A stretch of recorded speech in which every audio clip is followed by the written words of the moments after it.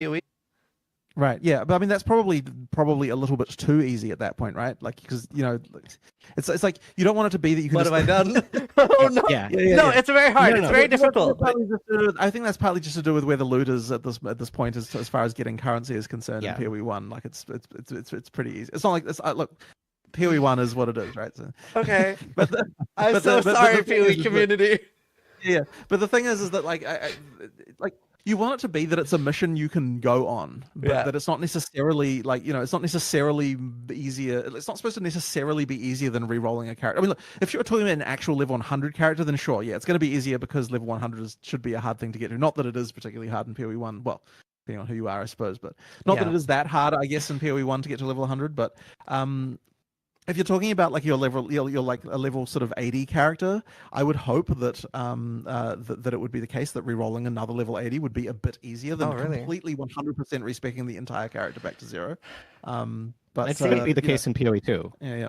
But I guess we'll see. Like it's supposed to be a bit of a mission to go on, right? Is that way you still maintain the story of your character and everything, kind of. See, as a player, I do feel a little bit differently off it. I do like that there's a cost, but I do like that it's just that it is a cost. It's a clear cost. How much am I paying, and then I can weigh the pros and cons. But I don't necessarily want it to be like really difficult. Right.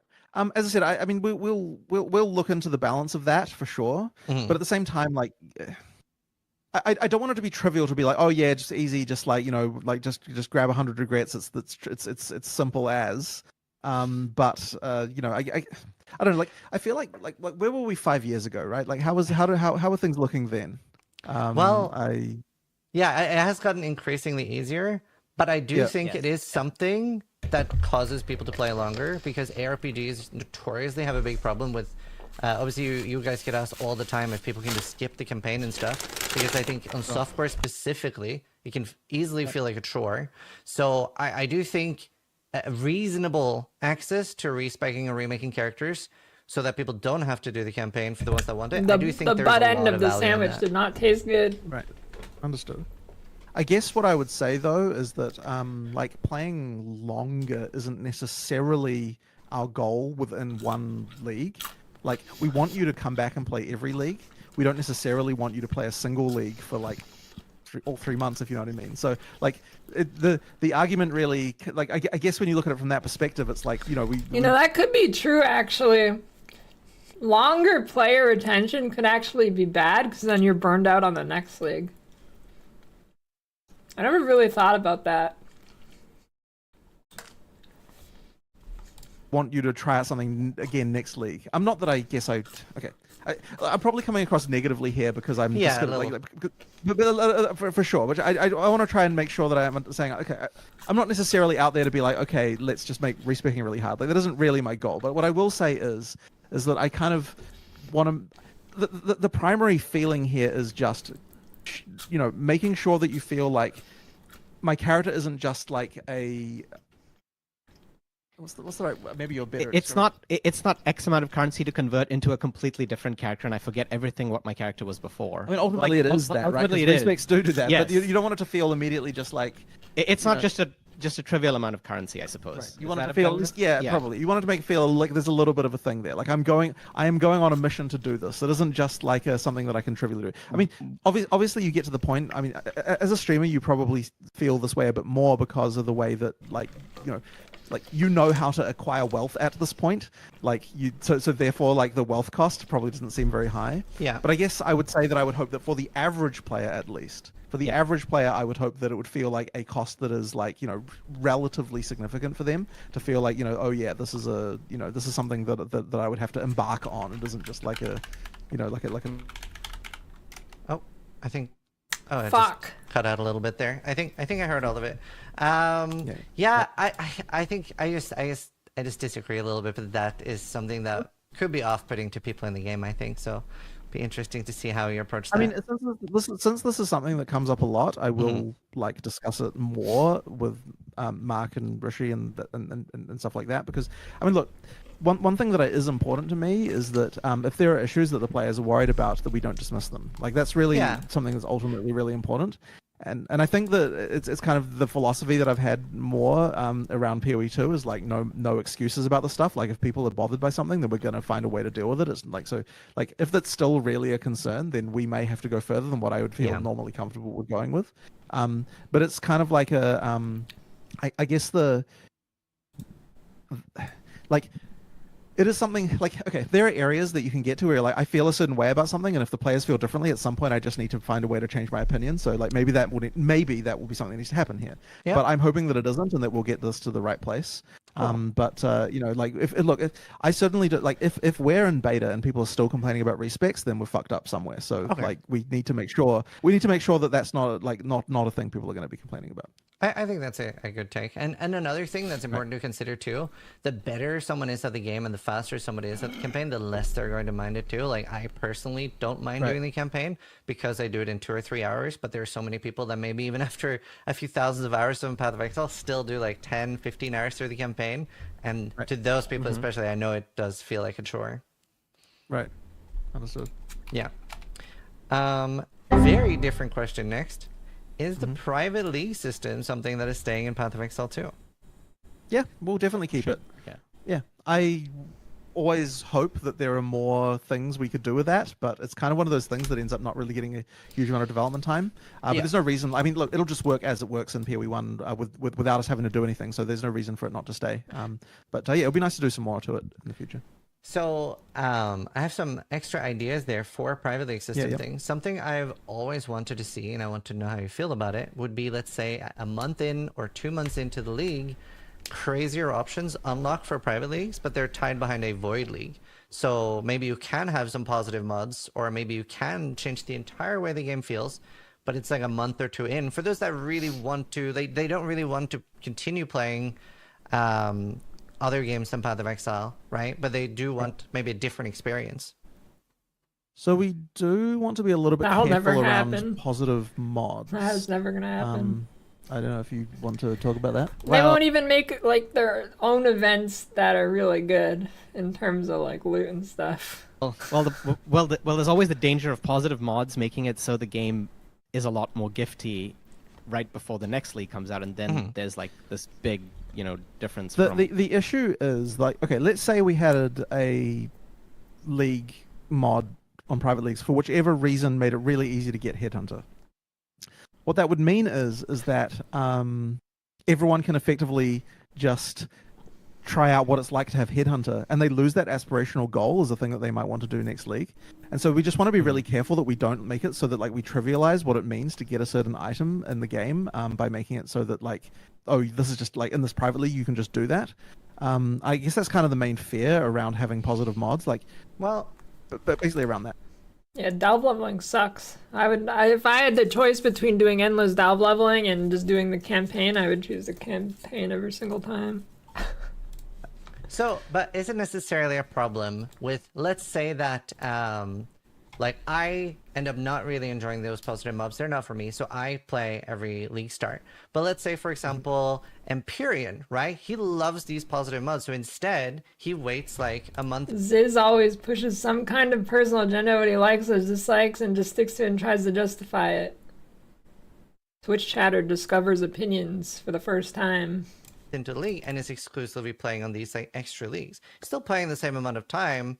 Is basically the concept of opinions has been discovered, boys. It's not a question of playtime, like for us. It's really just comes down to not wanting to compromise for others. The feeling, like if you know that someone can easily get a Headhunter without having to go through the thing that they went through, even if it is in another league, it can still kind of devalue just the whole experience of that. Okay. And so this is kind of the issue. Like we want, and this is another reason. So another doesn't make for a good interviewer. What do you mean, dude? Okay, they come up to you and ask you, what do you think about this? You're gonna be like, okay, well, so what I think is, actually it doesn't matter. I'm gonna ask you what somebody else thinks. Another thing people ask us a lot is like, oh, why don't you increase the drop rates of things in SSF? And the reason why we don't do that is literally the same reason, that we don't want to make it so that there is some way you can play that makes it easier to have the same experience. I mean, I don't know what you guys want. They're they're giving out interviews like candy. There's like 30 of them in the past 3 months. You can go get different opinion from basically every creator. Basically, anybody who wants an interview with them can get it at this point. They're doing so many. Now, I actually think, by the way, that my stance on that is softening slightly because in practice, it is always easier to get stuff in trade leagues because of the ability to do trade, right? So in reality, we probably could think about increasing the drop rates in SSF. Although if we did that, we'd have to make it so you couldn't port your characters from one to the other. So I'm not actually saying this is a thing we're going to do, by the way, but I'm just saying like I guess my feeling on this is that maybe it doesn't have this problem because like you could probably increase the drop rates in SSF quite a bit before you got to the point where you'd actually have an easy.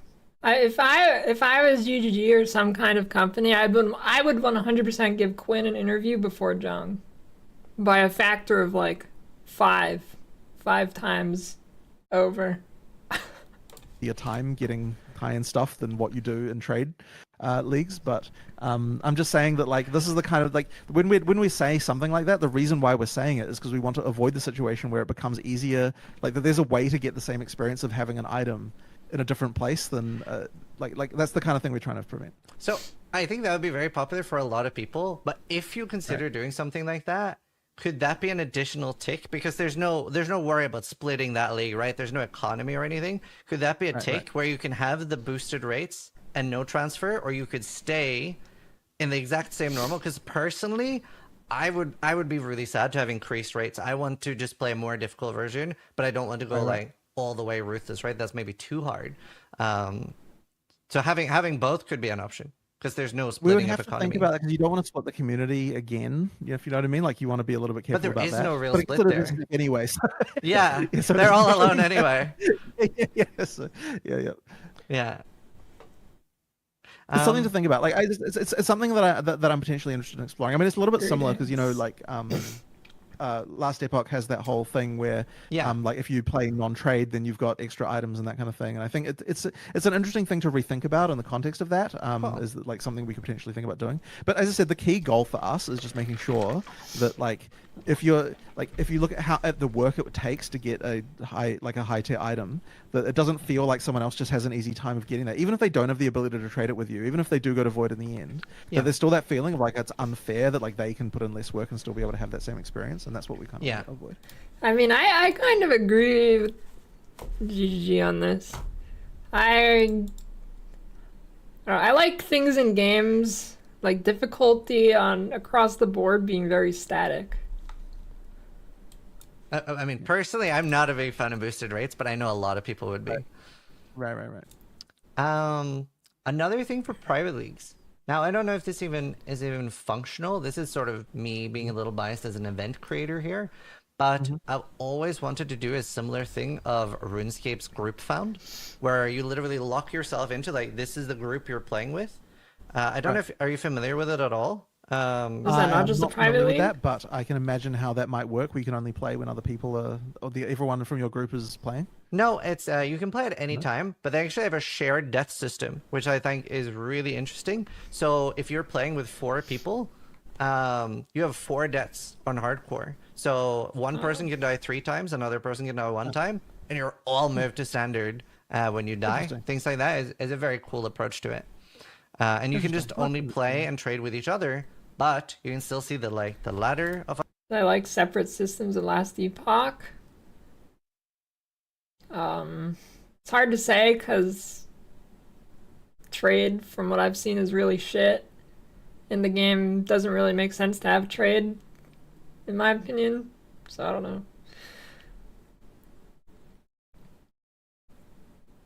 I feel like Last Epoch should have only released Circle of Fortune, and it could have been the first league mechanic. But I don't feel like you have to have like a really complete game for it to make sense to have trade. And I don't feel like Last Epoch's there. Other peoples that are doing the same thing. So the yellow text and global stuff like that. Right. Understood. I mean, look, we could probably do some changes around here, but I can't say it's exactly top of my priority list as far as common stuff goes. Like, there'll probably come a time when I want to do more stuff around that, because I mean, I do like those kinds of features. Yeah. Just a matter of getting time to do it. Very cool. But that's good. This is probably my dumbest question. And it's very silly, but I really just want to hear your response to it. So visual clarity is always going to be a problem. Would an enemy skill filter be too silly? So Time Crisis had a red ring around bullets that would cause you to, like, when you're about to take health damage. So something where you're choosing, like, these skills are what I want to see the most, but I don't want to see auto attacks, or I don't want to see, like, this ability is not dangerous to the way I'm starting my character. Hold on. That would cause you to, like, when you're about to take health damage. Clarity is always going to be a problem.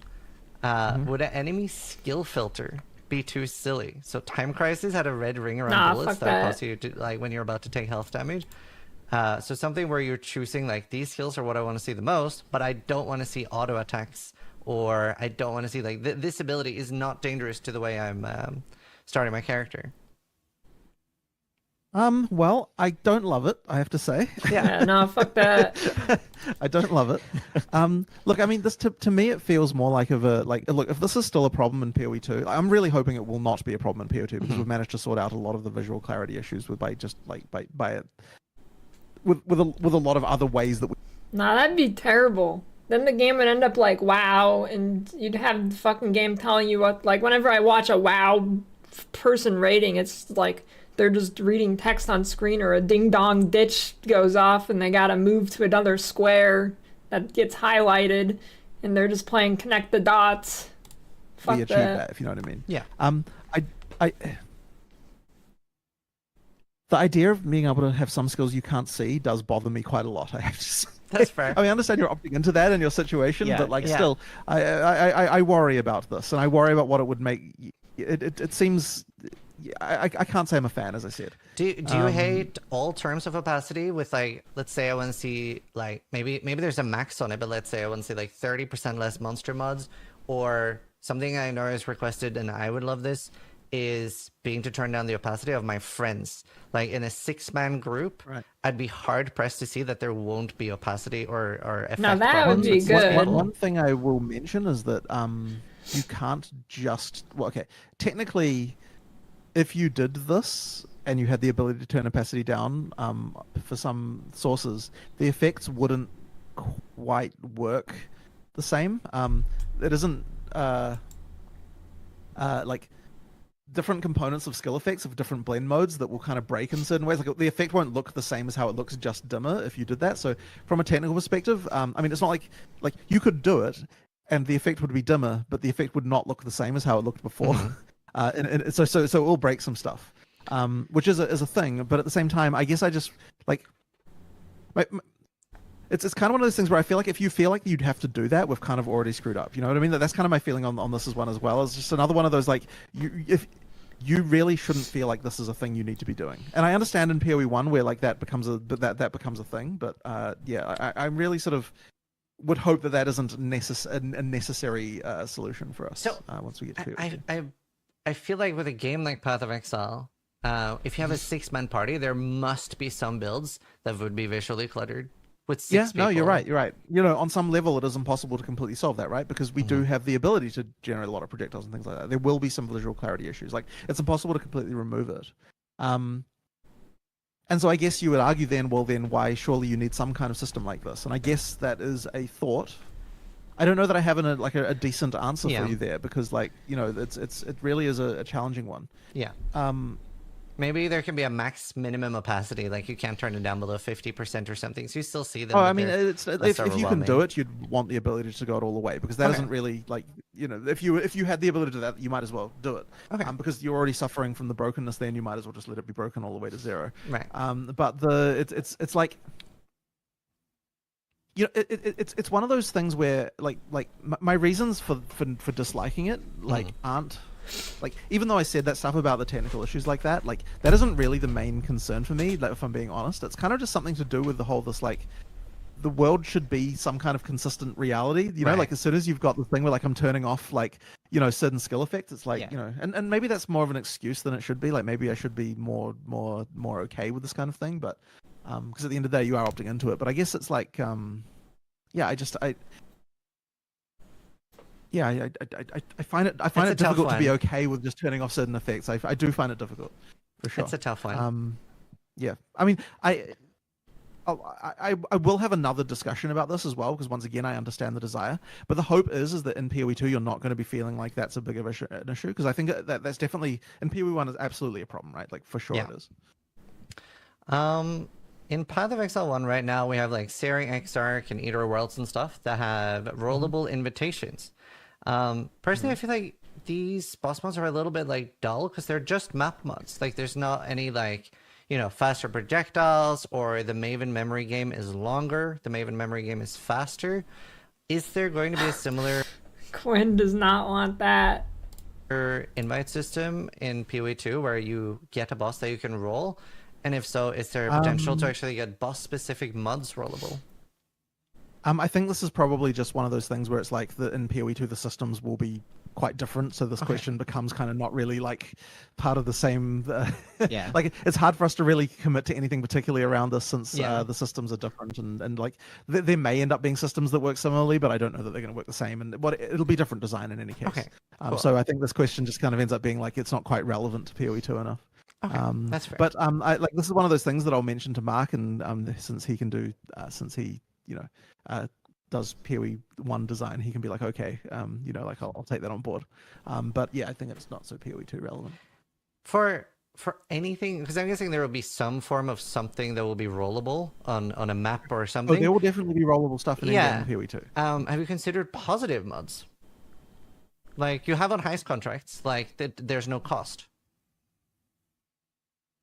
Well, so I actually do like this, but I feel like there was a reason we didn't do them. I'm just trying to dredge up why. well, we used to have Yes, we did. pack We did have size, maze. Yep, we did. and everyone rolled for pack size. Yeah, yep. And then we added pack right, size to every mod. That's what right, it was. Yeah. So basically, if you want to explain that a little bit more. Yeah. But... So I mean, it used to be the case, right? Like back in the day when there were positive only map mods. I don't know if you remember Area as a Maze, which I guess technically isn't really positive, but it was positive because it increased the size of the map, right? And what ended up happening is I remember everyone rolled for that, and that was a reason why we removed it, and we added pack size to every map mod. And I'm not actually sure that was necessarily. I'm sorry. Well, a big problem on top of that was that was because of map sustain. Like we would literally run out of maps without it, right? So, but why is it bad if everyone wants to roll for a specific outcome? I guess that's a good question. Yeah, I think we've had this discussion in the past. Yes, I'm just trying I don't know if we actually had any conclusion there, but look, I guess on the surface, I don't see a reason why we couldn't have positive only mods. I mean, there are some which I guess technically aren't positive only, like Sea Witches. It's sure it's technically it comes down entirely to this. Do you want it so that when you get a map that you have to re-roll it to get a certain mod, or do you not want that? And I believe the reason why we decided we didn't like that is because it became part of the mandatory chore you have to do every time you want to roll a map. Now, there are a ton of mandatory chores going on right now in PoE 1 that you have to do in order to juice maps, which is another whole topic, right? Yeah. But basically, the thinking is that you want to be able to just get a map to be able to, like we still want to have it so that you can craft maps, and that can be an interesting thing, but we don't want it to be that every time you get a map, you have to roll a certain mod to play it, and if you don't, then you're at a disadvantage. So that I believe was the reason why we didn't like having positive mods. And so maybe there's another. I feel like Heist is a bad example of positive mods though, because you just scour every contract because the positive mods don't really do much. Solution that allows us to have positive mods, because I mean I actually do like them. Like I think it's cool when you have the occasional thing, but I don't think we were able to find a good way to design the system such that you can both have that and not have that effect that I was talking about. Oh, okay. So So the other day I was talking about how I don't really like the infinite map sustain and you're always doing the max map level. What if instead of adding like a tier of maps that is hard to drop and is exciting, instead of that, there's randomly like super juicy mods that can roll, like a 1 in 1,000 chance or something, I don't know, something like that. So then you get a mod and you get excited, as opposed to not sustaining. That could be cool.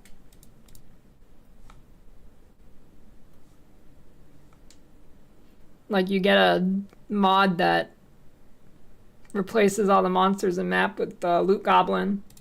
Of having mandatory reroll as part of your map process. Maybe So, yeah, that was it. maybe that's something that ends up being a league mechanic where the currency is like a positive thing, like a thing like Delirium Orb that you add to a map because you're a weaker character and you need a little buff or you want to go faster. Yeah. But I mean, for example, you could have positive corruption outcomes on maps. Like that would be a thing you could do because after that point, like, you can't just re-roll the map until you do it, right? Like it's just a one-time thing you do it, and that would be fine, right? That kind of thing could work. But like yeah, it's one of those things where we just that's the situation we have to engineer. That's very cool. So my least favorite thing on monster mods in PoE 1 are things like cycling damage reduction, less chaos, less wither, because they feel a lot like immunities in Diablo 2, which I personally didn't like. I don't know how you feel about them, but I feel like they just it feels like just running into a speed bump, and it's not that the monster is dangerous. There's no counterplay, and it's not very engaging. How do you feel about that? How do you feel about immunities in D2? Richard? Well, okay. So when there's no counterplay, I can see why immunities are not great. But there should be some counterplay to this, right? Like, for example, and I'm not saying this is necessarily the best solution, but in D2 having 2 elements was your way to solve immunities, right? But it was certainly in D2, it was a huge controversy. Yeah. Immunities were a big controversy in D2. Absolutely. Yeah. Because it wasn't there at the start, right? It got added. Yes, it got added by, I don't remember the patch number, but yes, it got added and it was a big controversy for sure. I'm guessing from your question that you didn't like immunities. You don't like immunities? I hate it. It's my least favorite thing. I do like really challenging monsters like spark mages and stuff, are some of the coolest monsters in PoE. The goats, amazing. I love them. And strangely enough, I kind of like revenants. I hate that I kind of like them just because I have to focus so much more in this map. So I do like dangers. So we aren't going to have immunities in PoE 2, to be clear, right? There want to be no actual I see. There won't be. We shouldn't have a situation where we have a your build is just completely cannot do any damage due to a specific monster mod. But let me tell you why it is that designers do like having these kinds of mechanics in there, and the reason is because we want there to be dimensions to your build you have to focus on, right? So the really obvious one is offense versus defense. Another one that is another and it's really hard to have more things you have to focus on as a thing. 'Cause a lot of stuff just boils down to some kind of DPS and some kind of defensiveness. And so then there's Magic Find, which is another one where basically if you have another dimension, which is the ability to do Magic Find, then that means that now you have to consider, okay, do I want to trade some of my offensiveness for Magic Find? It's like another thing to trade off against. Now, one of the things you can also have people trade off against is more types of different damage. Like if I have to have a way to do we have to get if my primary build is fire damage, and I have to have a way to do not fire damage in case something's fire immune, and that means that I've got another thing. I guess there's not going to be much time to do anything outside of the event. Primary element to be able to do something else. Should the situation arise. So this is the reason why designers like it. Sure. Yeah. On the other hand, players do find it very frustrating. And thanks for the 420, David. So put another couple of interesting elements on this. So number one is that in PoE 1, because of the way 6-linking is, you kind of can't easily focus on more than one thing. And in PoE 2, that's not really the case anymore. A, you've got multiple 6-links, and B, you have the dual specialization system as well, which means you can have the ability to do multiple damage types on your build. So that means that we could, if we wanted to, have immunities and have it so that your character, we could expect of you the ability to do that. Yeah. Hey, Surfshark, log in. It's time for Surfshark. That was an accident, but exclamation point VPN. It's time to protect your internet. But that definitely goes against what you were just saying about having that less wither and this sort of stuff. That kind of stuff does get nerfed by that. So the question is that what we should be doing? Given all of that context, what do you think? I'm interested to hear your feeling about it. I just feel like now you can watch porn in Texas again. I get to a roadblock. Surfshark. I feel like what's more interesting, I don't mind extra life, because for any character, like I just feel like my specific build is being punished, and for all the other stuff, I don't notice it. So I do like when a monster is like extra life. I'm probably the only player that likes Soul Eater. Even when I'm playing with Steel Mace, I will shout it out like Soul Eater, and we'll focus that monster down. So I think that's okay. Like I like dangerous monsters, but like any form of build targeted immunity, it's just not something. So Wither is one that I think is too specific for sure. Like I probably wouldn't be fine with doing like, okay, this exact like one skill is getting targeted. Well, Wither exists in a lot more. Well, sure, okay, yeah, sure. But then, okay, but the question is fire damage, for example, right? Like, is it okay for a monster to have like minus 90% fire damage on it? Is that okay? I hate it, personally. You hate it. Fair enough. Okay, understood. So this is one of those things where, if that's the case, then what we're saying is that you are not expected to do multiple elements, which means that then the dominant strategy is always going to be to all in on a certain element, right?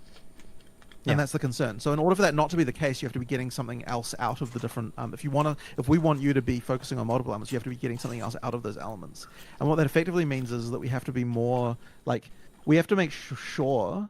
I mean, so there's a reason to do lightning damage, right? Because of shock. And so it's like so therefore we have to make sure that the power you are getting for adding lightning damage to your build is higher than what what you would be getting if you were to all in on just fire alone.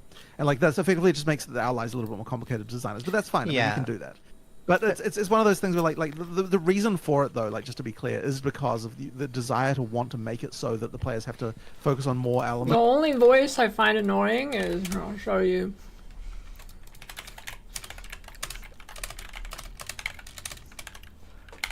Some of you might already know what I'm about to do. Hello. Hello and Oh, wrong one, sorry. Ladies, gentlemen, and travelers of all ages, Last Epoch has now been properly in its release cycle for... In their build without And YouTube. Monster mod that reduces ignite duration is a good example. Like the reason is so that if I you're hate focused on YouTube ignite, voice. you also think about getting. Aaron, no, have you? Dude, I think you'll love this guy. Check out. Hello and welcome back again to Rage Gaming. You'll love this guy's is, and by love I mean hate. Have you ever seen this guy? Rage Gaming? It's really good. By good, I mean it is the worst content I've ever seen. This guy, like, well, there's like 3 of them that run the channel, but they cannot. Every single Last Epoch, bitter pockets we rant about things we hate and people we hate. That'd be good. But no, this guy and pretty much I think there was one Last Epoch video they released that didn't do this, but within the first minute of every Last Epoch video, they either just lied or gave information that was wrong. Every single one. It was actually insane.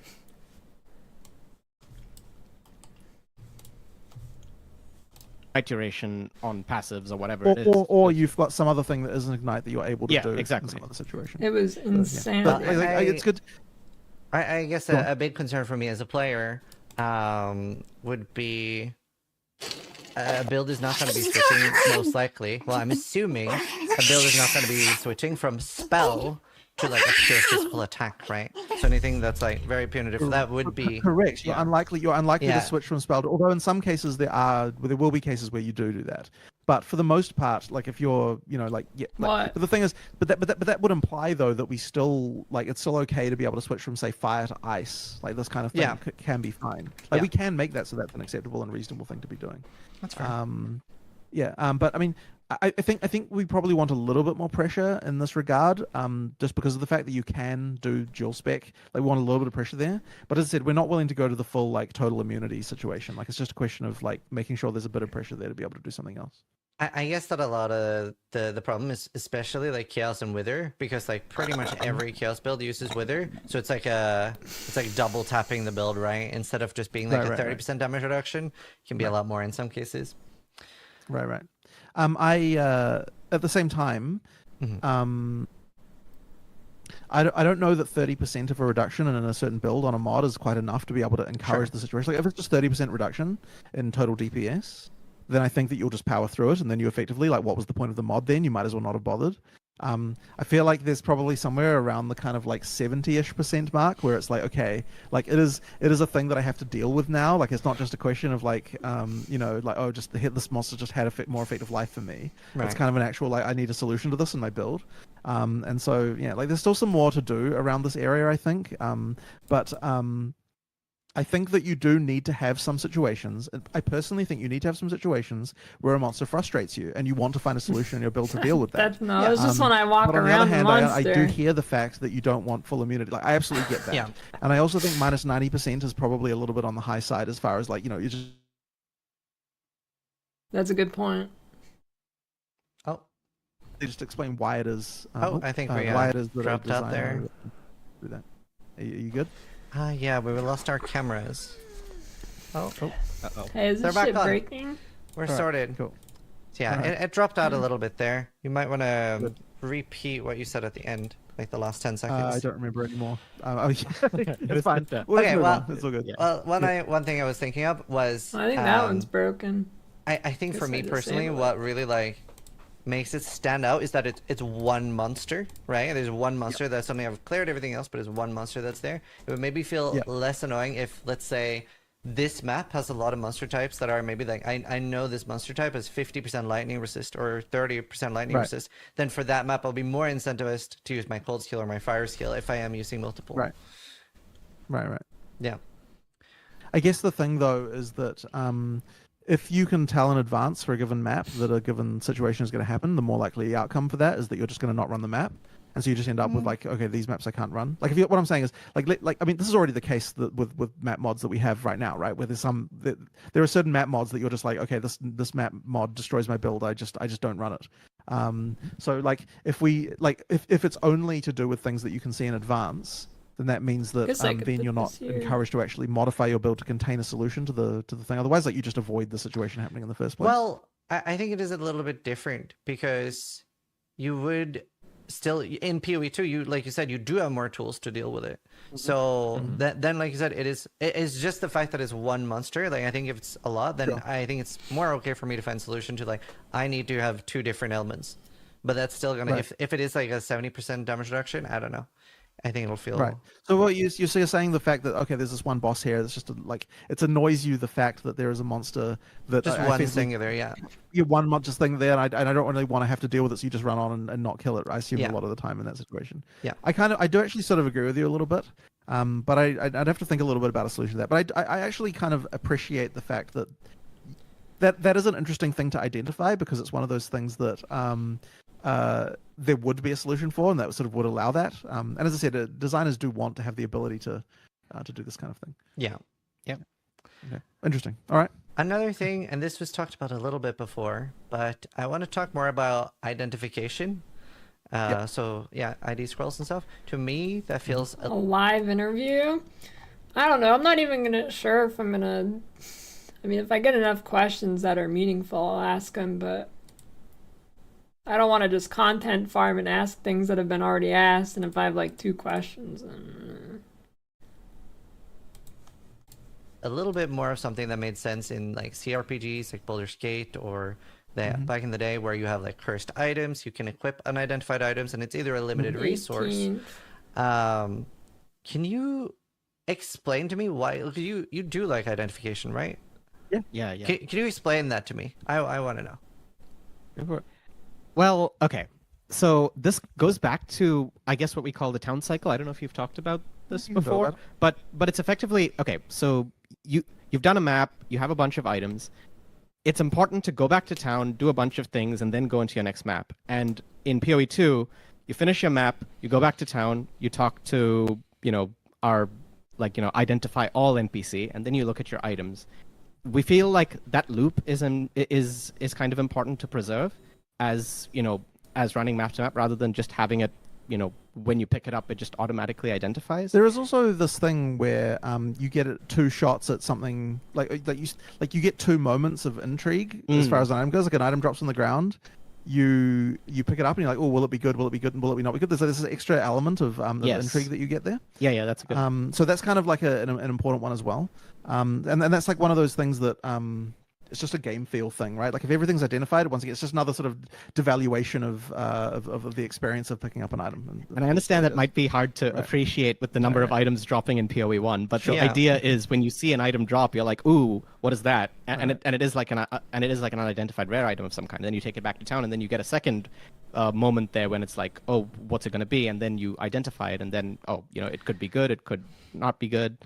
Yeah. Well, you did previously mention Last Epoch, and Last Epoch does not have identifying rares, but you still do get that feeling of you hover over a special base and you see if it's good then and there, and then you don't go back to town like you said, but you look at it and you go like, oh, I actually do want to pick that up. Personally, I do like identifying. You still have that exciting feeling without the identification part.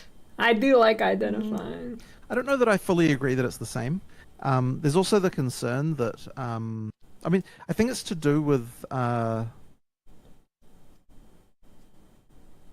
Okay, I'm just trying to think if there's anything about that.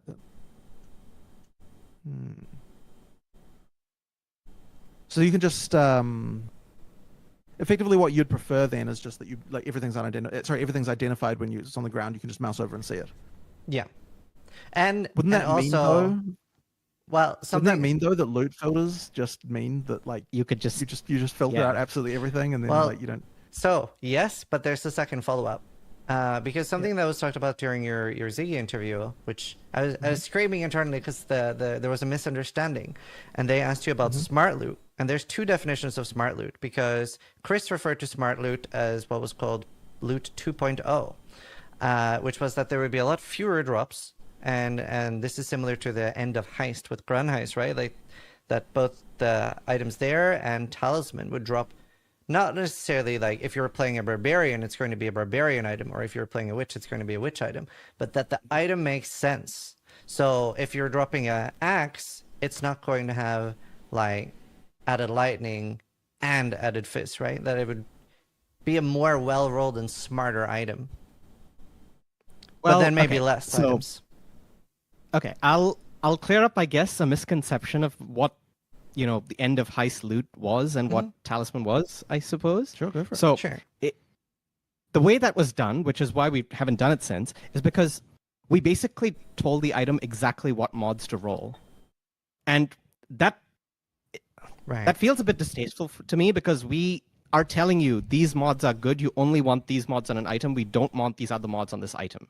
And that shouldn't be how, I guess, items roll better. Where we just say an item must have 3 resistances and life and nothing else. And every other mod is basically reduced down to 0. Yeah. And that is what, I guess, the items at the end of Heist do. And I believe Talisman for that one league. And that was the reason why it was changed back. Because it was like, we said Talismans roll with these particular mods, rather than rolling with its entire mod pool. And I don't know that we should be telling people that... Okay, now... I do like identifying things, but I feel like there should not be portal scrolls. I feel like a portal button is the way to go. These are the only mods you should care about. Anything else that rolls on this item is another way to look at this, to frame this issue, I guess, a little bit, which is that, okay, there must be bad outcomes. Hopefully we can agree on that, right? Like you don't want every item to be great. Yeah, absolutely. So the question then is what percentage of outcomes should be bad? And well, that really is all it comes down to, right? No like what percentage of items should be bad at the end of the day, right? Whether or not they're bad because the numbers are bad or because the mods happen to clash or whatever, ultimately is irrelevant to the player, I think. What matters is just what percentage of items should be good, right? And I think we've talked a little bit before about the fact that we need to make sure that there's less items on the ground. There definitely should be less items, but we also talked about the fact that we want to preserve value. So clearly, in some way, although we're not ready to talk about exactly what's going on, somehow, some way, there has to be a way to reduce the percentage of bad outcomes, but then also drop less, right? And I don't think that the way that we want to be doing that is by making it so that we care about what mods go together. And the reason I don't want to do that is because I don't think we should be making that kind of decision for the player, right? About what kind of things like should go together. But we should in some way make it so that there are less bad outcomes as a percentage of overall item drops in order to be able to drop less. And so that's really our task. So hopefully that kind of like philosophically arrives at where you kind of need to be to kind of like to make the drop system good. Yeah. Have you discussed something like the higher item level an item is? It blocks some mods, like you physically cannot get tier 6 physical or below. It is part of the conversation, but the system. So we have a system designed. It's not like at the point where we're willing to quite talk about it yet.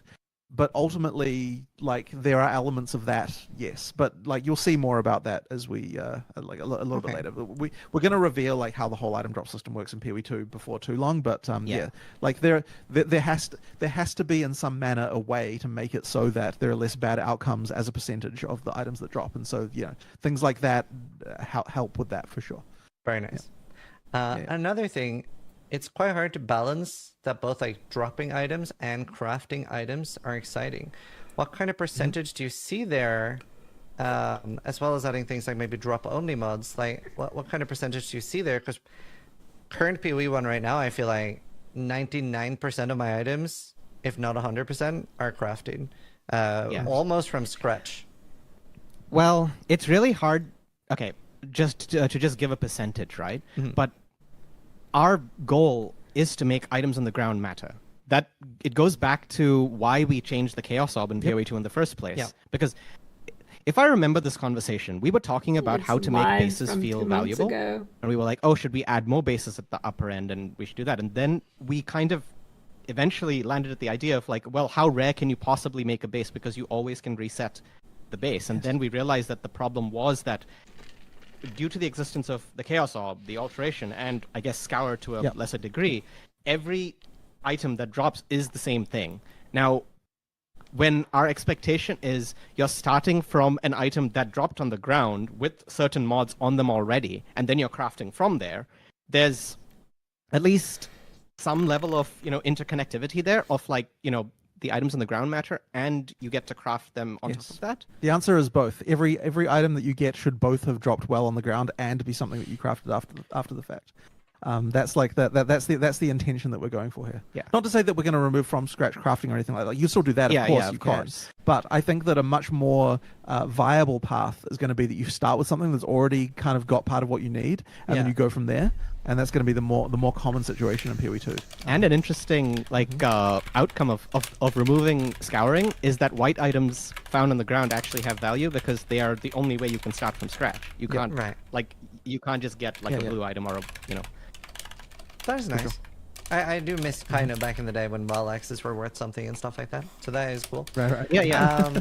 Are there going to be drop only mods in PoE 2? Like, is that a concept you like?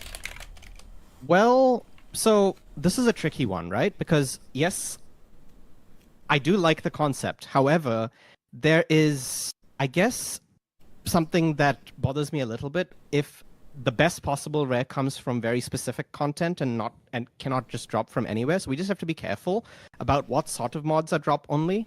I don't know if I have a great example off the top of my head. Well, you wouldn't want it so the highest ED. Yes, exactly. Came from a specific place, because then every item that you start with would have to come from that. No, I disagree. Adding a click is actually big for me.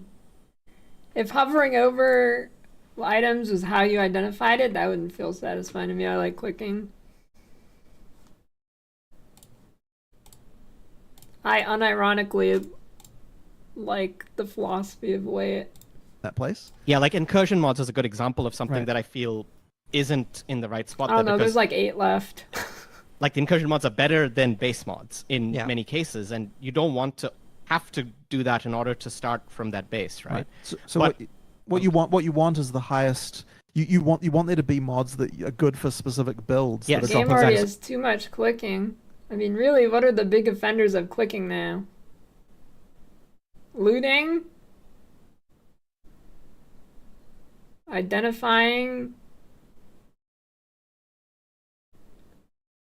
Fusing's not a thing anymore.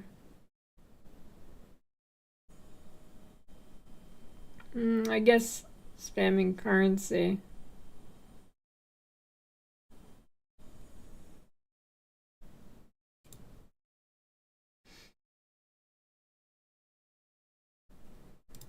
certain locations. So if you're playing that build, you're like, I want to start from this. But not everyone has to make the same decision. And as long as there's diversity there, I think. Yeah.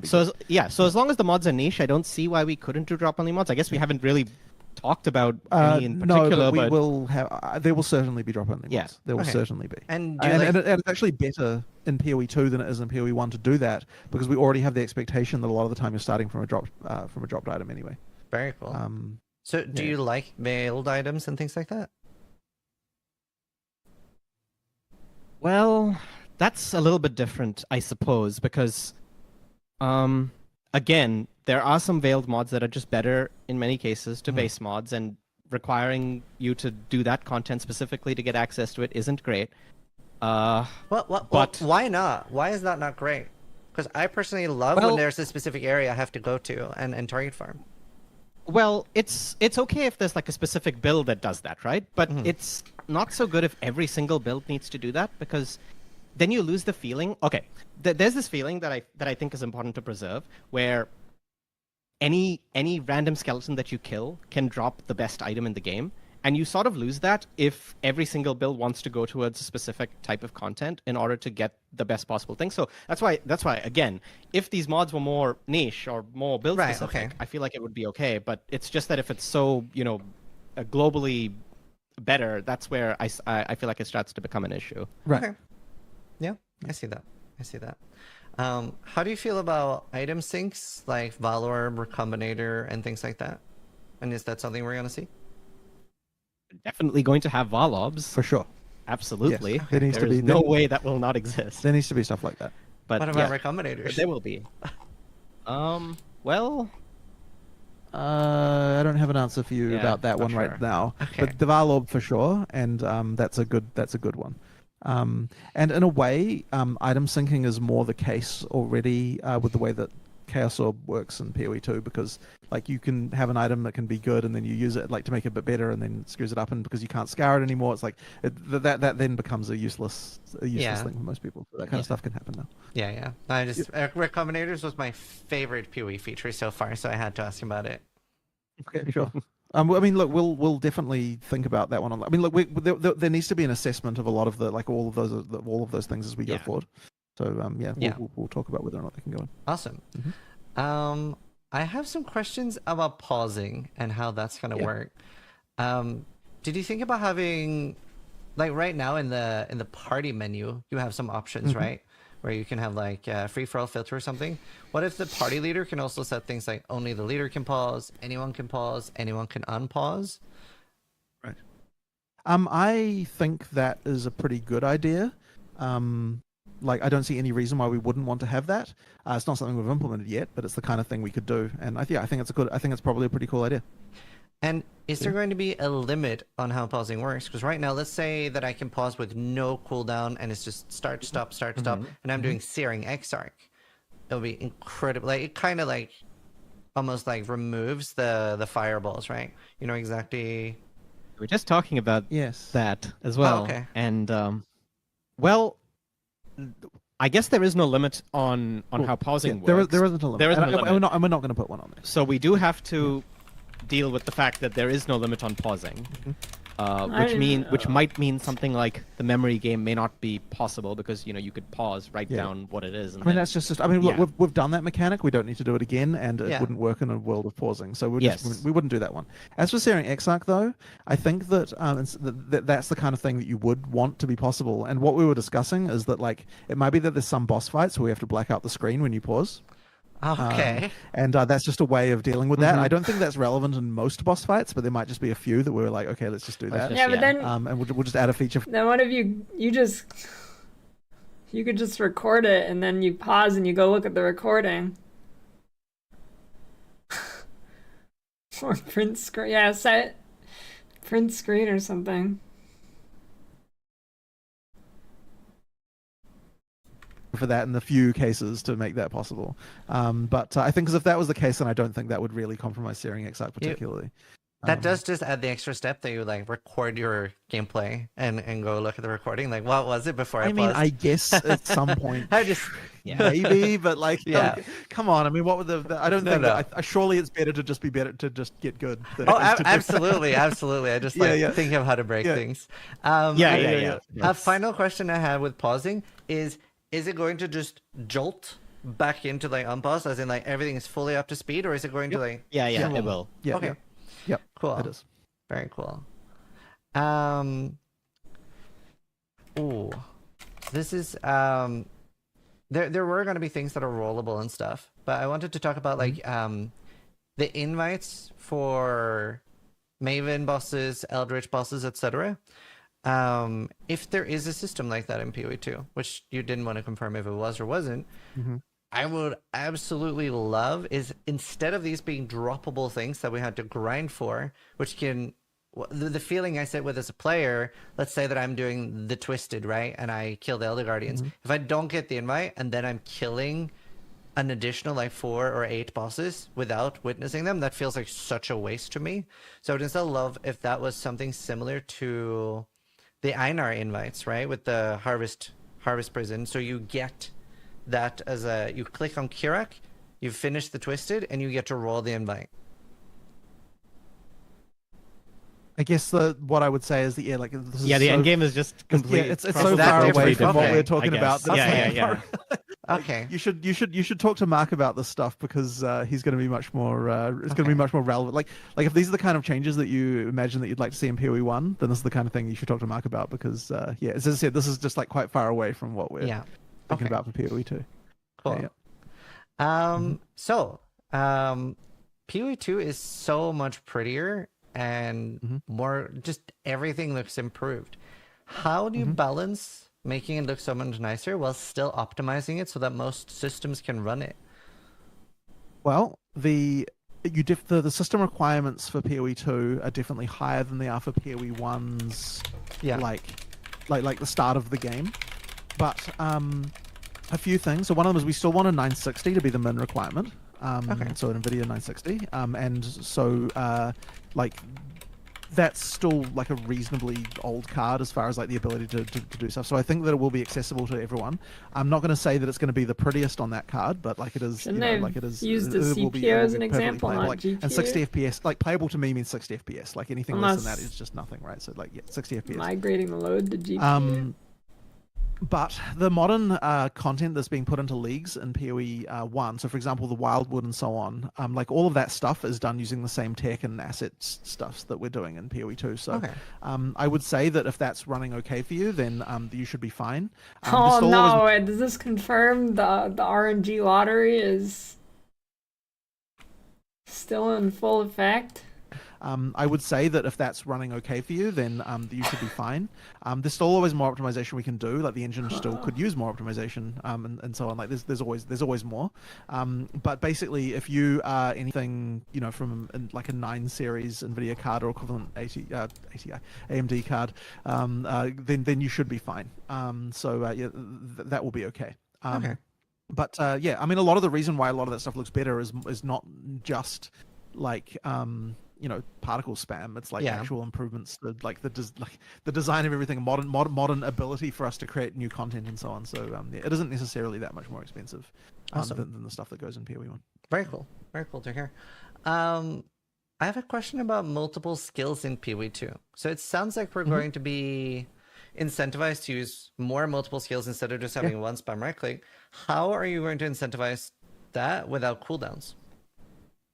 So basically, in order for you to want to use one skill over another, you have to the advantage that you get for using it in the correct situation has to be high, very high, like high enough to overcome whatever desire you would have to just use the same thing again and again. So if we can make the advantage of that high enough, then that means that we don't need to artificially restrict when you would use something because you only use it at the point when it makes the most sense to do so. So what that means is that there's a lot of balance implications for that, and there's like that, I think this is around the area where it was quite a struggle to get even our game designers to understand the sort of situation. Like if you've got an AoE skill and you're expecting that AoE skill to hit 20 targets, Yeah.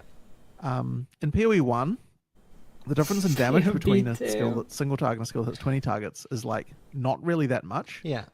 But in PoE 2, the difference has to be very, very high. Like it has to be like, 10x less damage, this kind of thing, in order to be able to actually make it so that like if you got an AoE skill that does 10x less damage, and then that means that once you get, then it's advantageous to use it as soon as you get above 10 targets, right? And then the point where you're expecting to actually hit, like the point where you're doing double damage of a single target skill is the point where you get hitting 20 targets. Do you see what I mean? So effectively, we just have to make sure that the difference between has to be like way more extreme than it was in PoE 1. That's a great answer. Right, and then this also is true for any kind of other situation where you've got like other skills where we want to like that are dependent on like, so for example, like you've got the armor break combo where there's a few different armor break ones, but just to pick a random one, the sniper skill so the what do you call it, power shot with armor piercing. Hitting an armor broken enemy on the mercenary. The difference in damage, I don't actually remember what the I could theoretically make the voice changer apply to all sound number is, but it's like it's a number like 400% extra damage on that hit. It's like a huge amount, right? To effectively mean that, like, in order to incentivize you not to just spam the power shot without the armor break, to actually make you want to do the combo, you have to actually do a lot of different stuff. And what that means is that the balance, like as well, like comboing then becomes a thing you have to do to actually do decent DPS, because like the situation mattering a lot, like matters a lot as well. So effectively, there's just a lot of stuff around making sure that there's a lot more extremeness in like how different the damage is between situation A and situation B in PoE 2 than there was in PoE 1, because of the fact that we're expecting that you're doing different stuff. So yeah, effectively that's how we do it. This also comes into on the monster too, right? Right, where, for sure. Like the stats on the monster itself can be. Yes, that's the other thing as well. Extreme. And this actually gets a little bit back to what we were talking about resistance before. So the difference between monster A and monster B, like if you've got a monster with armor, then that is serious armor that the monster has versus another one, right? Like you're going to care about like this skill has got the ability to deal with armor and the skill does not a lot more, because of the fact that the armor is more extreme. And so yeah, the differences between monsters are also very high. This is, I guess, might be a better framing around when we were talking about resistances and immunities earlier as well. Once again, we don't want immunities, but in order to make it so that you feel incentivized to use different skills, we really do have to make the differences more extreme to be able to achieve that. Yeah. No, that makes a lot of sense. Can we have a third-party two-factor authentication in PoE 2? So like something like we absolutely should have done this by now. We just have never gotten around to it. Awesome. We do need to do that. It's just, like once we get a chance, we will do that. But yes, there's no reason why we don't have that. It's just literally. Well, I will tell you the reason why is because it's not so much that adding third-party authentication is hard. It's adding all of the crap around when people fail, like forget or lose or whatever it is, like all of the like support policy and like a million freaking annoying things around that. That's the hard part of that stuff. So yeah, that's where it's annoying. I mean,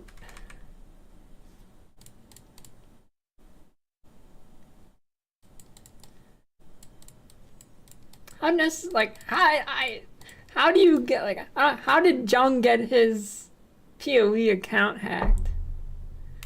Like you'd have to lose your email too.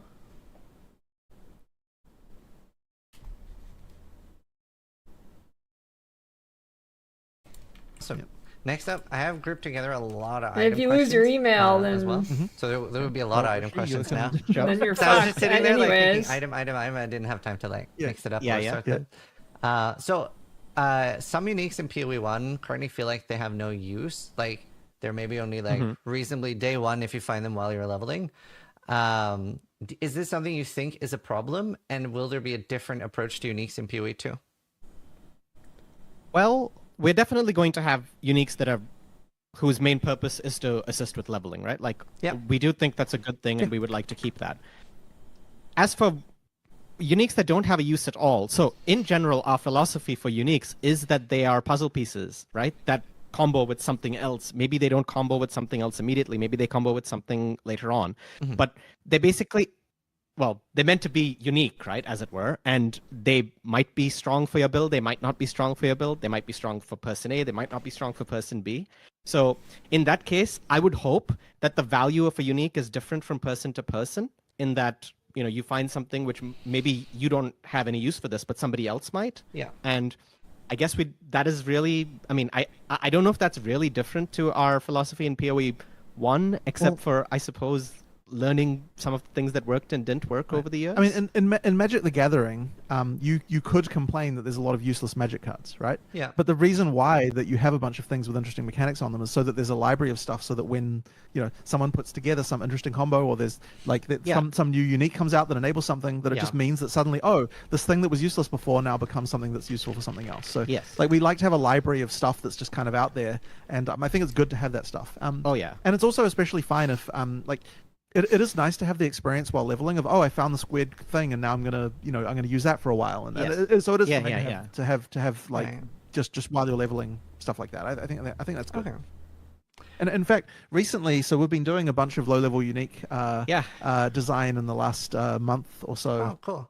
Yeah, we've been starting like every week. We've been basically doing a review of but there's a bunch of low-level uniques that we're doing at the moment. So That's very I like really crazy too, compared to what you would think of PoE 1 uniques at least. Yeah, that was my next question. Do you approach unique items differently in PoE 2? Like, I would say already items without life can feel a little hard and stuff. So I would love to hear about like the design philosophy. So okay, I don't know if the approach is different in that respect, where more so that we just sort of know what works and doesn't work after years of experimenting on what does and doesn't. Mm-hmm. Like uniques without life. So I guess I'll address that. So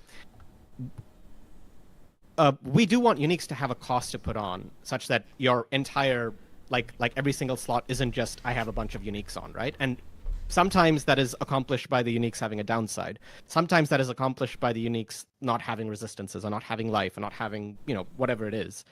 But so I would not say we would want to lose that necessarily, but really what it means is if a unique doesn't have life, its unique property needs to be either powerful enough or special enough that it's worth giving up that life for. That's kind of really what our job should be, to make sure that that is the case. We just to put it more succinctly, we don't want every slot on your character to be uniques, and if that's to be the case, then having it so that you still need rares for something, and those rares being useful for doing things like life and so on that you're not necessarily getting from your uniques. I'll be right back. The Burger King chicken is being released.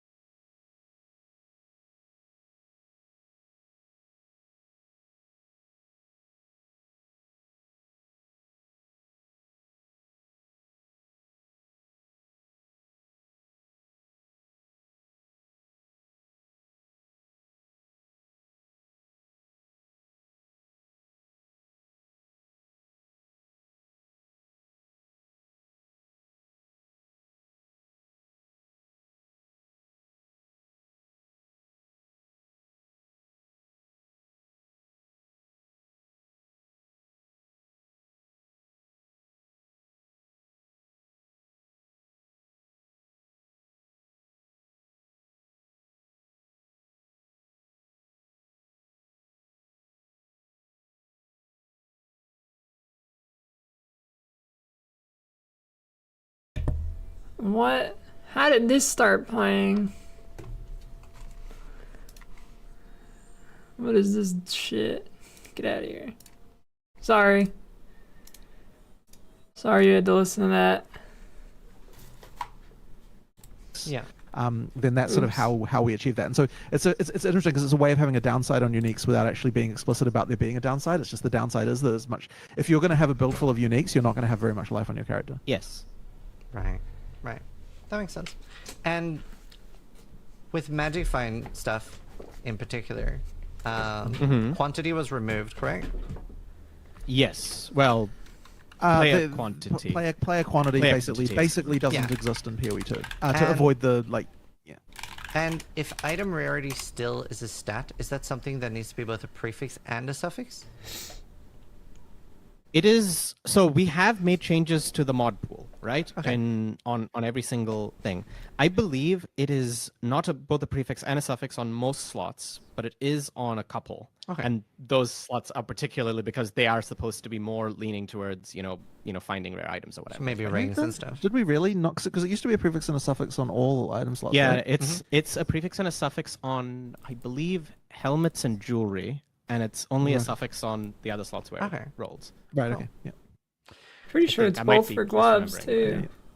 It's a big game. It's a lot to remember. Yeah. No, I'm talking about how we changed it, not what it was like. Yeah. Oh. I know.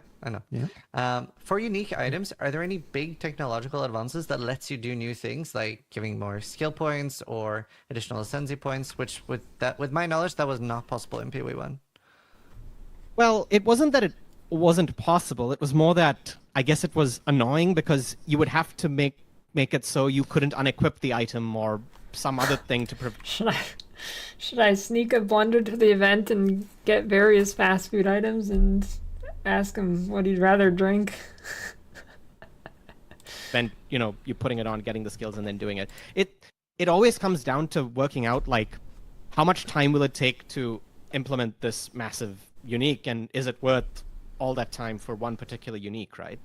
Now, as for technological advances, I don't know if there's anything major in particular, but there are a lot of system changes that have happened. Like, for example, conversion has been reworked, right, in PoE 2, and Leech has been reworked. I guess we haven't really talked about it, but it will be.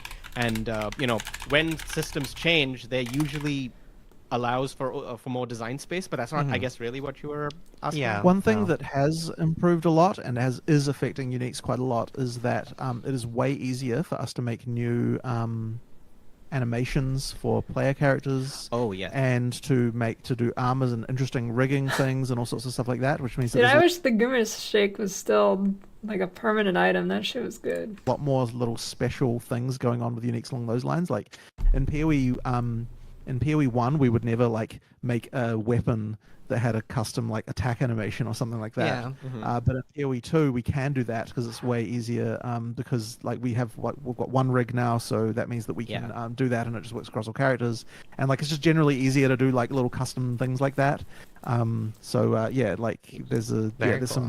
some cool stuff around that. Which also leads into custom skills on uniques, right? Because we can actually have a custom skill with an animation that ties a lot easier. It's a lot easier cool. to do that kind of thing. So yeah, there's even little details that I guess we could have done before, but they just become a lot easier with you can have a unique where when you that has little graphical elements where I think we had one where as you get hit it charges up, and then there's a thing you can do when it discharges, and you can see it on the weapon like the charge going up and this kind of stuff. There's little things. Oh dude, 3D unique art's probably gonna be sick in PoE 2. Like that we can do. It's just easier to do that kind of stuff in PoE 2 with the modern art pipeline and everything. Yeah. Very cool. So it's not to say that there is it's not really so much tech, it's more just that we have. It's easier for us to do that stuff due to the fact that all the art is modern and all of the stuff that we've got going on with the engine overall is more modern. Would you be able to expand a little bit on Leech reworks, regen, and defensive things like that? Leech. Which of the 14,000 systems for Leech did we actually settle on in the end? I will tell you that Leech is a lot simpler than what you know in we can PoE 1. just explain how it works if you can actually remember. Okay, well, it's actually really simple. Yeah, it is actually really simple. Yeah. an item just has X% of physical attack damage, leech's life, whatever it is, and that is the leech you get. The only difference is that monsters have leech resistance on them. That's right. Yes, that's where we ended up. That is it. Monsters have leech resistance now. Ah. It's that simple. So It's as you go just through, that simple. so as you go through the game, the monster's leech resist increases in order to counter the expected the exponential damage. Right, because so then, you want leech to scale off of your damage, right? Like Yes. it's sort of not Yes. leech if it doesn't. So do that. yes, it says a percentage, and it scales as the percentage goes up. It increases linear as you would expect, and also it. Like, you know, yeah, so everything about that works as you would expect. The only difference is the monsters have leech resist. That's So- reworked. Now there's just a percent of your damage is leeched.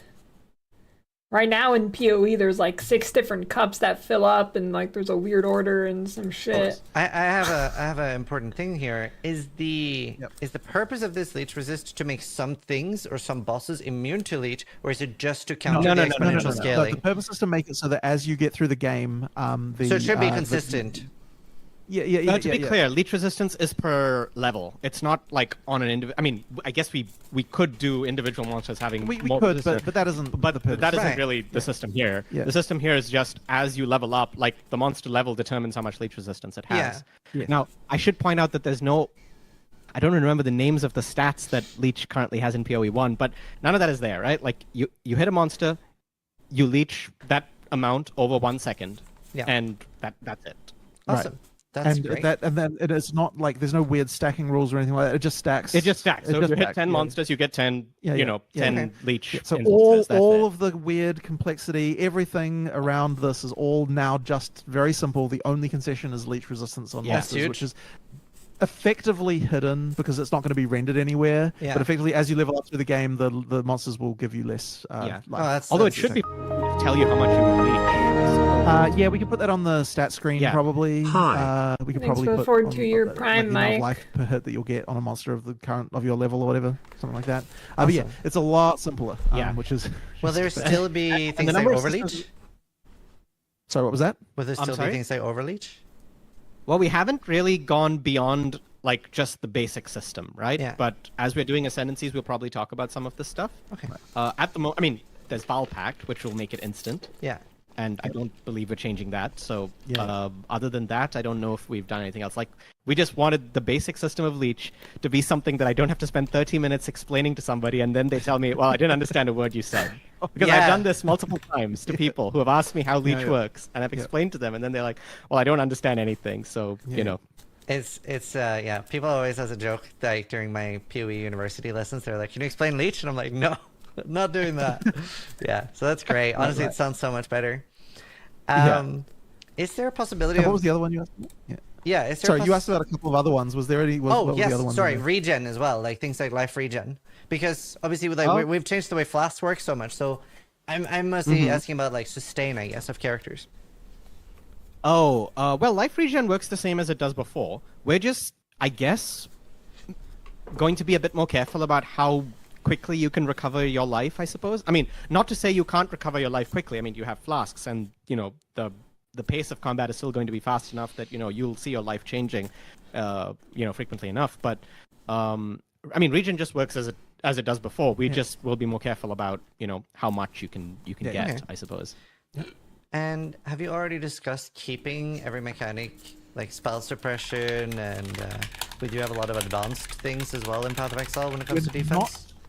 We're not removing anything like that, I believe. I don't think we're removing any of those, but well, it depends on what mechanic, I guess. But Yeah. spell suppression isn't being removed. Removing what? What was the question? we're not removing. We do have a lot of advanced keeping every mechanic like spell suppression, and we do have a lot of advanced things as well in Path of Exile when it comes to defense. We're not removing anything like that, I believe. I don't think we're removing any of those, but well, it depends on what mechanic, I guess. But Yeah. spell suppression isn't being removed. Yeah, It's yeah. meant to be, you know, a sort of secondary system that Right. goes alongside evasion. I don't remember the list now, but there were a few cases where we removed some mods from the mod pool by default, like so you'll have to get them from other Oh, sources. yeah, definitely. But yeah, like the overall, I think spell suppression is still in there. If It is, yeah. yeah, spell suppression is Yeah, still in there. That we liked that one. And there's a few cases, but I don't think we're directly removing anything being supported. Like it's just a question of where you get it. Awesome.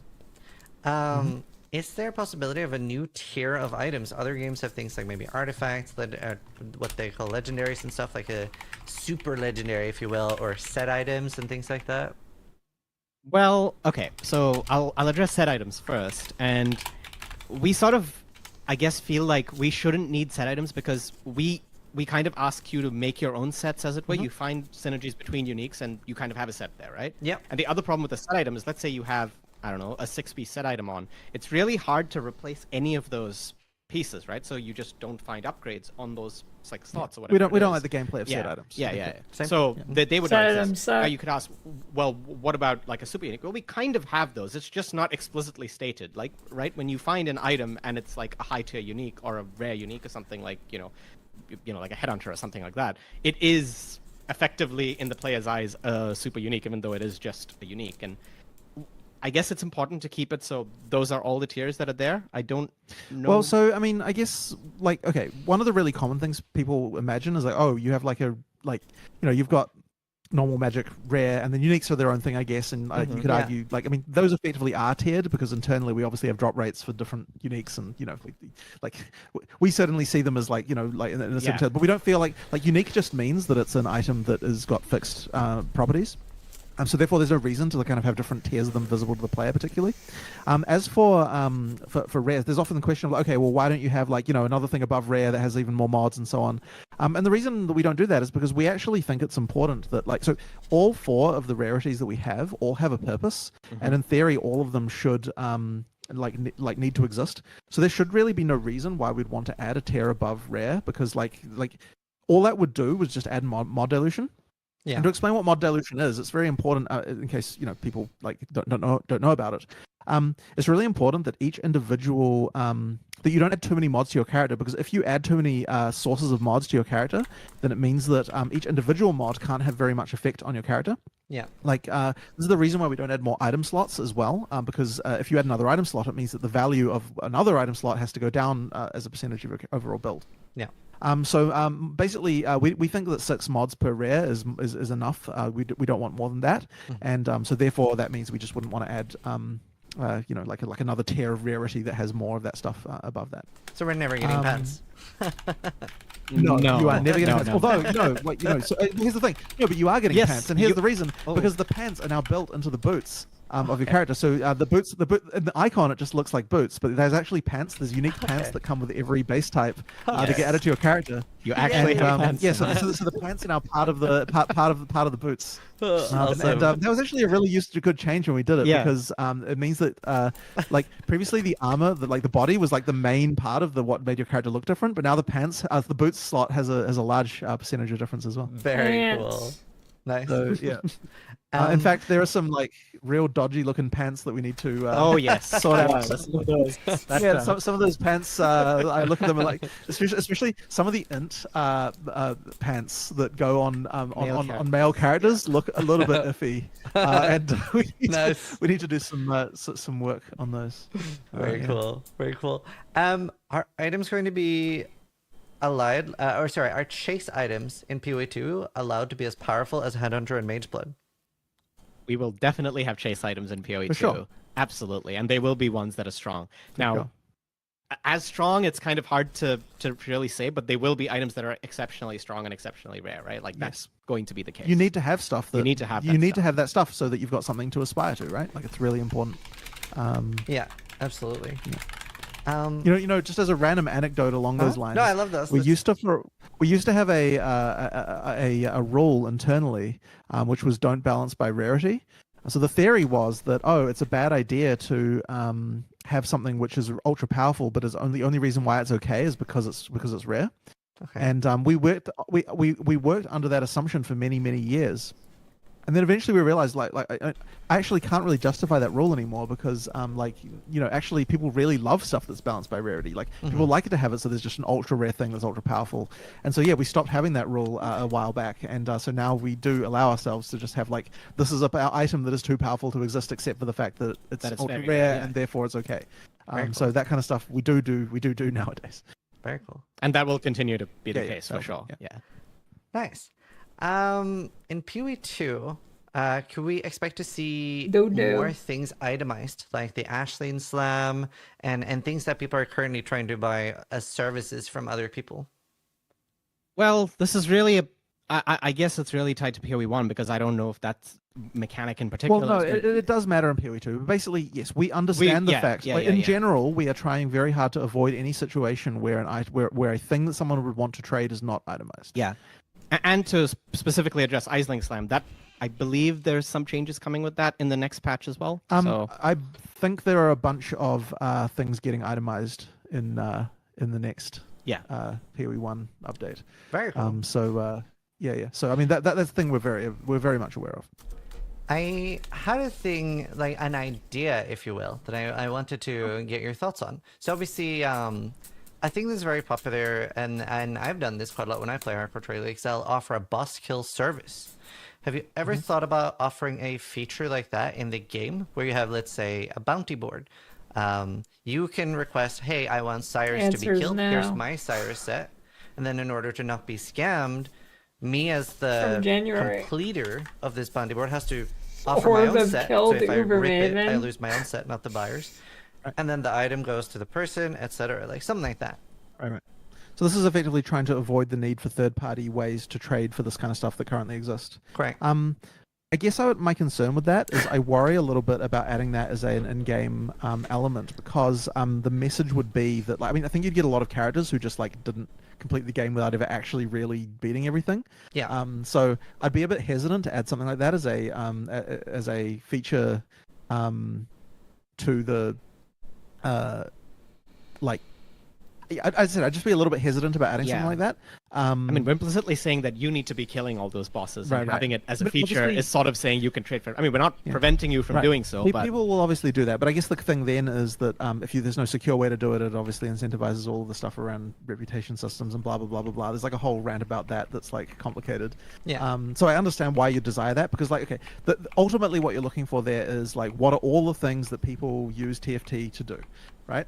Like that's what you're looking for, and let's try and have a solution to every single one of those. And we think along the same lines as well, right? Like when we're looking at the stuff, we're kind of like, let's try to prevent any reason that you would need to have a service like that. That we certainly we're thinking about it that way as well.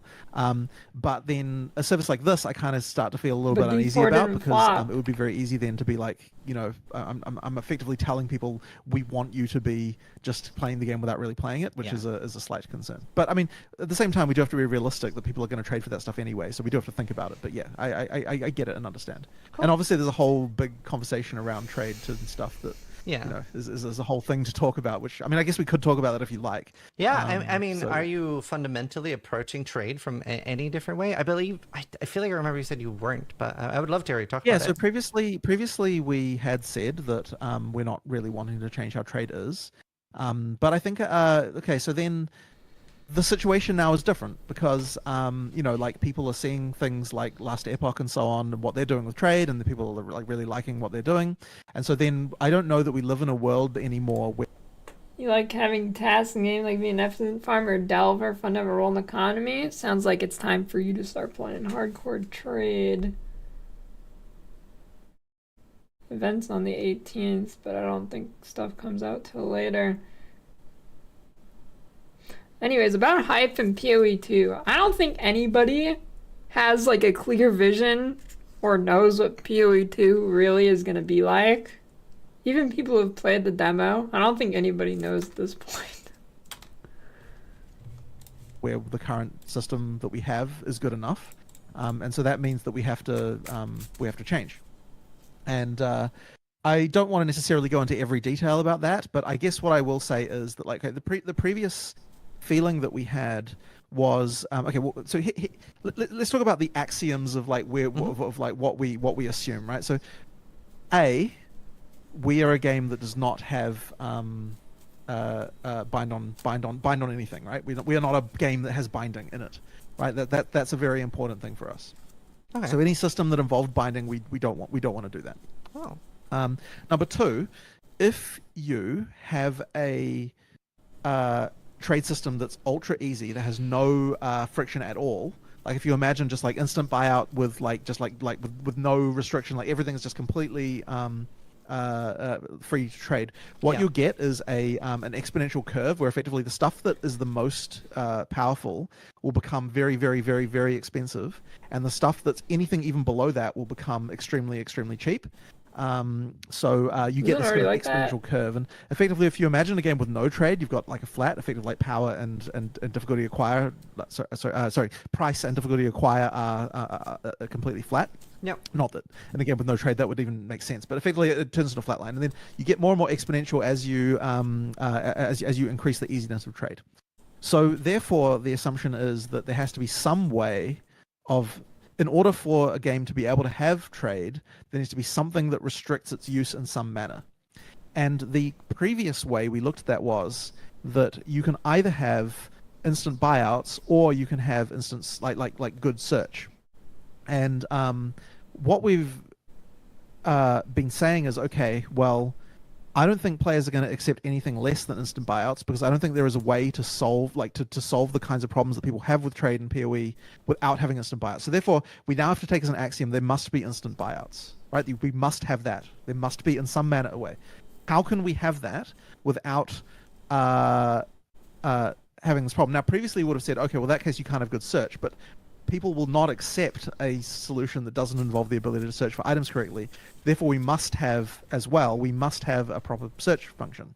Okay. So what are we to do now then, right? Like if we must have instant buyouts and search, there has to be some manner of way to limit trade in some other means. Yeah. Now,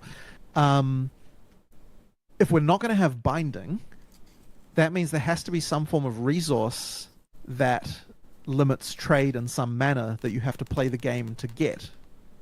And if that's the case, well, what resources do we have? Well, in PoE 2, we have gold. And if gold is something... So therefore, we discussed basically gold can be a limiting factor. Gold. And if we make it so that you can't trade gold, you can only play for gold. And if we add a gold fee as a part of an instant buyout cost... that can mean that we can potentially have a trade system that has instant buyouts and searching, while still having a way to and no binding and all that sort of stuff. So it is possible to do that. So we're discussing it, right? We're looking into this. I think that it solves a really important problem. I believe it is possible. We have to, as I said, there's a lot of details to work out. Yeah. There's a lot of issues and concerns. But as I said, I think that people will no longer accept an action RPG that doesn't have instant buyouts as a trade for a trade system.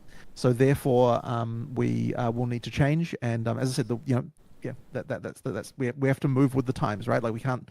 And as I said before, I don't want to have any excuses if players are not enjoying something. We need to find a way to solve that problem. So we will solve that problem. We will find a way. That's my thinking on it anyway. Yeah, so hopefully if you've got any questions about that, feel free to... I can feel myself being posted to Reddit right now. I Well, think most people will be very happy about that. Right. Yeah, no, I've always been asked about my take on an auction house in PoE, and I always said, in PoE 1, you have no way to tax it, right? What are you going to do? You do 0.5 of a Chaos Orb.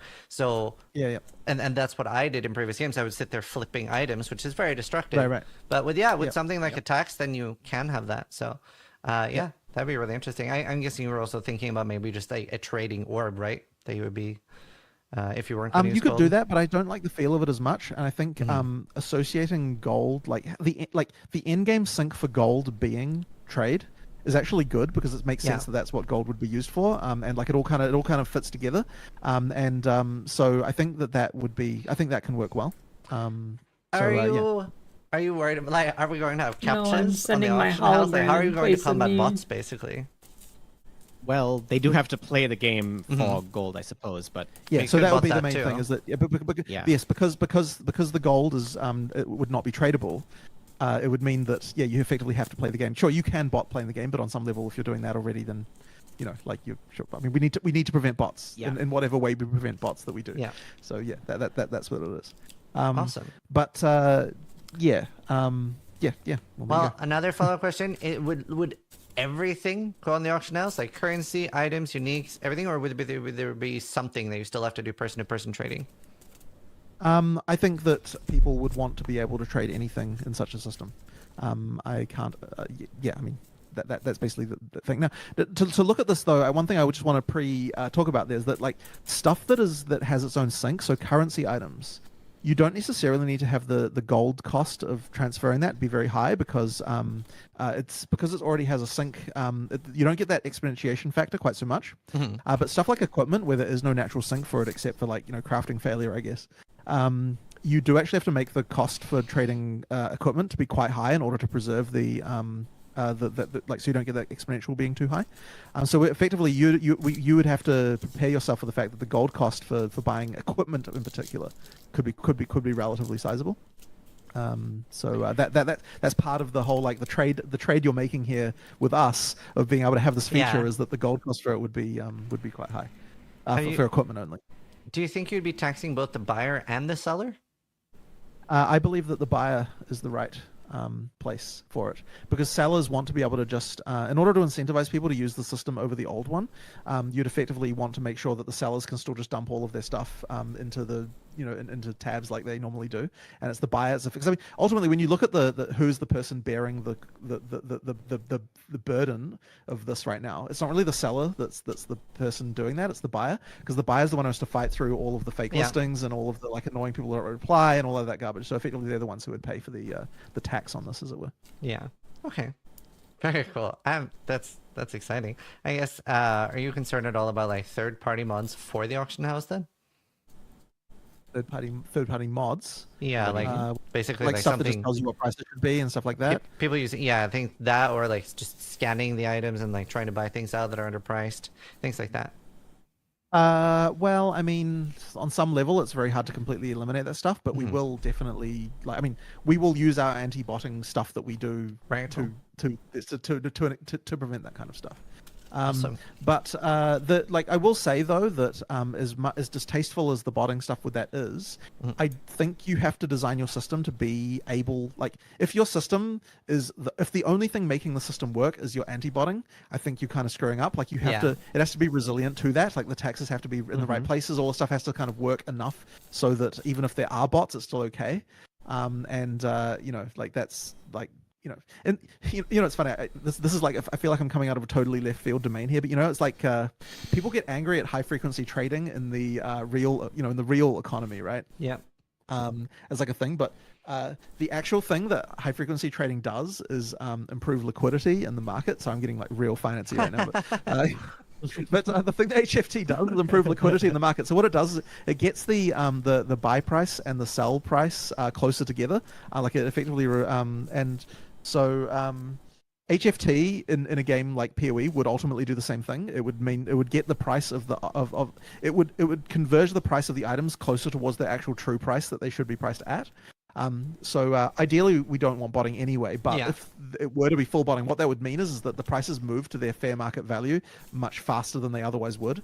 Okay. And the reason why the fair market value is not what you want in a lot of games is because that's what leads to that exponentiation thing. Like, the fair market value of a level, like a very, very good I've discovered on my latest softcore adventures, if you're not getting replies on trade, it's your fault. Softcore trading is actually good. Yeah, but that's level 5. If you're is not very low, because most people only stay at level 5 for a things. very short amount of time. So what we don't want is for people who play the game I was very just be like, surprised. oh, for like a freaking wisdom scroll, you can get like some amazing rare that level 5, right? That's what you're trying to prevent. I'm not joking. The gold tax. I had a great time trading. Currency, regular items, random 2C uniques, 2 months in the league. I had no problems. You're doing it wrong. Taxes kind of put a price floor on the on things to prevent stuff. I mean, I'm getting real financy here right now. No, it's great. I'm just as you're talking, trying to think of questions and write them down so I don't forget them, because this is very out of left field. Sure. Yeah. Yeah. I my said first question is, buy currency orders? wasn't a problem. Is that something that would be potentially a thing where you can like set up a buy order for someone to fill it? Well, we I don't necessarily know that I want to get fully into all of the detail mechanics around this, because, as I said, we're kind of talking a bit off the cuff here about all this stuff. But yeah, there's still a bunch of issues. There's a lot of issues to sort out. But I guess there's so much. So I probably can't go too many. That's fair. Details. We got a lot. We got a lot. Yeah. My next question. But if you want to ask more questions, I will tell you where what. Okay. Feel free to ask more questions about this topic if you like, and I'll just say whether or not. The only other thing I thought about was limited slots, yes or no. Like, would you be able to list 100 items or 3? Well, I would say that it would probably be similar to what we already do with regard to Well, I don't want to get too far into this, but effectively, stash, like, we don't want to give you we ultimately sell stash tabs as like a thing, and so space, like, to store items is a thing that is part of what we sell. So I wouldn't want to make it so that you, like, generally speaking, more space to have stuff is means you pay real money to get that, right? Like, that's what we have. So what I'm saying is you should probably expect things to work similarly to that way, where, like, if you've got the ability to store more stuff as a player, then that means that you'd be getting more stash tabs or something along those lines. Yeah. So basically something like that. 2 follow-up questions already. Is this going to be a paid feature or available for everybody? Well, we don't want to restrict something like this to only, like, certainly something like this would have to be available to the general general public. But as I said, as we do with stash tabs, it's like the more like, if you want more space for it, if you want to be able to store more items in the system, then you would need to be paying more. But we want to make it so that you can use it as a free player for sure. And is this something that is, like, is this going to be PoE 2 only, or do you think this will go into PoE 1 too? Well, the problem with PoE 1 is we don't have gold to be able to do that. I also wouldn't want to put something like this into PoE 1. I would feel like it would be a dangerous idea to put this into PoE 1 without testing it in PoE 2 first. So I think that PoE 1 does need something along these lines, and I think we need to kind of work out how that could happen. But I think it will be very hard to do that before PoE 2 goes into beta. Like, I think it would just be very difficult because like, we need to be able to test this stuff and how the economy would work and so on. So it would be quite dangerous to put it into PoE 1 in advance, which isn't to say that could never happen, but it would be it would be tricky to do that. As I said, there's just so many changes that will have to happen in PoE 1 for such a system. There would have to be a lot of changes to be able to make that work. Very cool. Very cool. That's all the things I can think of for trade. That's that's great. People are going to be very excited. Well, I guess we're coming up to 2 hours now, so we probably want to consider wrapping it up pretty shortly. Yeah. But if you have any last minute questions you want to get in, or anything else you'd like to cover, then we can do that. Let me pick a few here. I wrote way too many questions. I have another like 40, so we definitely won't get through all of them. All right. Let's see. I labeled some as important. Right. Global announcements and things like that is like a big feel of what makes the game feel alive for me. Is that something we continue to see in PoE 2? And will we get more options for them?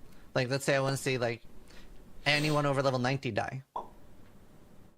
I would have to think about that, but I mean, sure, we'll definitely still have them. I would have to talk. I think everyone over level 90 would surely start to get a bit spammy. But I mean, look, we could. I'll talk about this. There's not a thing that has come up before about being able to customize those, so I'll have to. But just global announcements will certainly be. Yeah, they'll certainly. Yeah, awesome. Yep. So masteries are removed in PoE 2, questions? Right? No, I just don't want to be a content farmer and just ask random questions that have been asked 3 times already. So I'm trying to get actually different things. And are we going to see the return of things like cluster jewels? Why did we remove? The reason we removed them is because we felt that we would rather put the things. I don't even know if I'm going to do an interview, honestly. I mean, if I can't get enough good questions, and we just kind of felt like, I mean, like if I only have questions for like literally 2 seconds, I the first probably place is to allow those niche stats to be put in the tree without having to define exactly where you went on the tree. but I don't necessarily know that we really love that. Like, I think I actually kind of prefer that they're just in a specific location. You have to go to where they are, and that's fine. But basically, anything that's special about masteries should be just in the tree itself. Yeah, because the downside of what masteries did is it made the notable stats on notables be rather basic, because all they have is especially with a just bigger being a number of the streamer small event node, right? thing, And you lose a lot of the flavor. We want the notables to be. We want the if you notables want to be it. the flavorful thing, and that I think is better. Yep. Well, so we just think it's better designed to not have them. Then I only have one, the most important question, saved for the end. Pineapple on pizza, yay or nay? Both of you. Absolutely not. And absolutely yes. I love it. Oh my god.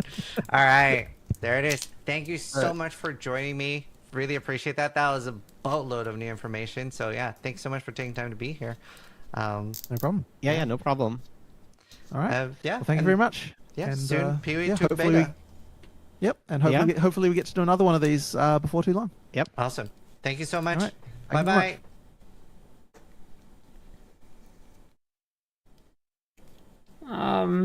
There's no way legendary potential gets put into PoE. Once you put legendary potential, that kind of destroys uniques.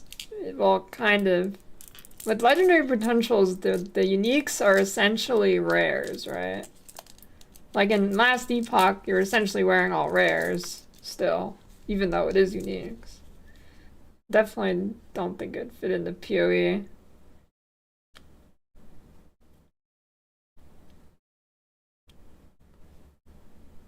I would not call it corruption.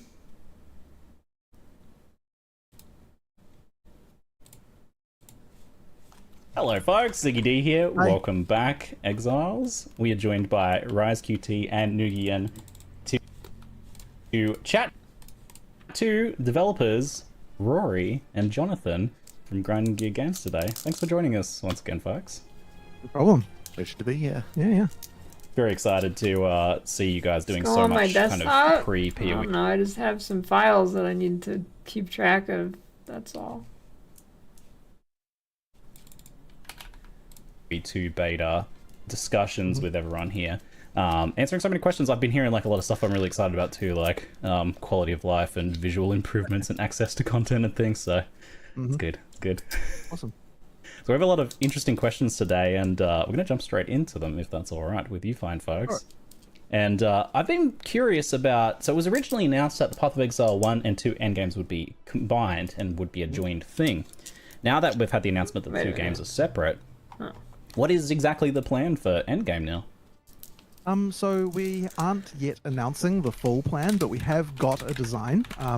The overall kind of like, I guess like approach is very similar to what we're doing now, as far as like it's going to have maps in it, right? Like that's the main thing. But like the specifics, I want to be quite different. Like I want it to feel quite different than how it felt before. Like so that we can do something that feels like it's an evolution. So yeah, we've got a plan for it. The end game is going to be in the beta, so you will get to experience that. We'll sort of announce it a little bit closer to when the beta's happening. But I guess like a lot of questions people will have about like how much access to content will there be, as far as like number of things you can add to a map and all these kind of things. Like those are questions that we'll be announcing a little closer. But if you have any sort of more specific concerns about it, I'm happy to address them. So they're not going to be a combined endgame at all now anymore, like that? No, they're not. They're going to be separate. And I think that now that they're separate games, it just it just makes sense for them to be separate. And like all the bosses from campaign of PoE 2 will come in the end game in the end game as well, and that kind of stuff. So it'll just end up being quite different. Yeah. So obviously like a whole bunch of different map bosses and things like that. But will we see a big divergence in like the structure of them? How we have like atlas passive trees and things like that? Well, I mean, sort of hard to sort of tread the line here of what to say about this, because yes, there are changes, but as I said, I think it will feel quite different while mechanically not removing anything that can currently be done, if you know what I mean. That's kind of at least what I'm trying to go for. If that's like enough of a hint, I guess, for you. Yeah. Thanks for the 30 resub, Prime Hooper. No, I get it, but I have to say I'm just like in love with the current endgame state of Path of Exile 1, so looking forward to seeing how you build I'll tell you what, the thing that people do love about it is the fact that there are lots of different things you can do, and there's also the ability to choose what it is that you what it is that you want to do. And I think those are the philosophies that we want to make sure that we're retaining as much as possible, and even amplifying in the base system. Like I want to make sure that like that feeling of like, oh yeah, I can choose what type of content I'm doing is definitely a core part of what we're designing there. All right, wonderful. Rise, can you take us away for the next question, mate? Sure, I'll just read it off. Do you plan to change the high-end power level in PoE 2? Will you still be able to one-shot entire maps and Ubers, or do you want to scale everything back? GGG has been quite vague in answering this in the past, leaving many players confused about the direction of PoE 2's gameplay compared to PoE 1. I mean, yeah, What did you say? Can you take us away for the next question, mate? Sure, I'll just read it off. Do you plan to change the high-end power level in PoE 2? Will you still be able to one-shot entire maps and Ubers, or do you want to scale everything back? GGG has been quite vague in answering this in the past, leaving many players confused about the direction of PoE 2's gameplay compared to PoE 1. I mean, yeah, we never designed the PoE 1 Uber bosses to be one shot. That's not part of the core philosophy. Is how does this fight feel when it ends in half a second? But yeah, there's definitely when we are looking towards all these bosses, even the campaign bosses, it's making sure that the challenge is intense for where you're. I hope they don't do some dumb shit like stacking damage reduction like in last epoch. Plan to be, and what your power level is, and so on, and that does mean for many boss fights when they're really epic, they're gonna last, and the boss is gonna push everything it can at you to try and take you on, and it's a challenge to beat it. And it's natural for characters' power to grow, especially as they outgrow the content. So we can expect, because we give the players huge numbers of tools, they will find ways to use and abuse them to do crazy things. That's just part of the game, and as players raise the bar, we'll raise the bar for challenge as well. I think people underestimate the degree to which like people learning the game has changed the ability for people to be good at the game. Like when PoE 2 comes out, there might be ways that are in there to be able to do that stuff that we don't know about.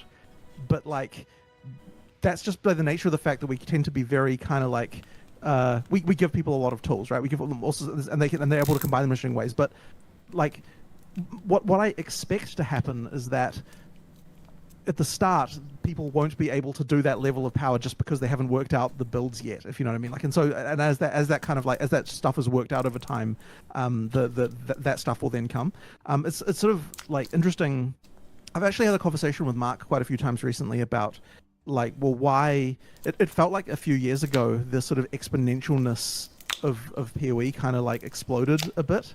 And we've kind of had a lot of discussions about like why is that the case, like what sort of happened, and it's kind of a combination of different factors, I think, that happened, which I guess is a bit of a non-answer. But like some of it really is just people learning to understand, like optimizing, understanding how all of that stuff works to a degree that they can now do the kind of things that they can do, as well as us just adding stuff. Like it isn't entirely just power creep on our end; it's power creep on the players learning the game better too. So yeah, I suspect that things will get a bit of a reset just from the fact that all the mechanics are so different, all the skills and all that things work so differently. Or you know, maybe someone will find something totally broken in the first day. I don't know, but my hope is that it will take a little while before the really interesting strategies kind of come together. I feel like recent innovations in Path of Building alone have made my builds like 50% stronger. It's very possible. It's very possible, yeah. Well, Right. I mean, the other interesting thing is how fast in PoE 2 do those kinds of tools become as good. I mean, I imagine it will be faster, right? Just because, like, you know, the underlying stuff is there. Yeah, sure, to some extent. Although there's mechanically a lot of things are changing under the hood, right? Like just like base things that you've been able to rely on a lot. You know, in terms of like just the base equations for how defenses work and things like that change a bit, and then that has large knock-on effects to the game. So, you know, like people will have to work out like what the repercussions of all that is again, I think. But I mean, at the same time, like I imagine the tools will be made quite quickly. imagine you're quite excited for that reset, right? Like, I Oh, am. absolutely. Sure. It's huge. Like, it's absolutely great to be able to just be like, okay, nothing is off the table for changes now. You know, like we are able to do whatever we think might need to be changed. We are Zoomer able brain's to look at kicking it in. It is great. Yeah. And every time we change one of those mechanics, it results in 10 other systems having to be rethought.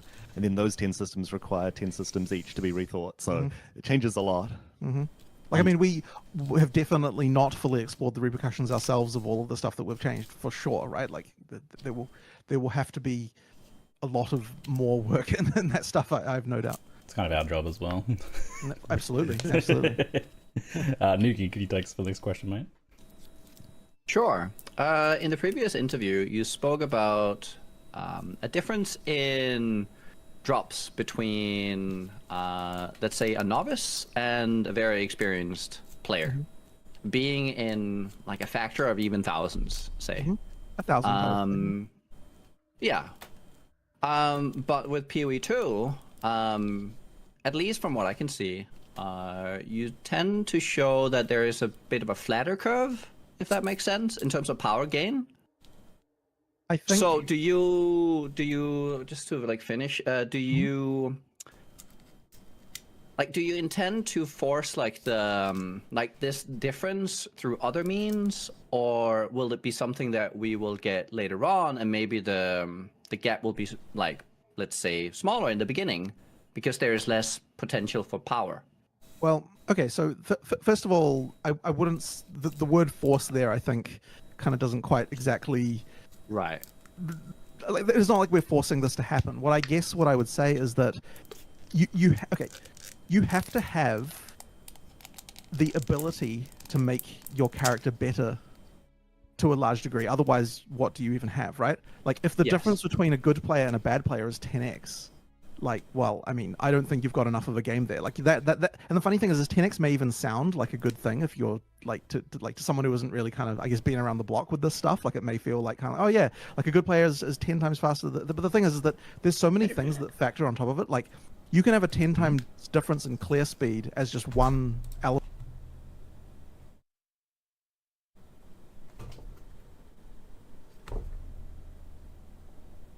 Isn't this longer than 2 months ago? Why do I feel like this thing's from a fucking year ago? Is this like re-uploaded or something? Why do I remember hearing this like a long ass time ago? Is this re-uploaded? Or was it only 2 months ago? Huh. Did I watch this one? Element. And then you can have a 10 times difference in damage as well. And once you've got a 10 times difference in damage, that means that you can have like the person can do harder content. And of course, if they are going to multiply the content difficulty that they're going to be able to do in some way by 10x, they expect 10x rewards. Or maybe they don't expect 10x, but they expect certainly a bump in rewards that is commensurate with the difficulty increase, right? And then, you know, even just having done a map many times, you know the layout, you know which encounters you can rush in and which ones you can hold back. And that's another 10 times on top of those other things, so you quickly multiply to that 1,000. Absolutely. Like, getting to 1,000 is honestly like the challenge is not so much getting to 1,000. The challenge is not getting above 1,000. That is like the that is the hard part. And like PoE 1 is absolutely in the 100,000 times territory, I believe, right now. We're kind of looking at where we're kind of at as far as like where that is. And so that this is a scaling back. And I think that people maybe hear 1,000 times and think that like yeah, like I think they get the wrong idea about that. So like that's going to change things. I think one of the other things I've seen on Reddit and so on as well recently is like the concern about like, does this mean I'm going to have to be using Magic Find gear and stuff like that? And I guess I did want to talk about that as well, because that is something that people have been worried about, I guess. And I actually had another conversation with Chris about this because I needed to kind of refresh my memory of like, okay, so I literally said to Chris, like, Chris, I want you to pitch me from scratch again on why Magic Find gear is good.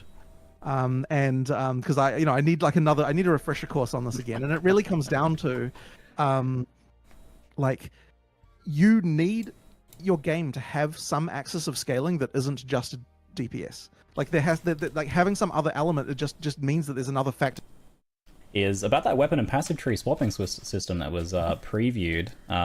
So you get the ability to bind certain skills to certain weapons, and then even different passive trees to different weapons. What happens then if you do something like, say, you ignite an enemy with a tree and a weapon that's built for big ignite damage, and then you swap over to something that doesn't have that? Okay, what is the tree and different weapon shit? Your weapon is bound to your passive tree, and when you hit, like, I missed this one at the point. Is it like a crucible tree on your weapon, or is it your passive tree flips over? Oh yeah, right. You get, okay, yeah, you get some like extra passive points that, yes, okay, I remember now. Yeah, you get like extra passive points that when you swap weapons, it flips between the two, right? Okay. The damage that you have scaled dynamically? Do you stop dealing that damage? So on, things like that?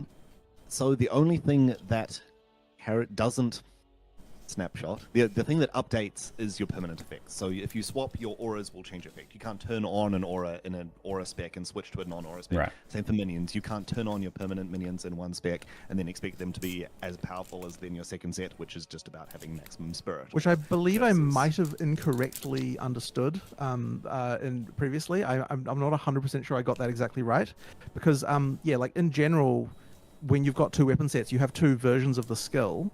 But apparently, but for permanent effects, like things that are considered permanent, like minions, it does update when you change spec.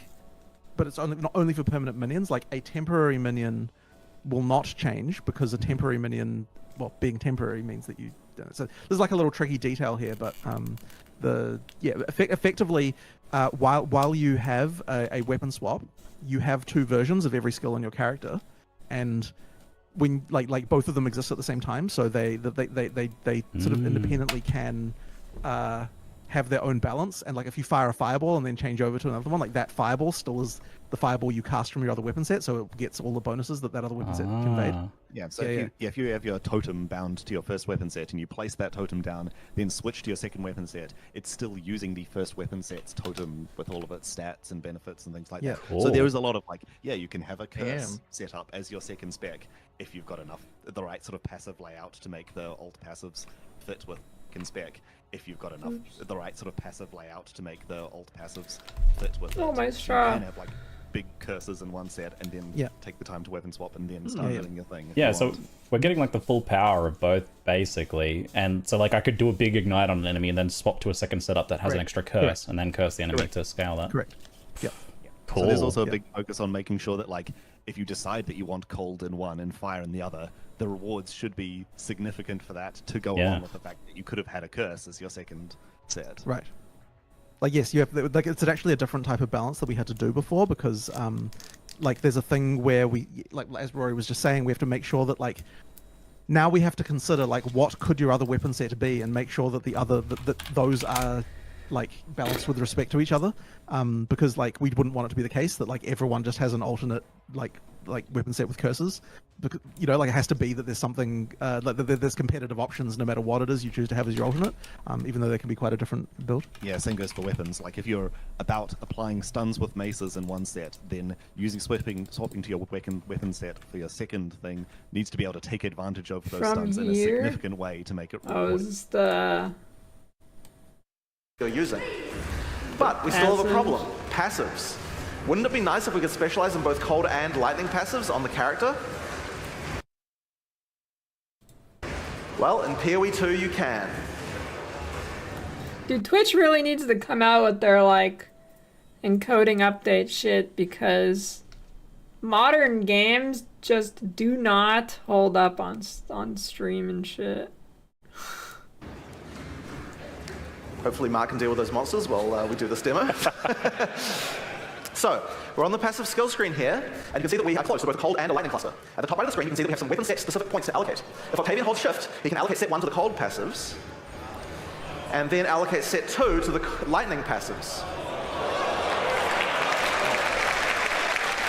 Now, check it out. As we use our weapon swap, the skills allocate changes from one build to the other automatically. So whenever we cast the appropriate spell, the character's passives reconfigure on the fly to the correct build for that spell. Now you can't do this with every single passive on your tree. Only points granted from skill books will allow this kind of dual specialization. So you're not going to be changing from a mace slamming warrior into a fire elementalist with the press of a button.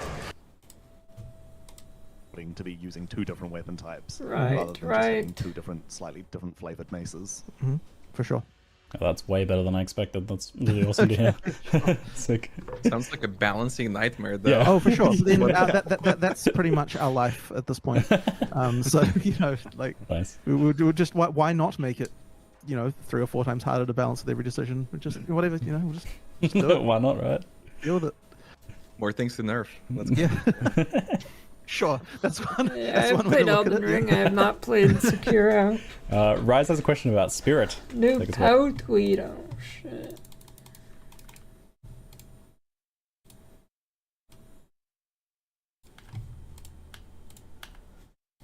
Rise. Hi, I'm Mark Roberts, Game Director on Path of Exile. Notice something different about this Harvest UI? Oh shit. In 3.24, we're changing the screen to have the item hover always visible as you craft. This prevents the frustration of mousing they need to add a search bar too. back and forth hundreds of times as you refine your items. We'll talk more about what we're doing.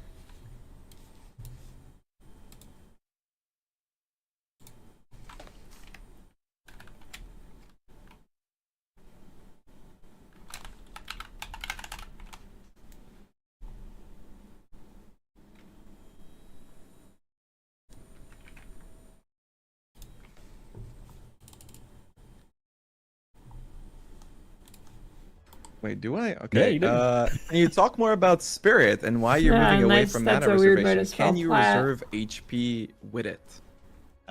Really, the reason to move to Spirit is so that mana can matter more. It's about making mana cost the thing that more builds can care about and less of a afterthought or something that we balance around being something you can ignore. Yeah, I mean, the original conversation literally was, what are we going to do to make mana actually matter? And then it's like, well, what's the big problem with mana? Oh, it's the reservation system. Let's see what we can do about that. And then everything, like it was one of those really nice design moments when, and it's actually interesting because I believe, Rory, you'd actually come up with the system before. Yeah, I'd like pushed it a couple of times for Yeah. But then we sort of independently rediscovered it again, and then Rory was like, oh yeah, that's right, that's that same system I already came up with before now. And then when we started looking into that, it's like, okay, this actually solves like huge amounts of other problems. Like it became a thing. It's one of those awesome design moments where something happens, and then you're like, oh, this fixes like these problems as well, and these problems, and it turned into like a whole awesome thing. So we're really happy with that.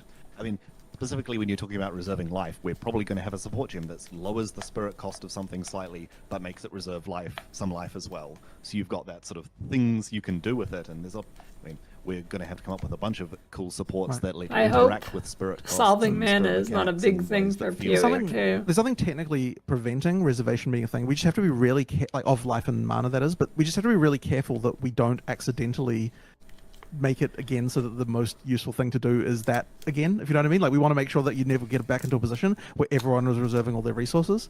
Like, it has to be that, like, that is not the default thing. Like, that is a niche thing to do, because the normal thing to do is use your spirit bar. So that's just important. But there's nothing, like, we may revisit things. I mean, like, you can. The mechanic is there for use on things like uniques or maybe support gems in some cases, or just certain other things. We just need to be careful with it. All right. You can get. Go ahead. It's like flat amounts of spirits, the spirit that you can get from quests and even yes, there is other sources. So it's on the tree as well, and yep, there's a couple of quests that give you a little bit, and amulet as well. And yeah, and then things. Yes, amulet, exactly. There was things like that. So there's places you can get it, and of course the big one being the scepter for the kind of minion focused build is what you'll typically be wanting to use. Yeah. Noogie has a question about defenses next. Thanks away, Noogie. Mm-hmm. Of course I do. Gotta build them. Maybe we would need to keep reserving our mana if they didn't keep nerfing our survivability every league. But survivability is at the highest point it's ever been. Nerfing flasks and other things to that basically. Actually, let me just read the question. After the nerfs, the flask and the rebalance to armor evasion, the removal of dodge, multiple block nerfs. It seems that at an early stage, nowadays you demand either the use of determination or grace, either determination or grace or both, and you kind of have to have a very high health pool or a spell suppression to not just get flat out one shot, which leaves the players in kind of an awkward situation where you either have these things or you just get run over quite fast when you're near sort of the endgame yellow-red maps. Let's see here. So how do you feel about these changes to this, and are we going to see a similar thing in PoE 2? Right. So I don't want to comment on the PoE 1 balance particularly because it is not my expertise. Right. Like Mark, if Mark was here, he'd have a whole rant about that. However, what I will talk about is philosophy of a few things in PoE 2 with regard to this. So number one is, it is not the case in PoE 2 that I would want every character to be running auras, right? Like that should not be the case. And another thing actually around this is that in PoE 2, we're getting a little bit more strict again with the fact that gear is supposed to be adding flat things, and the tree is supposed to be more multiplicative, and something like an aura also should be more multiplicative in general as well, I would hope, although we do need to discuss the specifics of those particular auras, which means that like something like determination and grace should not just be your one-stop shop to solve your defense problems. Like it should be that the items should matter a lot, and then you multiply what your items are doing with other sources, ideally. Yeah, there's almost no way to get armor or evasion flat values outside of your gear pieces. You're not. There's almost nothing that you can just take to be like, I can't afford the gear. I'm using this unique, so I'll use just a random aura or any mechanic really outside of gear. But in general, your tree should be multiplicative. There was actually, you know, I had a whole rant about this that I gave to the whole company at some point in recent times. I'm just trying to remember the specifics of now. But we were talking about there was kind of a concept that we discovered about like flat things are like I had a better word for this, but a sort of despecializing in a way, because when you add a flat thing to something like everyone gets closer to being the same when you add flat values on something. And multiplicative things are specializing because they mean that everyone, like the person who is already better gets even better than that. So we have to decide, like, from what sources do we want things to be specializing and from what sources do we want things to be despecializing. And the tree should be a specializing like thing. It should, like, because the idea with the tree, the whole idea with the tree is that you're picking the things that are going to synergize well with what you're doing, right? Like it's supposed to be an amplifying force to specialize your character in a certain way. Whereas the items on your character can be despecializing. Like you can use items to overcome issues that you have otherwise, but also you're just picking what you like. But like in both cases, you're picking like what you want to do with your build, but it's like you actually want them to have different roles to make them feel like different things. And then the question becomes support gems. Should they be a specializing or despecializing element of your build? And we came to the understanding that they should actually be something that is despecializing, I believe is where we actually ended up, because it's like the idea is that like you can use a support gem to overcome like to change what a skill, like if we want a support gem to change what a skill does, if they were a specializing thing, it would mean that, okay, you like that would actually mean that you want to use a support gem, the same support gem with a given skill all the time. Right, because basically this would just be for a given support gem that this thing is best with that skill. So therefore, like there's no real decisions at that point. It's just like, oh, I'm using this fireball. The best thing that goes with the fireball is this thing here because it has the most effect on it. Whereas if they're despecializing, they actually mean that you actually have choices there. So that was a non-obvious answer for that one. It's actually opposite of what you might initially think when you first see it. But this was a new way of thinking actually about things that I think that we sort of had, like on some level we understood this intuitively, especially with the tree and the way that items were, but it was not an explicit understanding that we had until we actually sort of broke it down a little bit there. And so that understanding kind of came to sort of guide the philosophy there. And this seems like it's getting way off the topic that we originally had here, but it does sort of matter a little bit, because when you're looking at a skill, a skill should be I think should be more of a specializing thing, which is why something like an aura then would imply that it should be multiplicative rather than flat. So that's like a whole long-winded answer about how we get there. But what that means is, yes, grace determination should probably be multiplicative. So, like I'm interested to know whether or not you think that sort of logic there holds up over time. But yeah, that's the damage, like what projectile damage. This does mean something like the ignite support should be about projectiles. making a skill that is bad at igniting and better at igniting, rather than just further capping your ignite chance. Exactly, because it's Right. a way to kind of use a skill in already a a new way thing. you weren't using it before. Right. Yeah. Whereas the tree is like I'm specializing ignite with what I'm doing. I need to multiply the value of my ignites. I say the same for spirit reservations, where they are multiplying something you've already focused on shocks. So using Herald of Thunder on your weapon will further take advantage of those shocks. Right. Yeah. All right.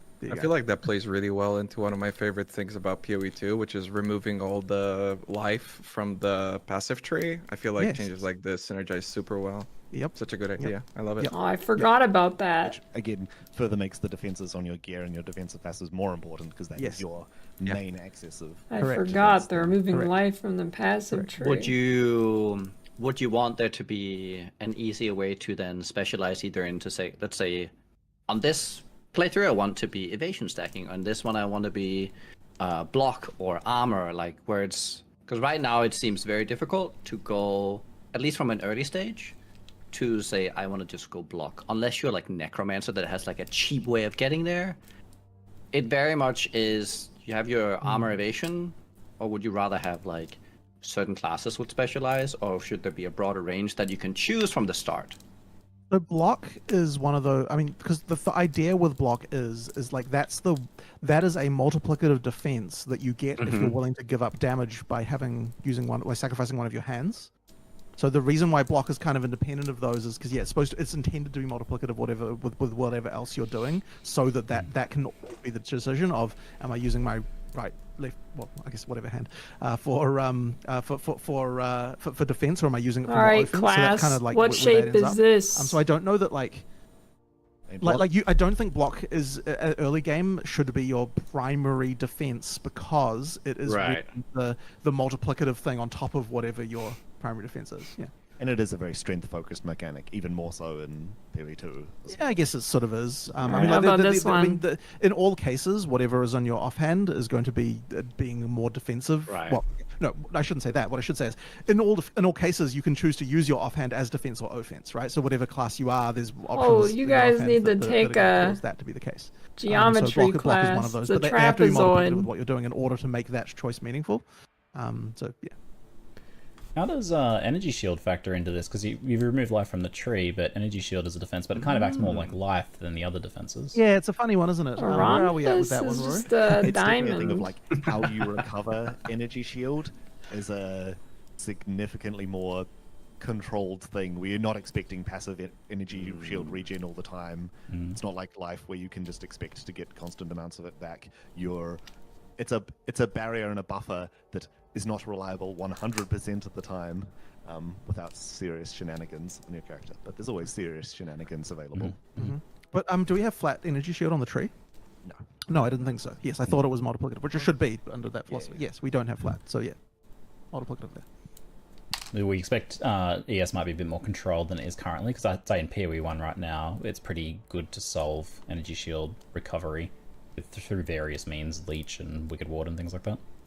I mean, Chaos Inoculation is definitely a source of endless discussion because of how it implies that it should be your one-stop shop for defense, but yeah, more discussions to Under come discussion. on that. Got it. So following on from the topic of defenses then, is how do you feel about time to death? From effective signal to actual death. Is this something that will be changing substantially from PoE 1 to PoE 2? So, I guess there's a few elements of this to talk about. So the first one is, obviously we want to make sure that signaling attacks should be always good, right? Like there have been failures in PoE 1 of that for sure. We want to improve that. We've kind of talked about that a bunch of times. The time to death in PoE 1 is probably too short, but I want to stress the fact that we're not going overboard with changing it. Like what I'm saying is we can multiply the time to death by 5 and go from 500 milliseconds to 2.5 seconds, and that's still fine. You know what I mean? Like it's a difference. Like what we aren't going to be is a game where you have a big health pool and then someone grinds you down over 30 seconds. You know what I mean? Like recovery, like we are still a game where your life changes quickly from one state to the other, like, and really the buffer of like life resources either come from your flasks or other recovery mechanics that you have. Like your life pool will change a lot, right? It isn't going to be just a slow grind down. But it will be much slower for it to go back to full when it's nearly empty. So being hit by a heavy hit from a boss is 1 or 2 seconds, if not significantly more, of like risky time. But because the issue is that if it's like 5 milliseconds, like it can be right now, then there's literally no way to kill your player except by one shot, which isn't good. So it needs to be higher, but like I wouldn't want people to think that that's going to be a long time. Like it is going to be short amounts of time, just not like literally milliseconds like it can be at the moment, you know? Like it should be, there should be fast changes, but yeah. Hopefully that covers what you were kind of asking about. Yeah, it seems like, and it makes sense with things like the flask changes and stuff like that, restricting availability of healing a little bit more, and what would seem from the combat that you would be heading in that direction, where there's a little bit more time for you to capitalize on the fact that someone's taken some damage. Yes, but not too long. Yeah, I get it. We're talking about the difference from instant in current PoE to you know, 1/10 of a second, which is a long time in the concept of an action RPG when you're operating on reflex and stuff. I get it. Yeah. Rise has a question on gearing through the vendors. To what extent will you be able to gear through the vendors during the DM and Gazi interview? It seemed like gold will be a large part of itemization, especially in like the end game with the new crafting changes and whatnot. I would think to say that it's a large part is not really correct. Like it is a part, right? Like you should want to go to vendors and look at them, but I wouldn't say that. Like I mean, I would not imagine that I like the idea of finding like rare vendors in your maps, kind of like how you can find the one in Wildwood. Like I don't think the primary source of the items in your character is going to be vendors. Like absolutely not. Like it's just something that honestly the main thing I think in early games it's going to help a lot with regard to improving, like filling up all the holes in your character. And then at endgame you've got gambling as well, which is another thing you can do, which can be a thing. But I think to say a large part would probably be overestimating the effect. You'll get some good items from gambling at some point, but you're not being geared up by gold. Right. Well, that's one of the concerns from that interview, and I was very excited to talk about things that I look forward to in PoE 2, but I wouldn't be myself if I wouldn't talk about one of the bigger concerns overall. And so far, I've heard really good things that I really like. But one of the big problems was Southeast Asia the crafting and potentially the vendors. Which I can never remember the name of. From the looks of it, we are going to be picking up a lot more bases and then attempting to use something like a Chaos Orb to remove something and add something. So wouldn't gambling play into that pretty significantly? And like having to pick up a lot of items? It can definitely come in. I think so. I think the fear you're talking about is like, like people look at the like drifts of items on the ground in PoE 1 and then they're like, oh, if I had to pick all these up and look at them, then that would be bad. But I think that like the context of that is I don't think you should have that fear. Like, yes, I want people picking up and identifying items, but it's not going to be the case that you're picking up like, you know, like Worms, hundreds of items per map and being like, I have to look at all of these every time, right? That is absolutely not going to be the case. Like, there are more item system changes we have to discuss that I think will illuminate this a lot in the future.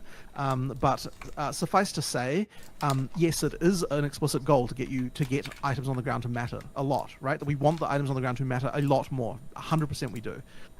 But don't necessarily take that to mean that you're going to be spending your day identifying rares like like after every map for like a freaking half an hour, right? Like it's absolutely not going to be the case of that. So I guess all I can say about that is don't worry. Like when we talk more about the way that item drops will work in PoE 2, I think that will become more clear. And there are big changes there, like quite like changes that I think, like when I first pitched them to Chris, his first reaction was, what the hell, you know what I mean? Like, and then like when I sold him on, when I explained the reasoning, he's like, oh yeah, actually that's awesome, you know what I mean? Like that's a thing that's like that. Yeah, there's stuff there. So we'll talk about that in the future, but it's quite different.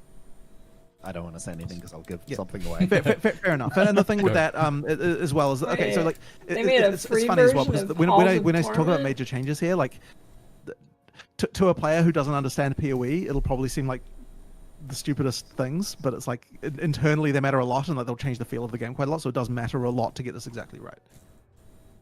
Yeah, for sure. Because that was absolutely. I looked at it very much from the PoE1 perspective, and I'm not gonna lie, I was pretty concerned, especially in the case of like power creep, that you used to pick up like one of something, and that felt okay. But now that you're picking up 1,000 of that one of something, and you're having to move it. So, but that comes back to, by the way, the thing before about the 1000x thing. Like the reason why we even have that as a guiding star is because we want to make item rarity be able to improve your drops by 1,000 times without relying on quantity. That's hard. And that is hard, but that is what we have to do to be able to, like, that's what I'm saying. Like, this is where the 1000x. So the conversation that even came up in the office, I mean, like when we were discussing this and why that even became a thing was because, yeah, like, okay, like, what is the maximum amount we want players to be able to scale their drops by, right? And then once we've got that number, how do we make it so you can do that with only rarity alone and not quantity, so that you don't end up with the drifts of items on the ground? So that is the challenge. That is the thing the drop system has to be able to solve. And that is the reason why a number like 1,000 times needs to exist, so that we can work out what needs to happen internally to be able to make that happen, if you see what I'm saying. So yeah, that's kind of where that comes from. So I guess that might have been a bit less, there might have been less context for that number when I... That's true, exclamation point VPN. It's time to get Surfshark for 3 extra months free with code LilyVPN.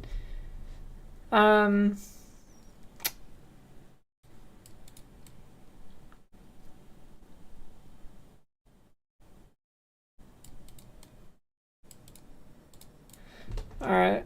Is there any other, well, let's try and think of questions. I can't watch any more interviews. I just can't do it.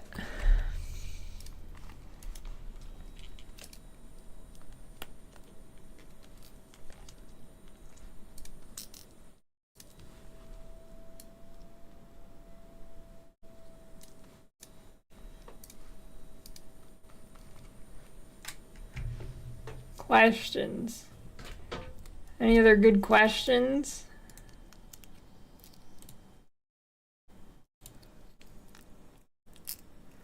MS Paint League start flowcharts again?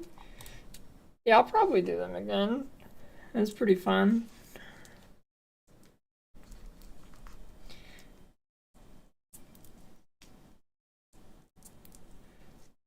Target dummies. You know, has that question been asked? I actually don't think it is.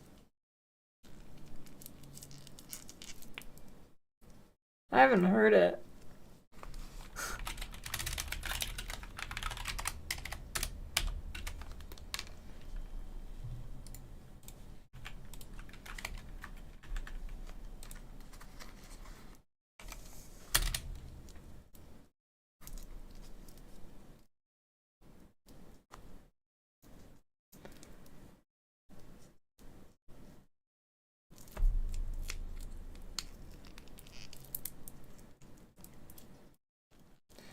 I mainly want to ask questions that are like not obvious questions that will be answered when the time is right, and like questions that will 100% have a straight answer at some point. Not really interested in those questions because they will be answered. Looking for more of the niche questions.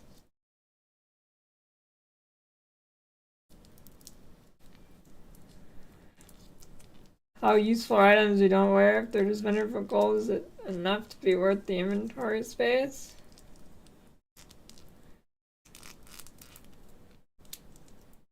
Have they said that you only vendor items for gold? It doesn't give you like alt shards anymore?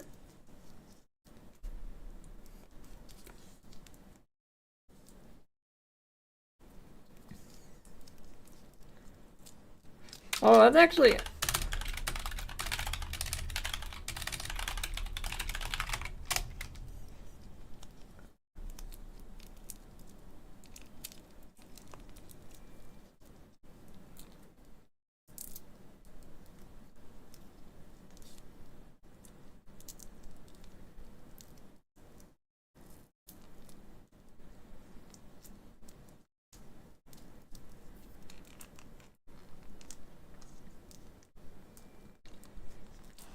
Oh.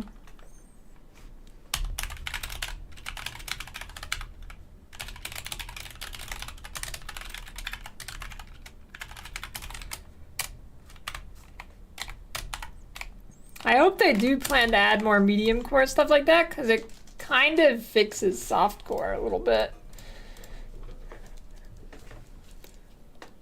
Kind of fixes some issues of softcore. Like, I think softcore is actually kind of interesting now with Valdo's maps. Kind of fixes it a little bit to a degree.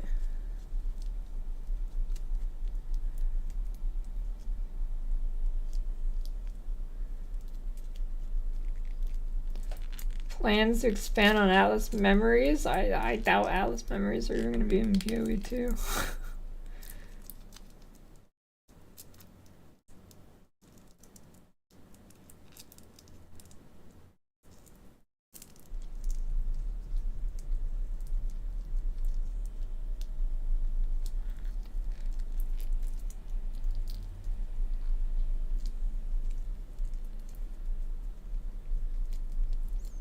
Ooh, add Lilith statues.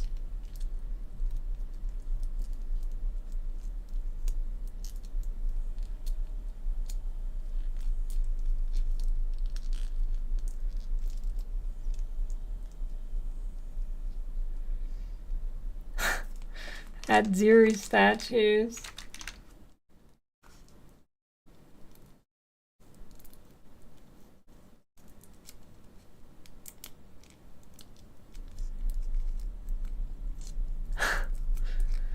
I'm getting flipped off.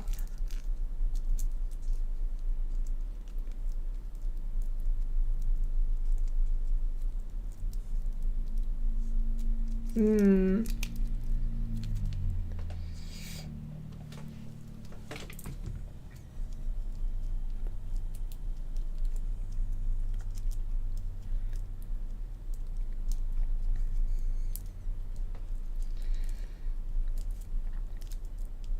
They already mentioned something about racing. I don't remember exactly what it was, but...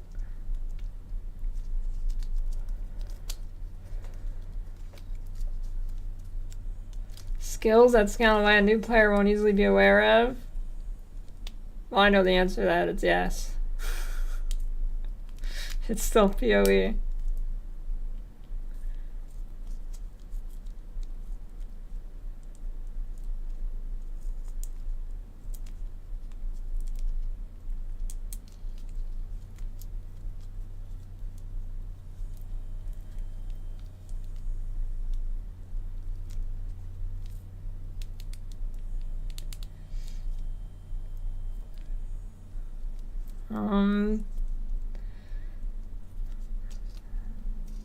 I don't know, I feel like asking a question about super specific stuff like Animate Guardian Spectres is kind of not a great question to ask, because they're probably gonna, the answer will probably be like, we don't know the system yet, / we don't want to reveal that.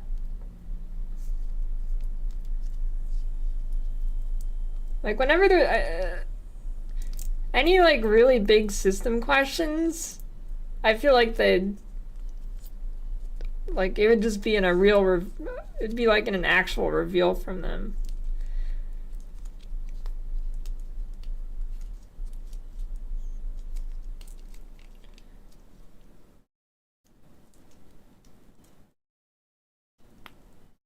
Unique weapons in PoE 1, they put the pieces together and get a full new formed weapon. Hope PoE 2 gets more of those. What the hell are you talking about? That's a thing in PoE 1?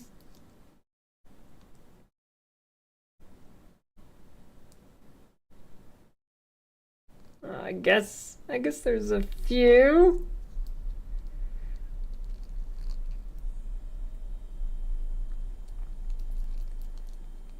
I mean, okay, those are pretty cool, but man, those are so niche. Those are so niche.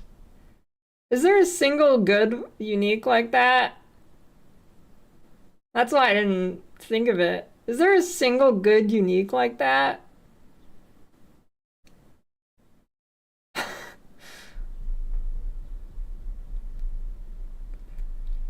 Oh yeah, I guess Kingmaker. True.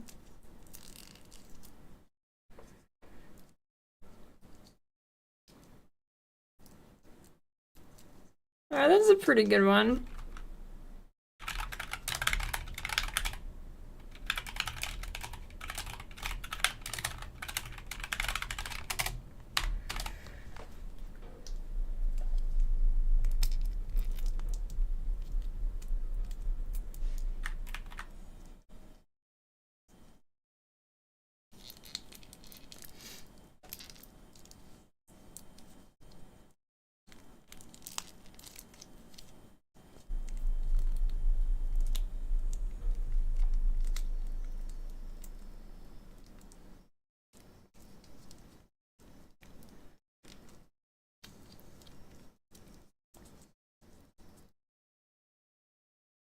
Alright, what shape is this?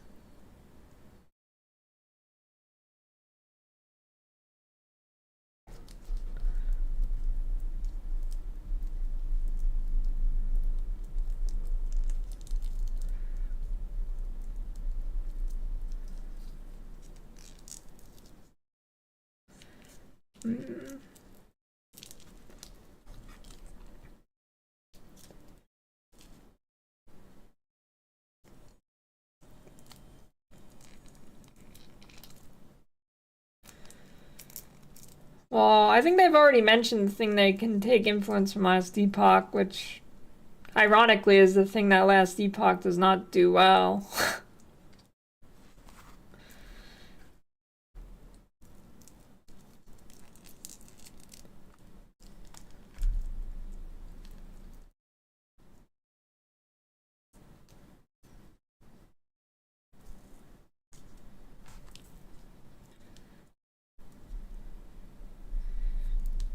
In-game list of which mods can roll an open slot. They've already answered that. I think the answer is no. Unique animations for skills. What do you mean, like when they mention that equipping a special unique will change your animations? I mean, what do I ask about that? Like an example?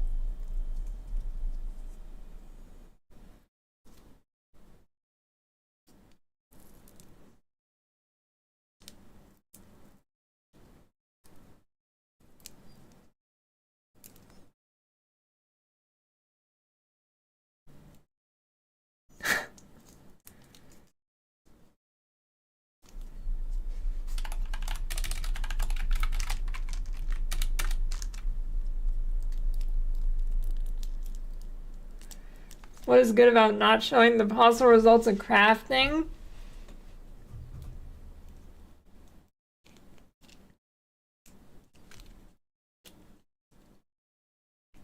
I don't know, they just don't see the issue of going to third-party sites. I mean, they did say the help stuff is going to be better in PoE too, but I don't know.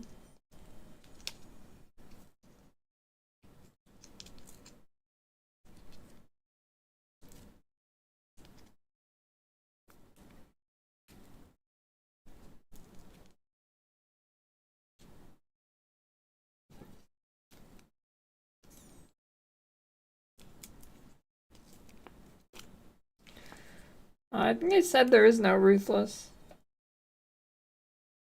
PoE 2 is ruthless mode. It's got gold.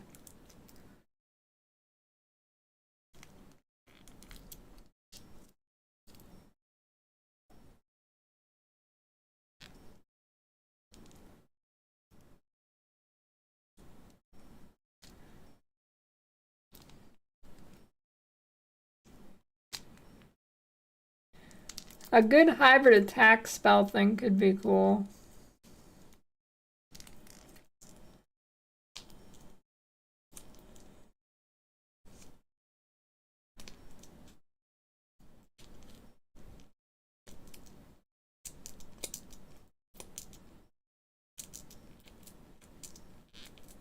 Hmm.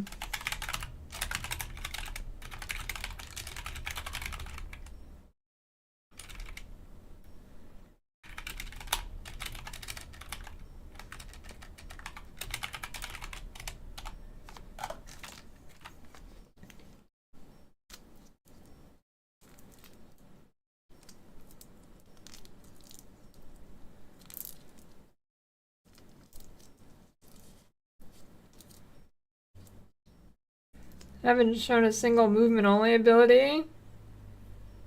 What do you mean by movement only? Like, it only does movement and no damage?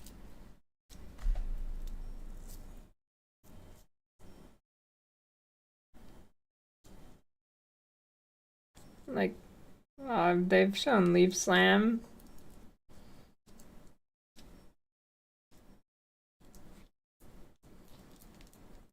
They showed the Spear Lady has some movement stuff too.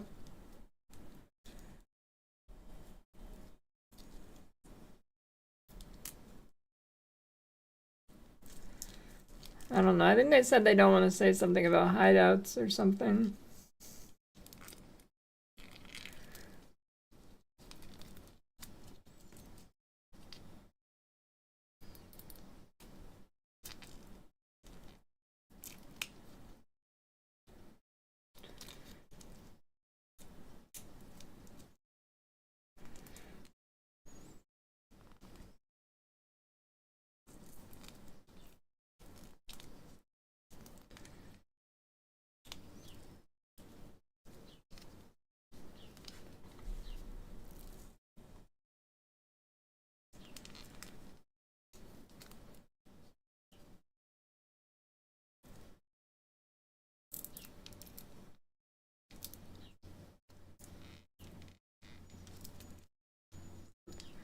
In-game loot filters? Pretty much all third-party stuff, they said they have no problem with it saying third-party.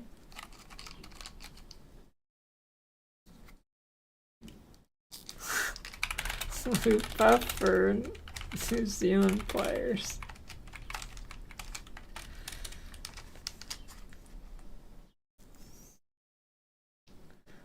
I think they said they're gonna do League Challenges same as PoE 1.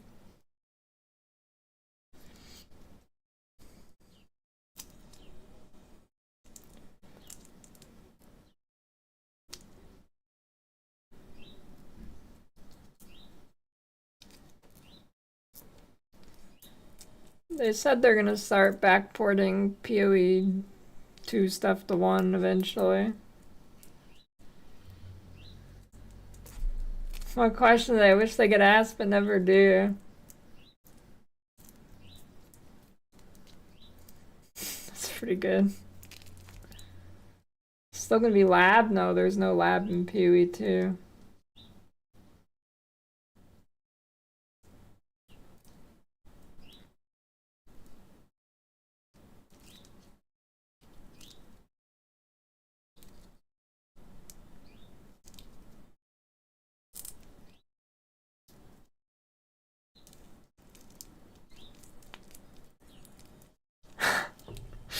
What questions do you not want to be asked?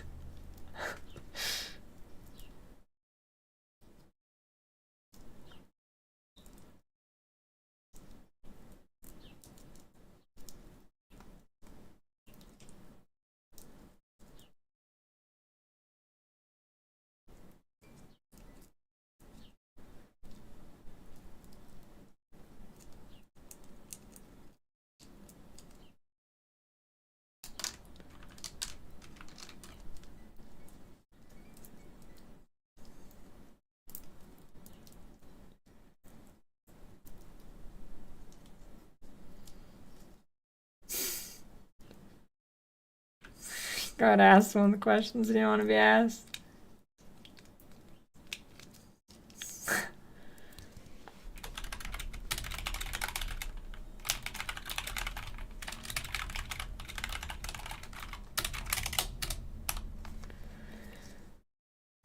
No, I never tried PD2.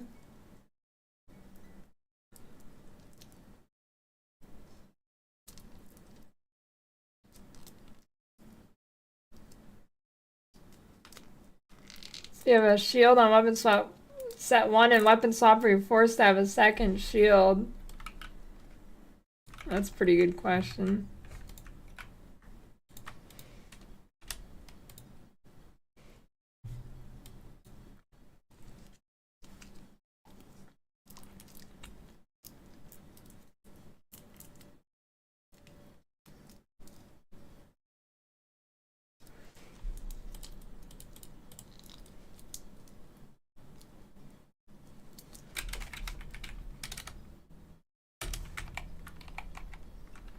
I think someone asked this earlier and I didn't write it down.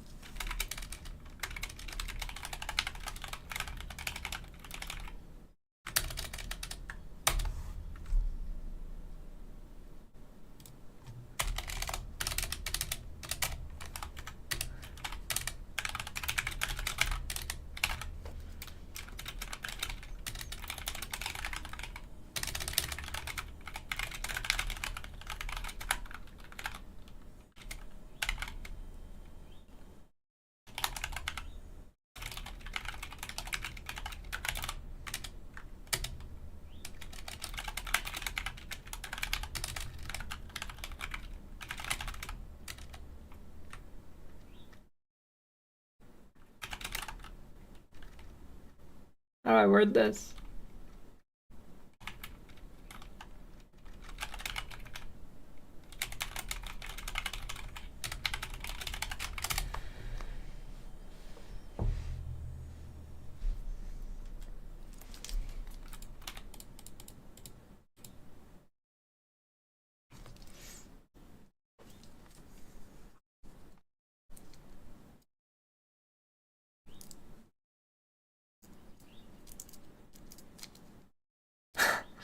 Will there be beer in PoE too?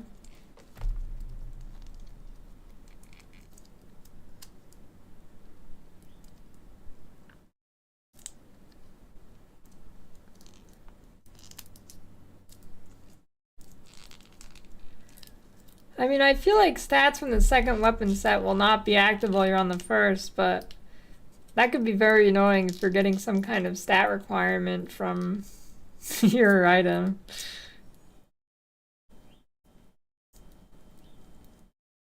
I can't see it being applied in both, but maybe.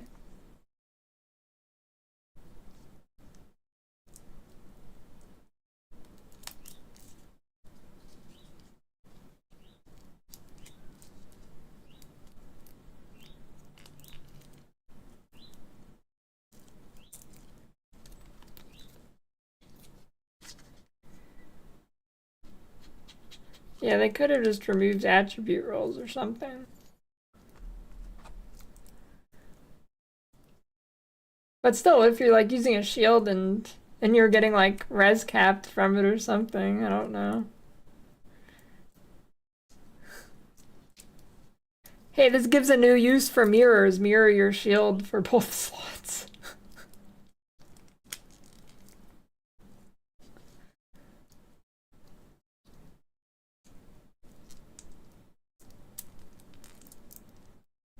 You keep all your stash tabs. The MTX is cross game.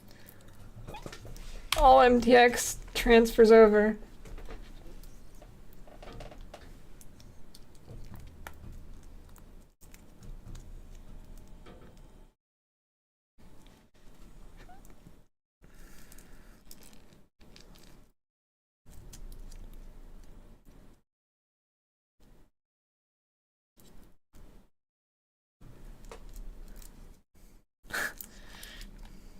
Oh, mobile one. Menu in game that shows people streaming PoE tagged by class level / league they're playing. 0% chance that happens.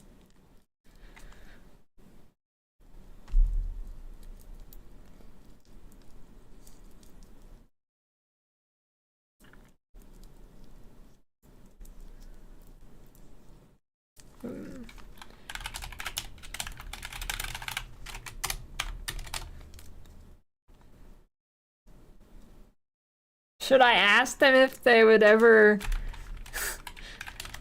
add player-run vendor stalls, like in MapleStory or whatever games?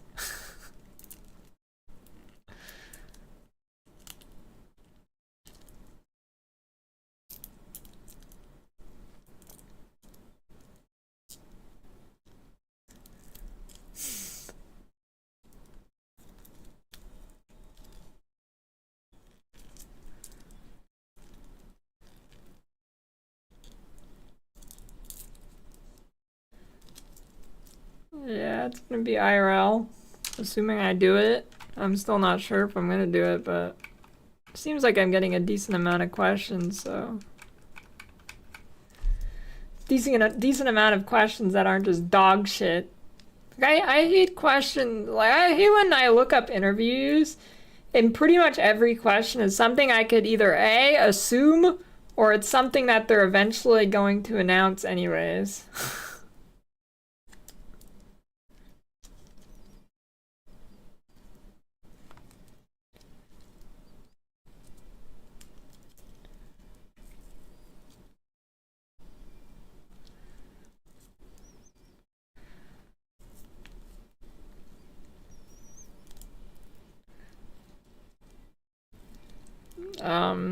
They don't vet questions. Oh. Yeah, no. I mean, they didn't ask to vet any of mine, and it's in a couple days, so.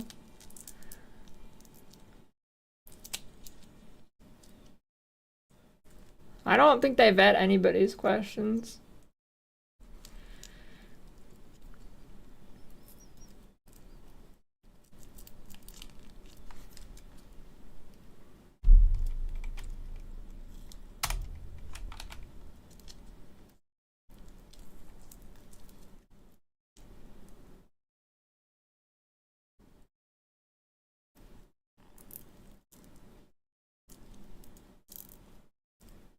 Do they know me? What, the devs?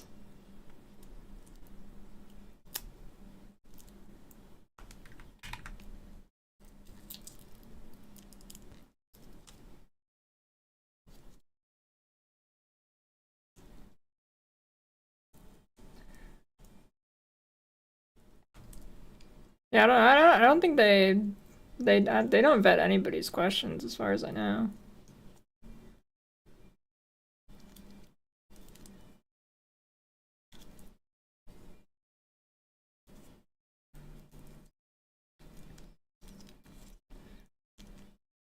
I mean, even when we went on stage at ExileCon, they didn't tell us not to say or do anything. Like, they didn't say don't say D4 bad or anything. They just were like, all right, good. They're pretty genuine, which is pretty cool.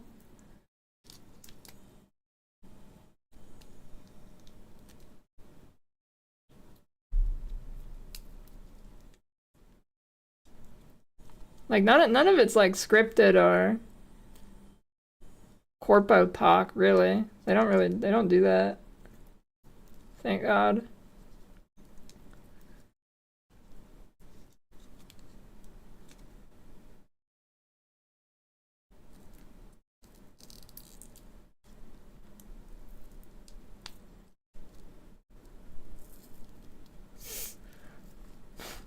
Why does the potion fountain feel good? It doesn't.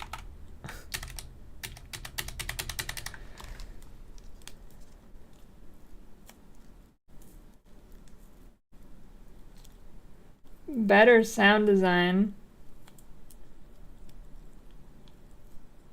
I think PoE already does that well.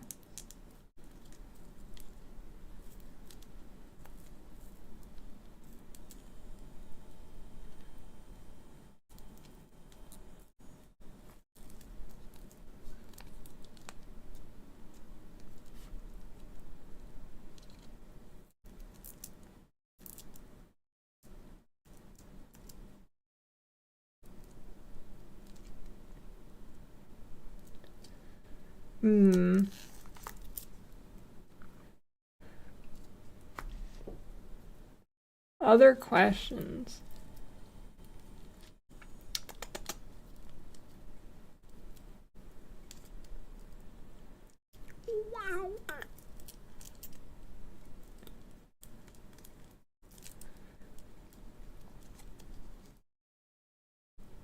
It's just a bunch of streamers and media going to LA. It's a media event.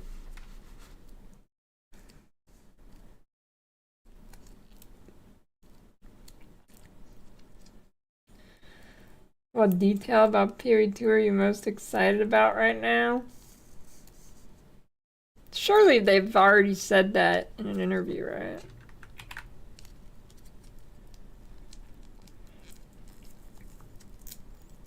Surely.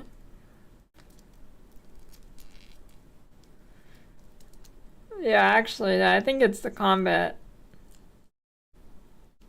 That's what they said.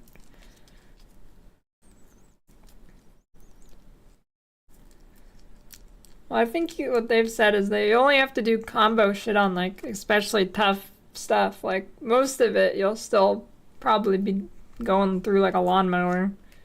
It's only when you get, like, a more tanky monster or something that shows up. Which, I mean, is kind of like how PoE 1 is already. It's just a little clunkier in PoE 1. Like, PoE 1 is effectively already like this. It's just in a clunky way.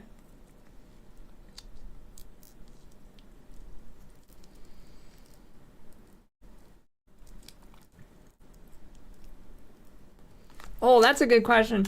Will the monsters that have a wider variety, or with monsters having a wider HP difference between types, even as the same rarity, will they have... Well,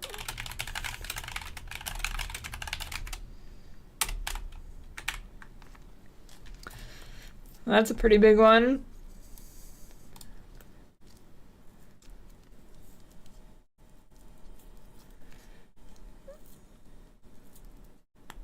Yes, they do. Oh.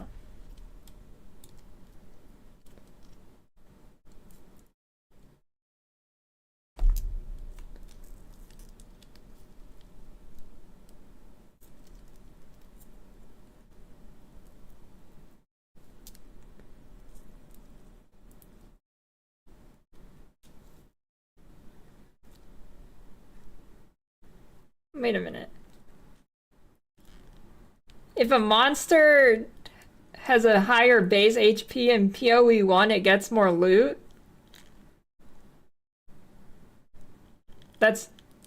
Is that actually a thing? Maybe... I guess the differences just aren't that huge, so you don't notice.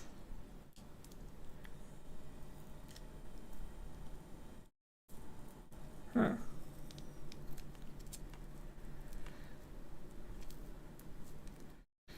What games did I take inspirations when designing boss combat? It's a pretty good question, but I'm not sure if... It's like a question for Mark, and I don't know if he will be there.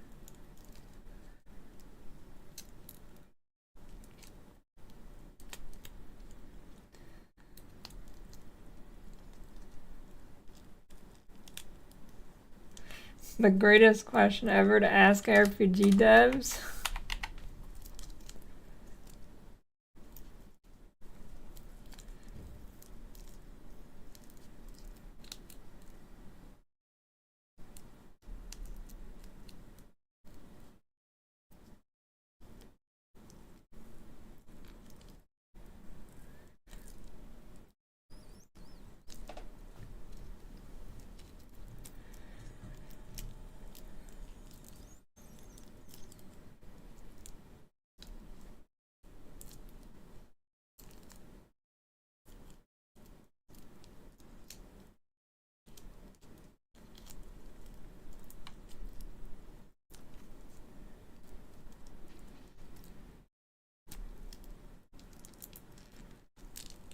Boss kill leaderboards. I think they've already kind of mentioned leaderboards and that they'd like to expand on it, but there's no current plans.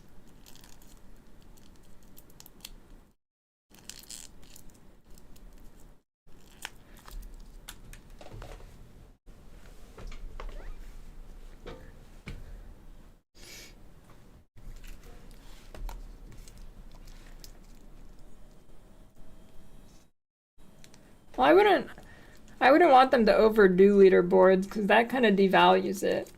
I think the optimal solution would be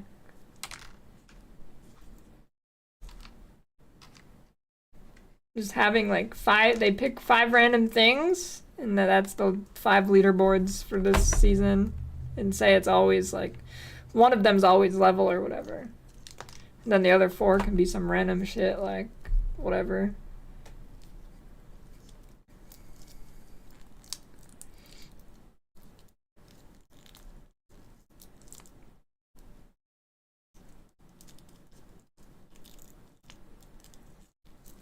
You know, it'd be cool?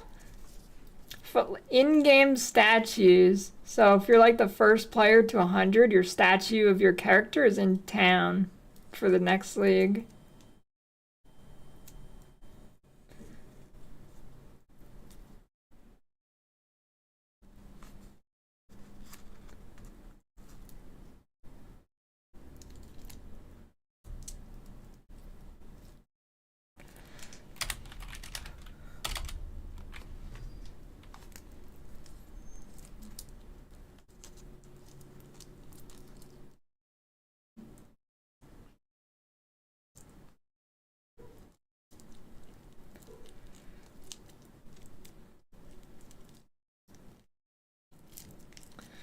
How do I want to word this?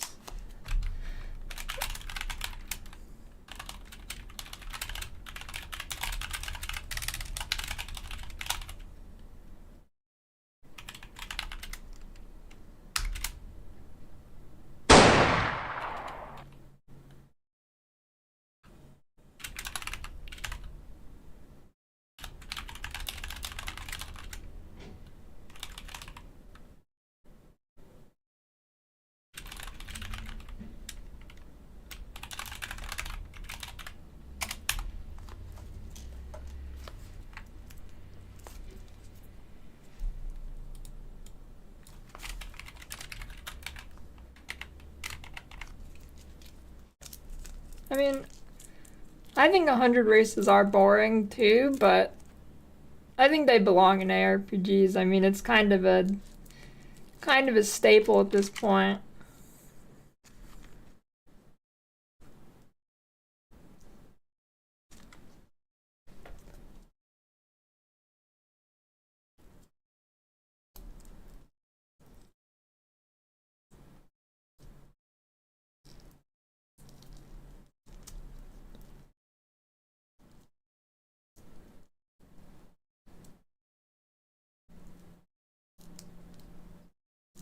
I don't know. I really like pushing XP, even though I think 100 races are boring. Like when I hit level 100, I don't want to play the character anymore. So I feel like 100 race should definitely be a thing.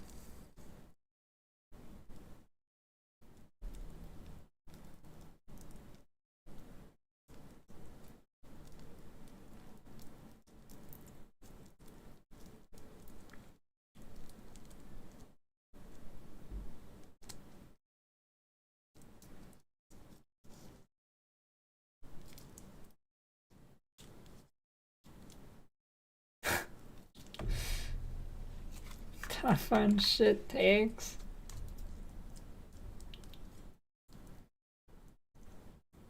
Oh, I got a good question.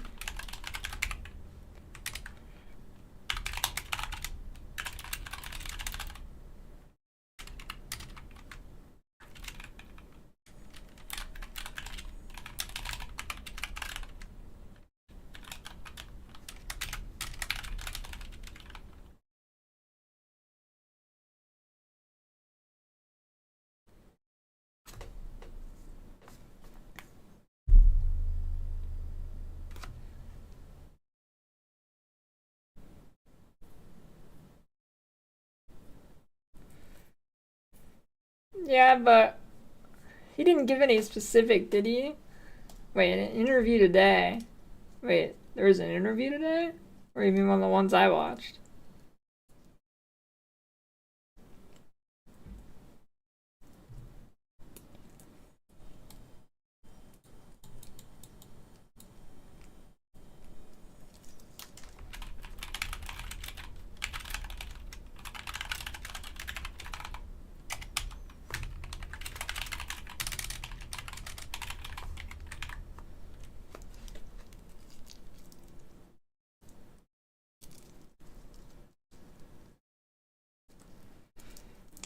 Why is that a good change?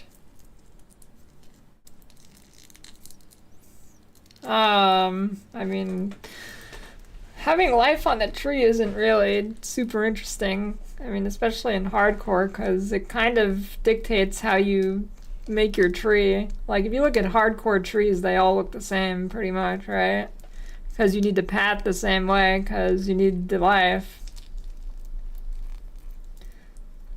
With life being mainly focused on your gear, allows you to have more flexible passive trees, I think is the idea. Ask about the viability of SF. Last evo seems more sympathetic to playstyle at CF and GG more supportive of trade.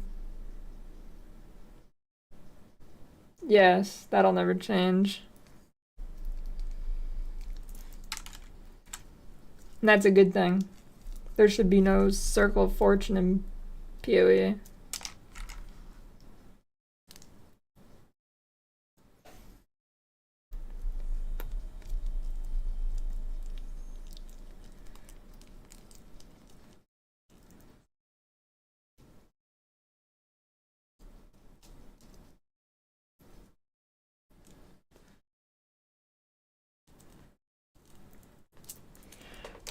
Oh, I got one.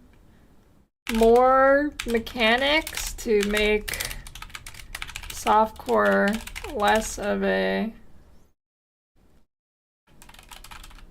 How do I word this? Glass cannon meme.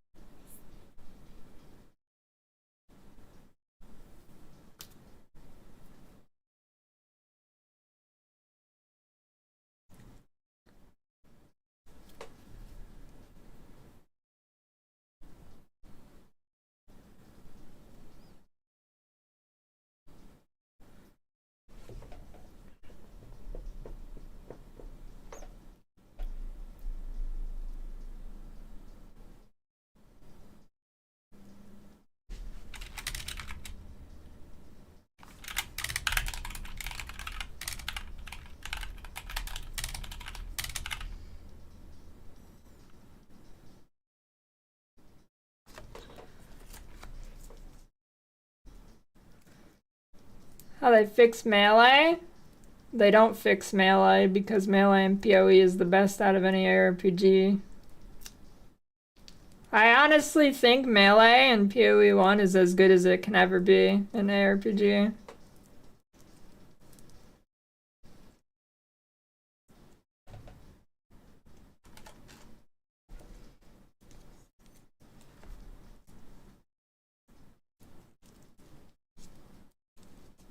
Did they specifically say something about a melee fix? I heard the thing about melee I heard is specifically for how melee and PoE 2 felt in the demos and fixing that up.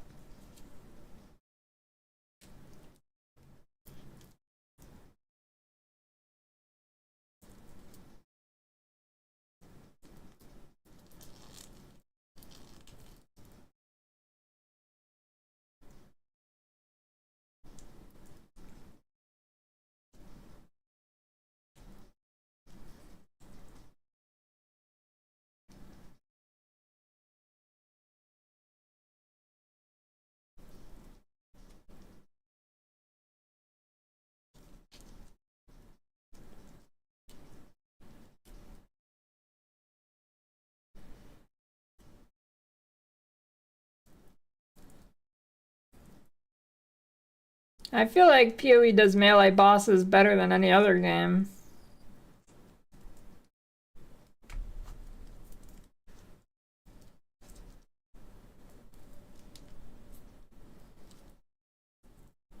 I mean, what game actually does melee better?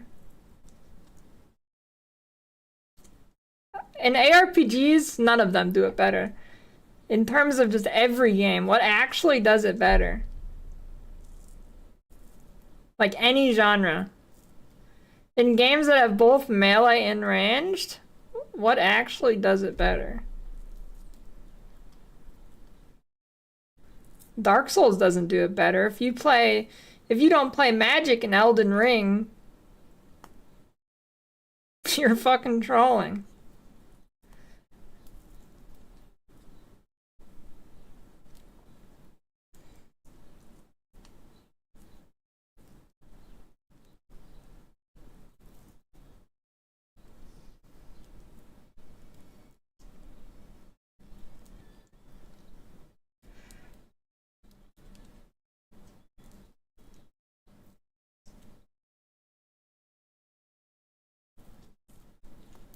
But League doesn't do it well either.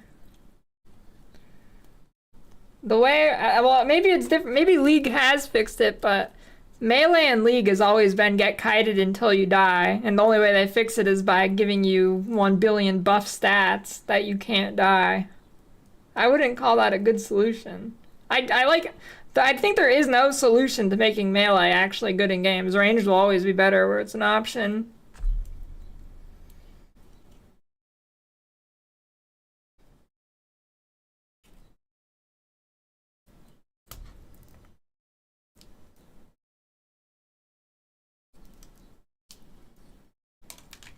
Yeah, true in Dotes, but Dotes is like the PoE of MOBAs. You can't expect League to be that good. I don't know, I guess it's hard to compare when you start getting out to really different genres. I guess it's not really comparable. So I guess there is some games, but even though there is it even comparable?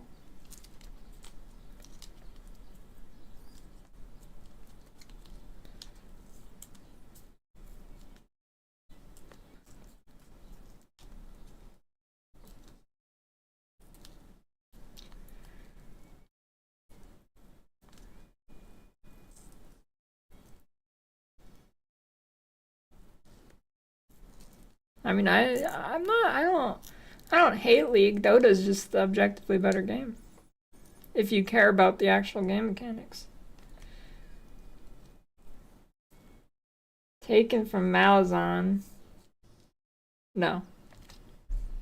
I'm an anti-lore hater. Hate lore. Games should have no lore.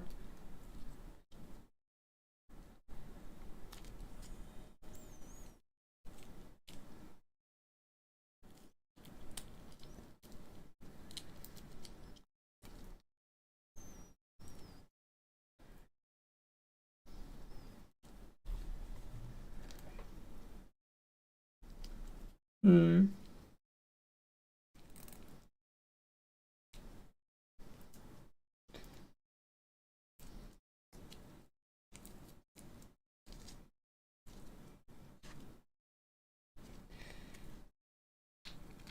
General idea for ranged, feel more squishy if you never played an RPG where range can't feel as tanky as melee. I mean, in PoE it's kind of already that way. Outside, like, the thing about PoE is you have so much freedom over your builds that eventually ranged builds do get tankier, but I mean, within League start scenario, which I think is the only time that it even makes sense to talk about balance, melee builds are the tankier ones. Like, it is already like that.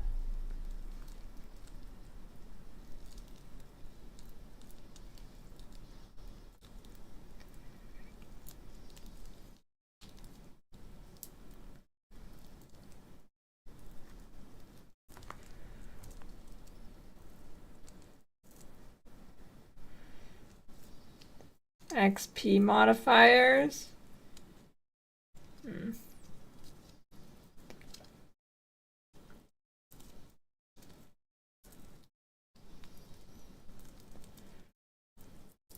I think the main problem with melee and PoE is that it's harder to be melee ranged than ranged, but that's just the definition of being melee.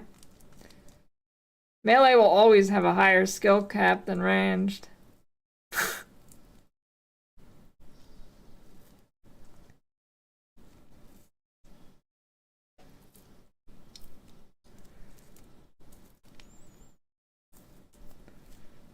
I mean, I do like the idea of if you're at like a longer range that you get different mechanics or something, but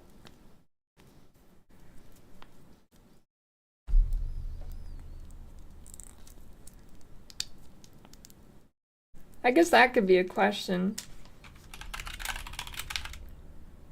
Will bosses in PoE 2 have different attacks based on how far you are?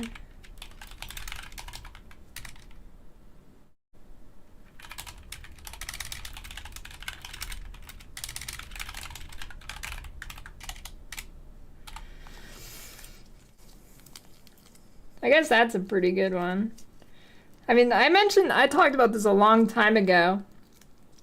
A way that they could, okay, well actually this is a little bit different one. So I think a problem in PoE 1 right now, this is gonna be, okay. This is a problem in PoE 1 right now. Every single boss in PoE 1 is spell-based. So that's why spell suppression is so ridiculous. Pretty much every dangerous thing in PoE 1 is a spell.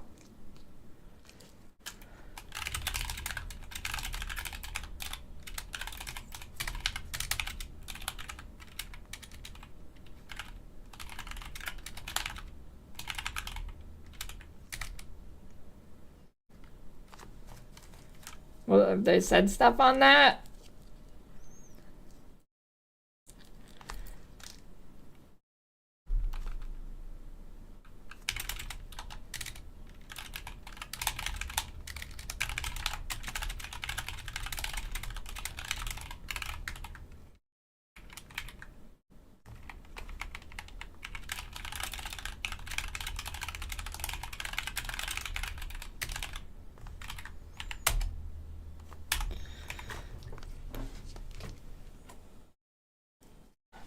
I don't like that question because Last Epoch is basically nothing in it. There's like 3 things to choose from. There's like a total of 3 systems in Last Epoch. Oh, actually, no, I do have one now. Actually, there is something more. I don't think Last Epoch does this well, but it does exist. I think Last Epoch does it very poorly, but the foundation, more complex.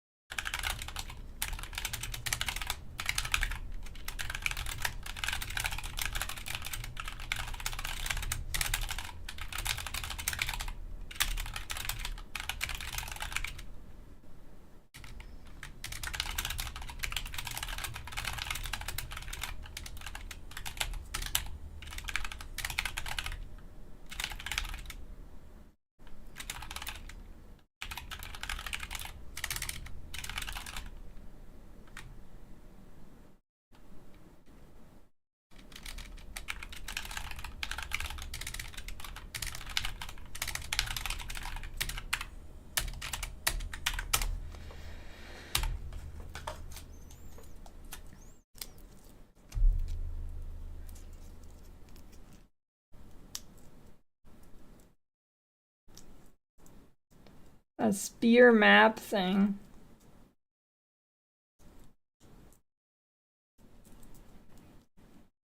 I vaguely remember this.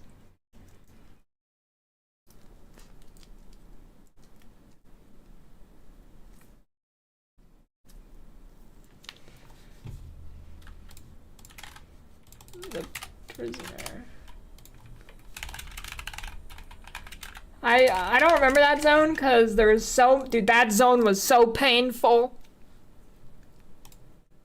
Holy fuck, dude. That prison zone was so painful, and the only reason I didn't dock leave is because you could leap slam through the walls. It had the zone with like 1,000,000 doors. Say anything about concerning elites? They said some normal monsters in PoE 2 have more mechanics than PoE 1 bosses, so the answer is yes.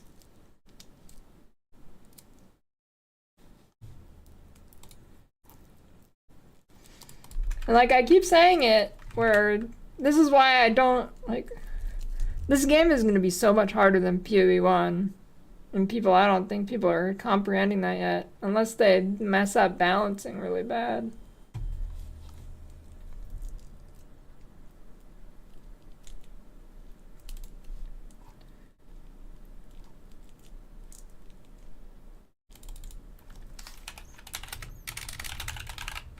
Oh, I got a question maybe. Do you expect people to have to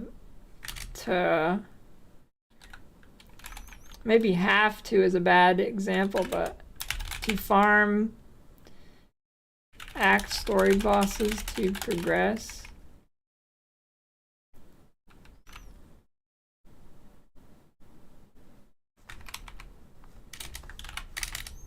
Maybe that could just be farming the axe to progress versus PoE 1, where you can just blast through.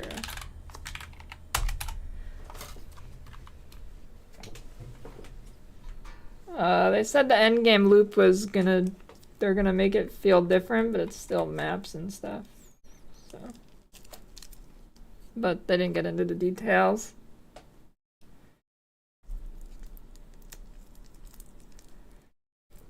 Yeah, I kind of hope at the start it's going to be really tough and you do have to overfarm in the story. I think that is good for a release of games.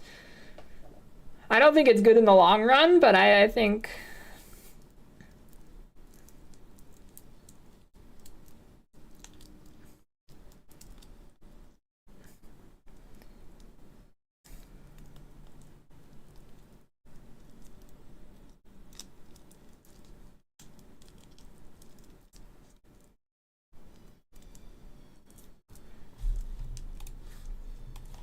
Not to be killed, except for by the player for some reason. But it's interesting in this one, he changes his 3 phases. He definitely sets a new bar, but brutal. There are actually ballistae around the arena, and the first time you phase shift him, he will take a knee. And then you hit the ballista fires at him, and the spear goes, the big projectile, it's a big metal spike, goes into him, and he can pull that out, and now use it as a weapon. So there's phase change number 1. The second one, the second ballista, he will get shot, and he will lose his entire arm, it will be gone. He will then kind of Dragon Ball Z Piccolo style grow a new one.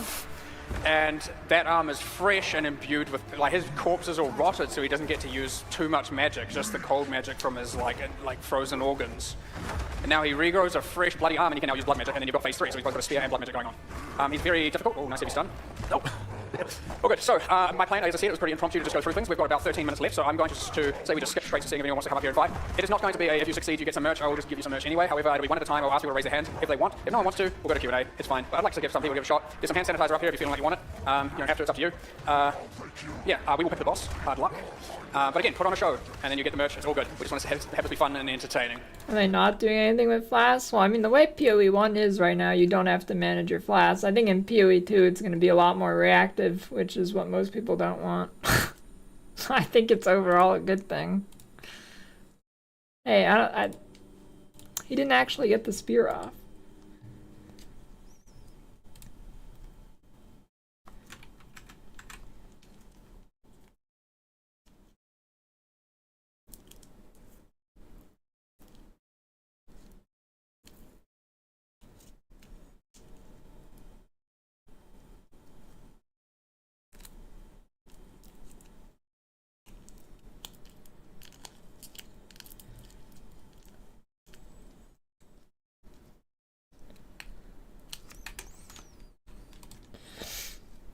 Hmm.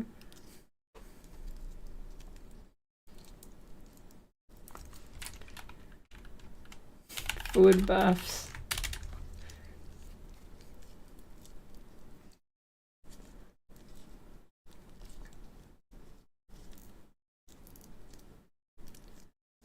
Why 5 Plaza? Why not 1 health with 15 drinks instead of 3 with 5? Well,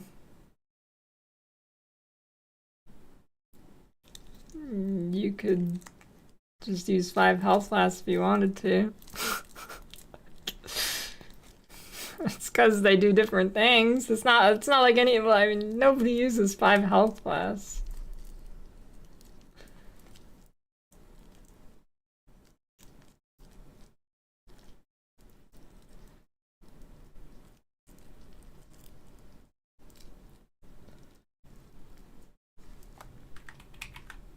Please, God, no puzzles. Please, God.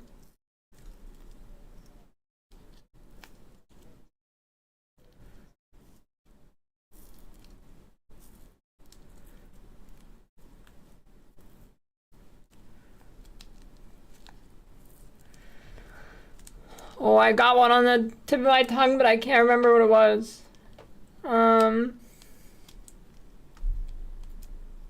Shit.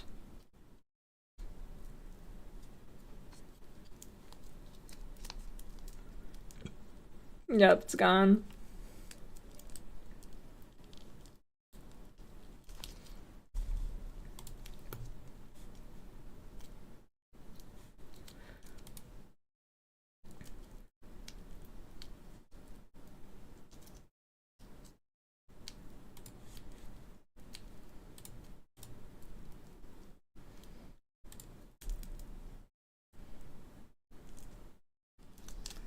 I don't know. I hope there's no environmental hazards. I think environmental hazards are one of the shittiest feeling things in an ARPG.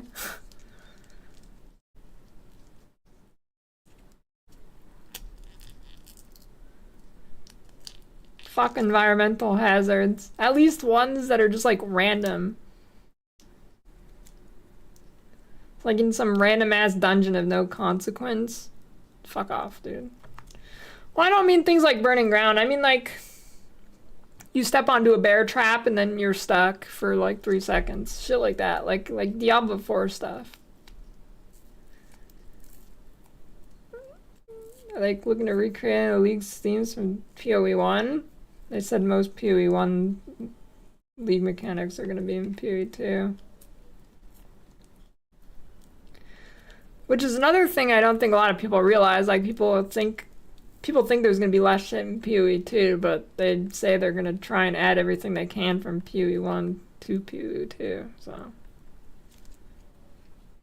like, yeah, I don't think it's gonna be as much of a fresh start, not knowing things as fresh start, not as much stuff to know as people are assuming it's gonna be.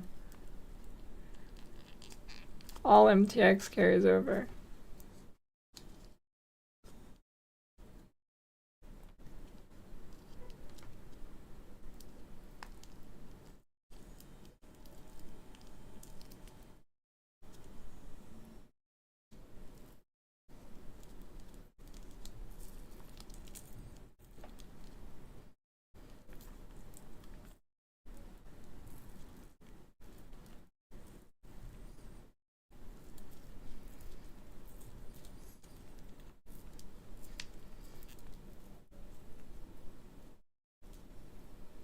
They're staggered.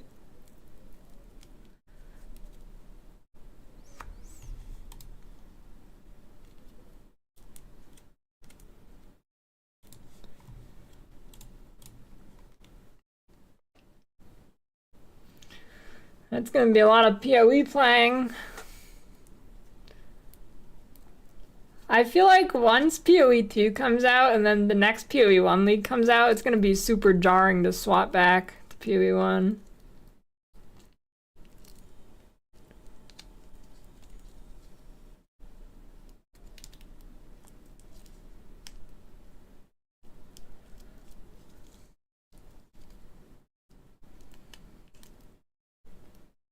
Because there's similarity?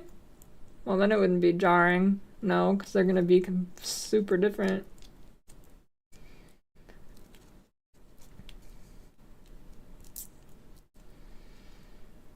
When we see class passes and more skill tree and stuff, no way they answer that.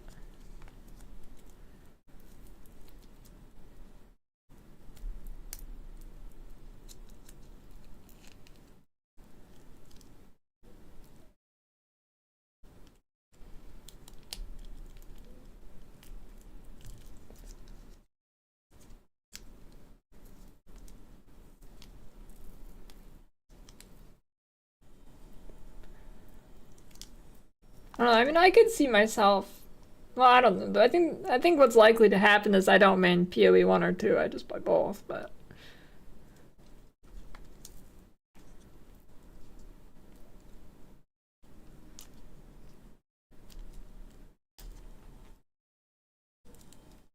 No, I'll probably play which one gets more viewers. Not the more fun one.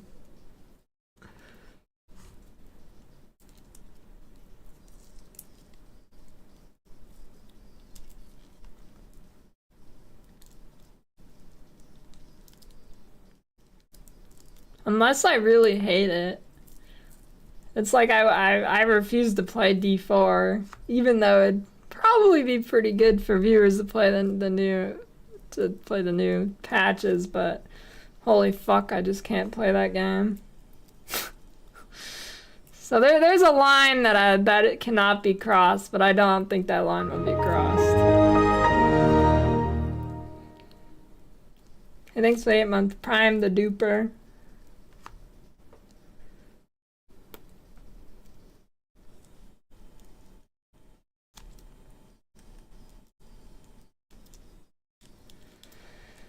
There's reverse reward for producing harder mobs, more loot, appears to a certain mechanic, and some more divine version of that. Yes. I don't need to ask that question. The answer is gonna be yes.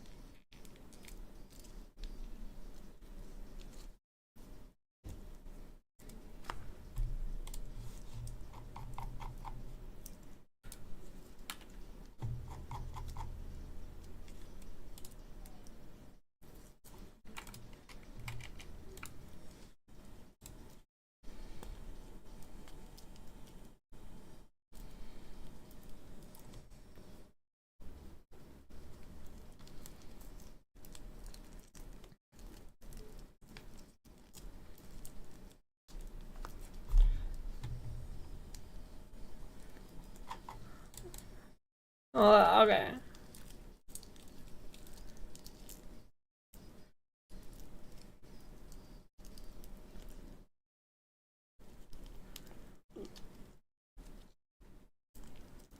Mouse cursor changes. Well, no. I could already see what they'd say. They'd be like, well, what do you want to see? And I'm going to be like, I don't know. I think it's perfect the way it is, but somebody else wanted to know.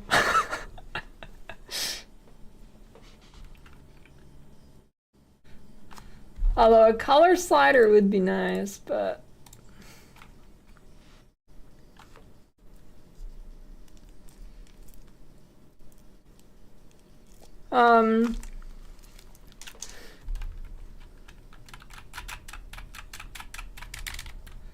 Are there going to be special maps / events that can occur that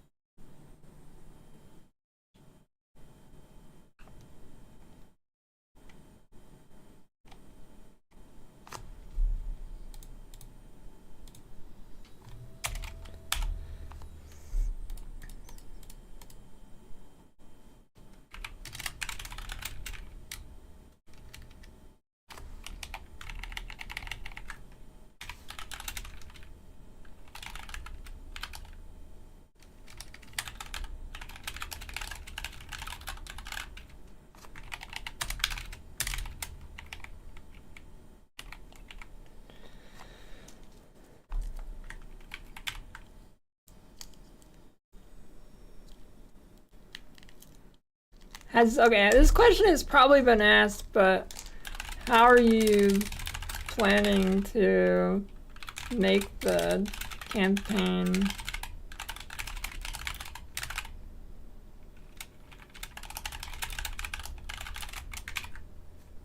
I feel like that's definitely been asked, but I don't remember anybody asking it.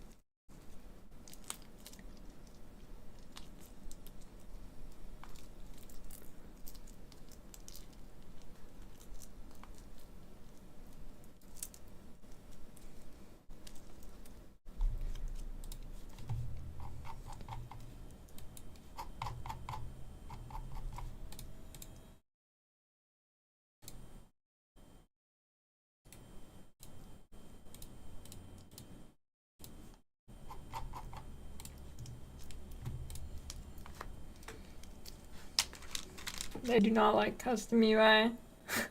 Will there be a PoE 2 streamer client like PoE 1?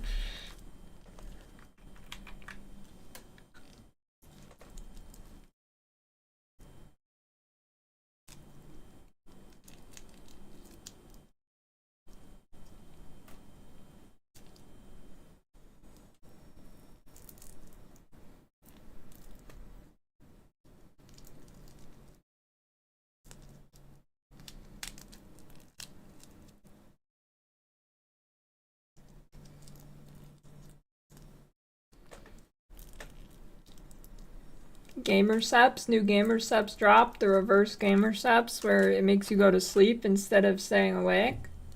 Order now.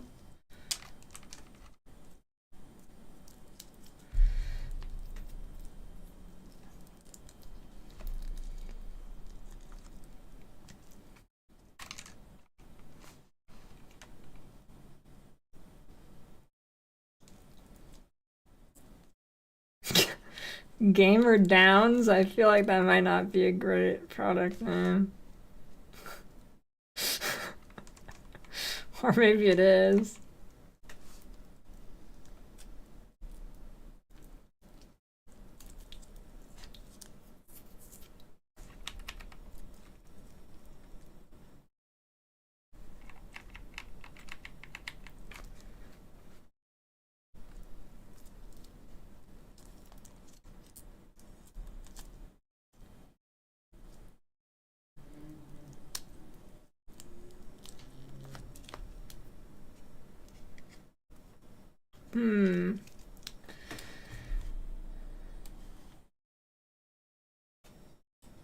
I'm getting a pretty good amount of questions here, and they're pretty good.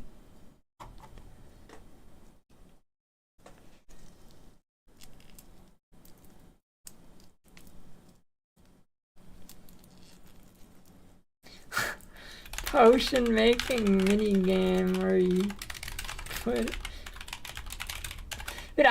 Dude, okay. Dude, this that Nightingale game actually made me realize I want something like that, where you literally craft the things you make.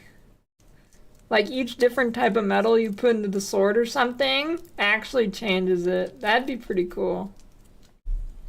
Or like you actually make the potions based on different ingredients you put into it. That would actually be cool. Definitely not happening, but that would be cool.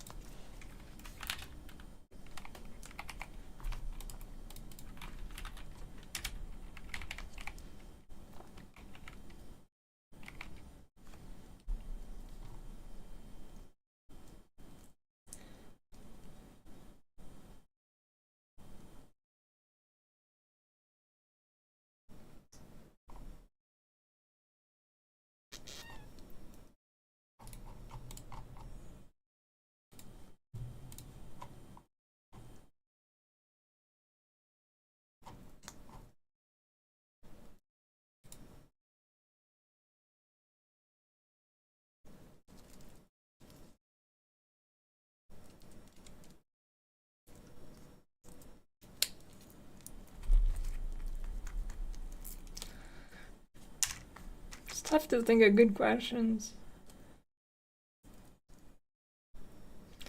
Well, I got quite a few.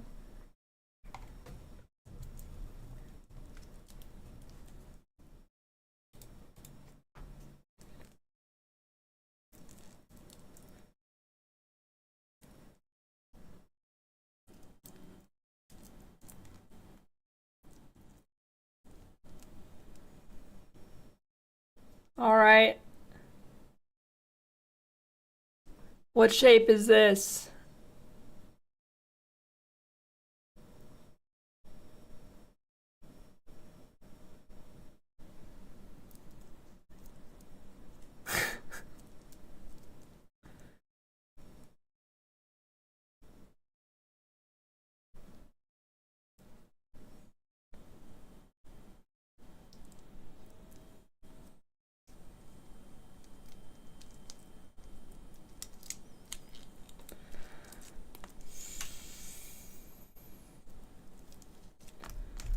Well, I think that might do it for the questions, unless anybody else has some hard hitters.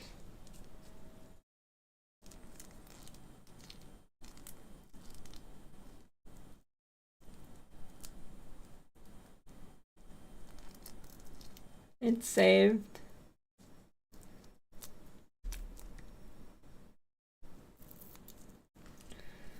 What are new things that'll make new players stay longer, learn instead of being overwhelmed?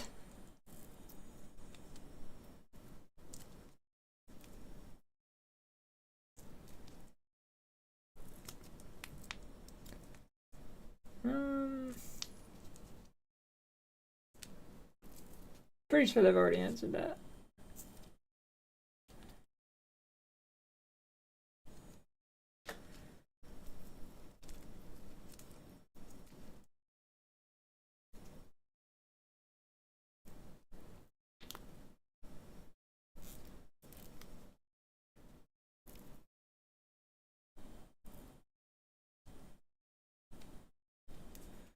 The scuba game is going to be closer to P1 now or P1 8 years ago, and they're going to trickle in PoE content. They've already answered that.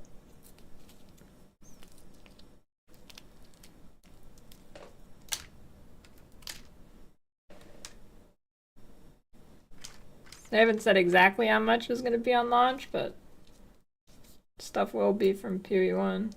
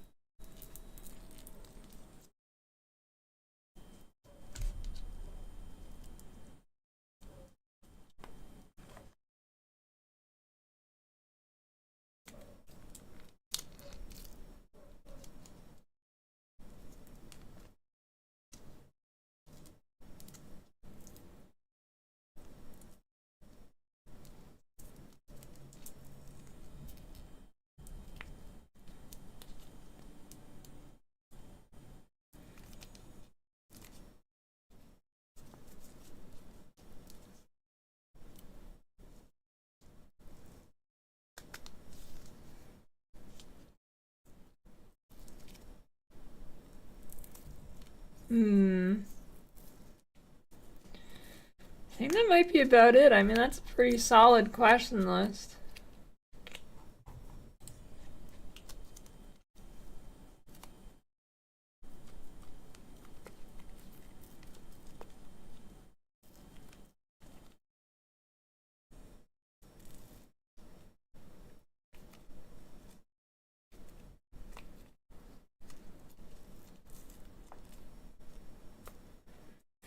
Pretty solid.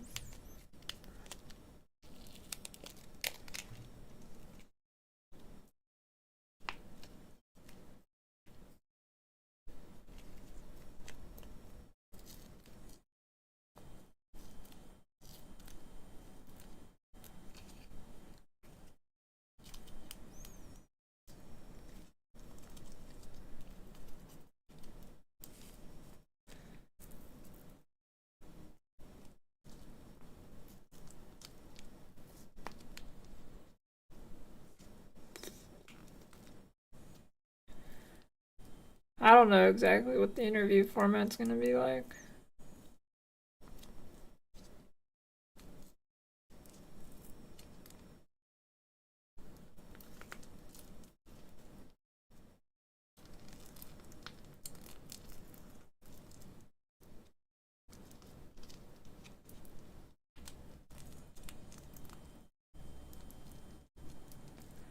Show up with the horns. If it's a screaming match and the loudest wins, I definitely lose.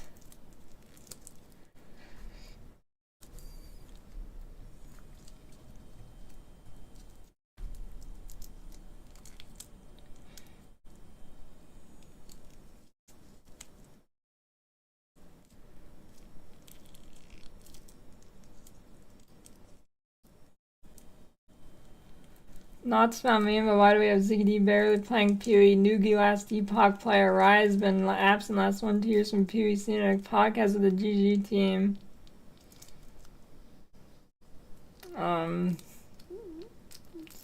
Ziggy probably still plays more than most players. So does Noogie probably. Also, what do you mean last Epoch player? Rise has not been really absent. I mean, even say those are all true, what's the problem with that?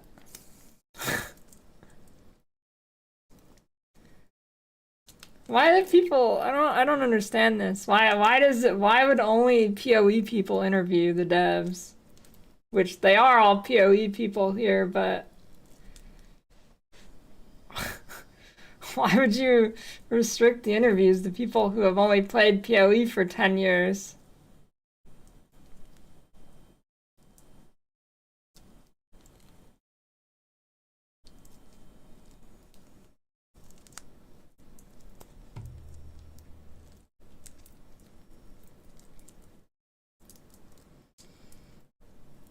You want a more depth talk? Then why don't you go watch the... Well, there's some pretty... What are you talking about, dude? There's some pretty fucking in-depth stuff.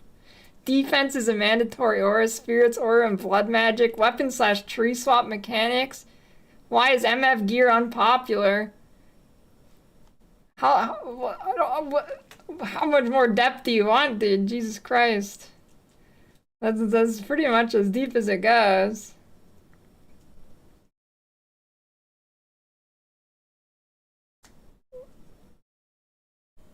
Do you even know what you want? That's about as deep as it goes.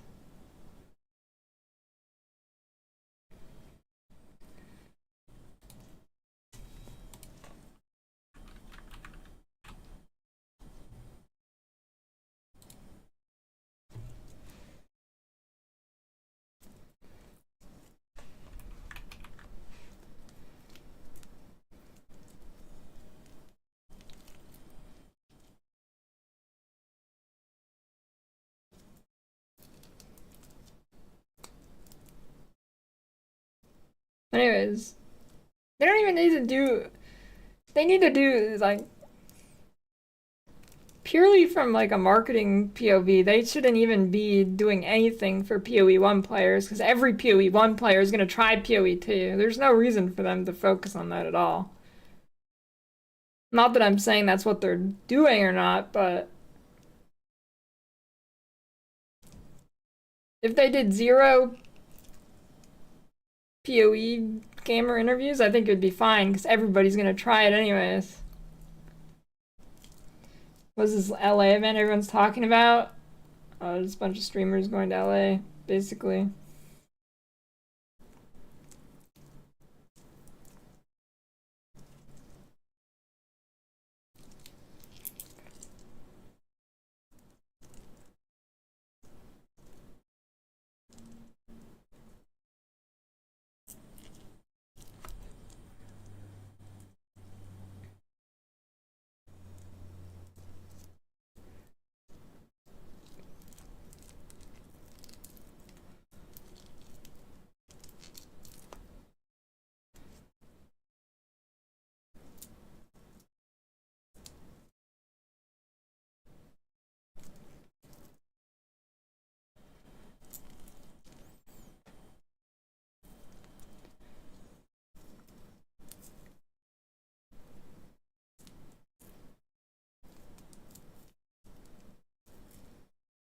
you're probably gonna be eating your own shit then.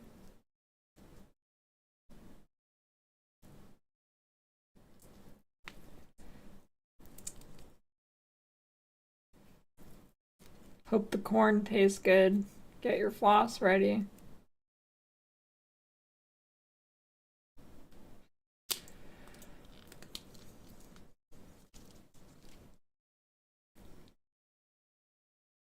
I see zero scenario where PoE 1 dies because of PoE 2.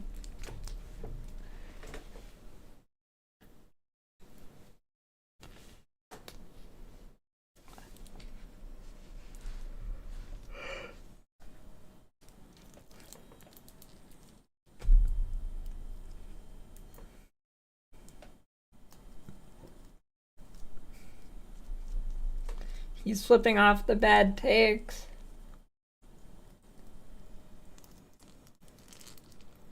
While high-level sport and movement gems make dodge obsolete at endgame, seems only to have 2 keybinds that do similar things, you don't get it.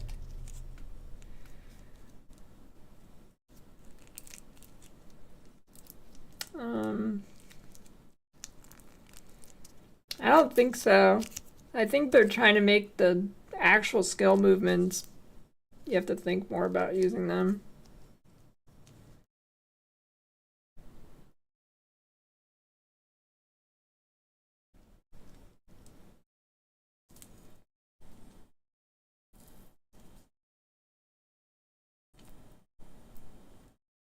How long days is the event?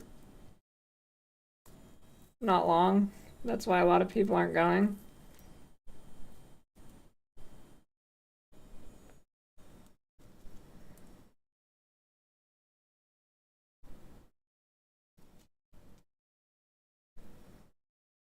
PoE board game.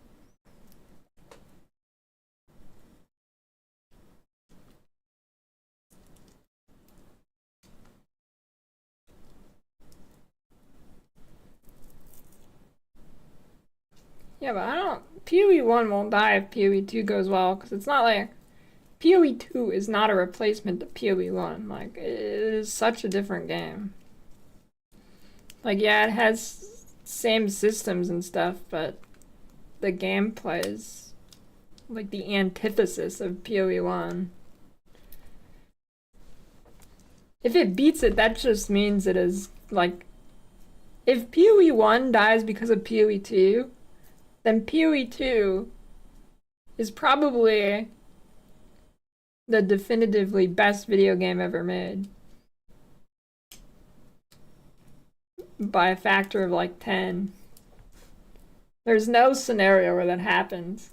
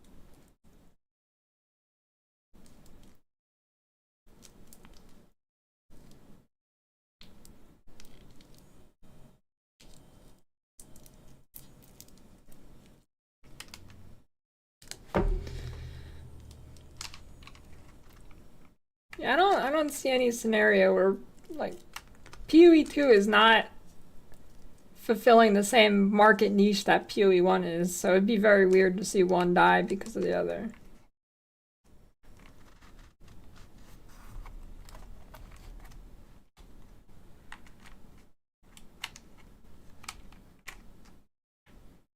Like,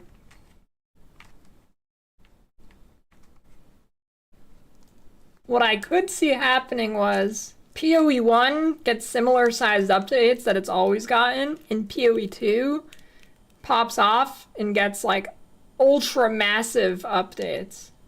But I don't see any, I don't think PoE 1 will shrink. It just, there's no there's no reason to think that it would. Now it could seem like PoE 1's in the shadow of PoE 2 if PoE 2 does really good.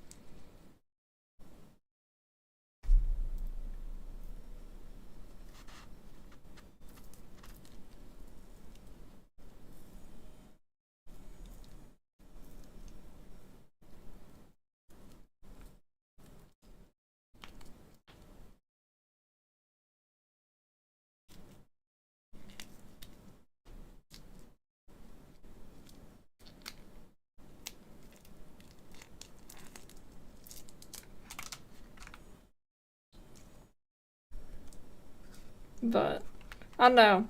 I understand if you have not played any of the PoE 2 demos or anything, I can understand why you think this, but they do not feel like the same game at all.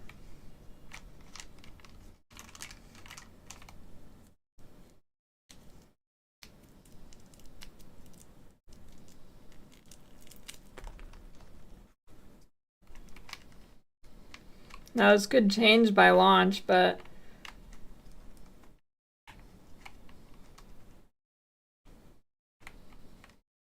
the difference of PoE 1 to PoE 2 is like the difference of last epoch to PoE. Not in terms of quality, but in terms of gameplay difference, it just feels way different. Just everything about it. Like it has... Yeah.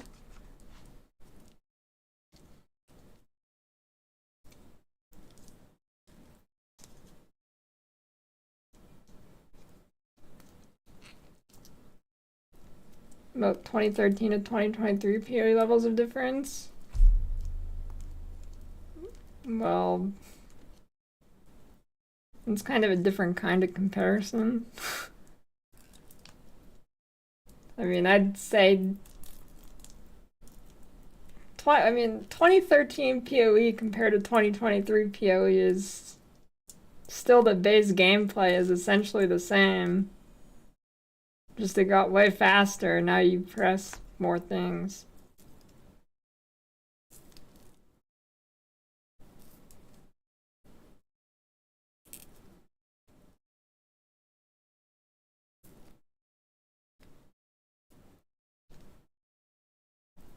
But PoE 2 combat feels like a completely different game.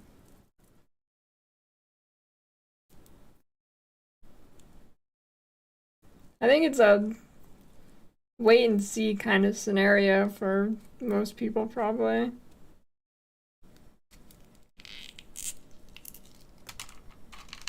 Like, I don't think you can truly understand if you have not played it.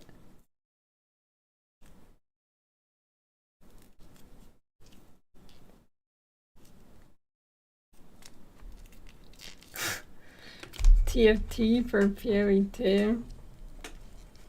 The answer is yes.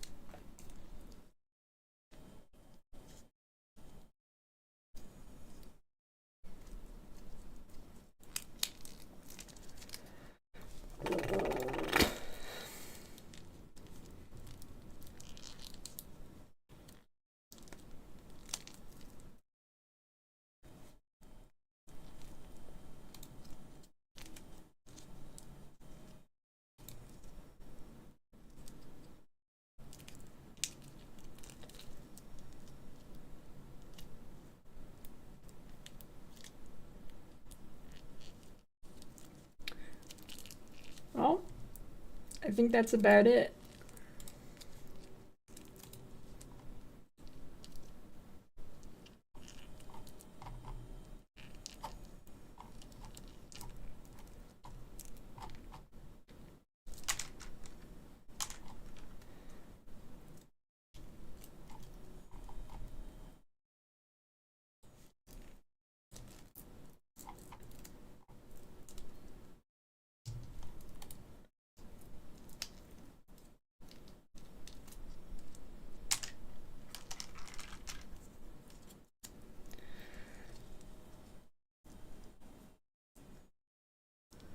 I mean, to me it doesn't, I cannot tell who their target audience is for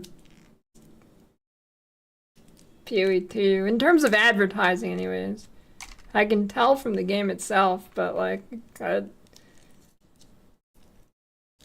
doesn't feel like they have a clear marketing strategy. I mean, GGG has never been a huge marketer, so I don't know.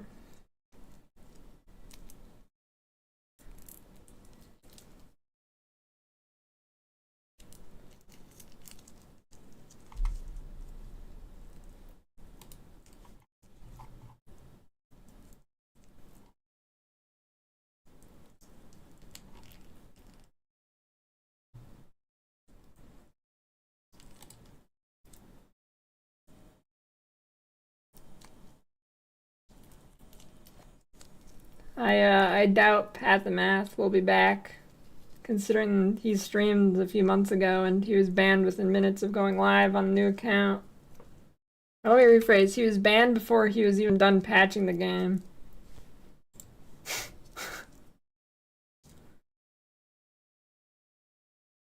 So I'd say he's probably not unbanned.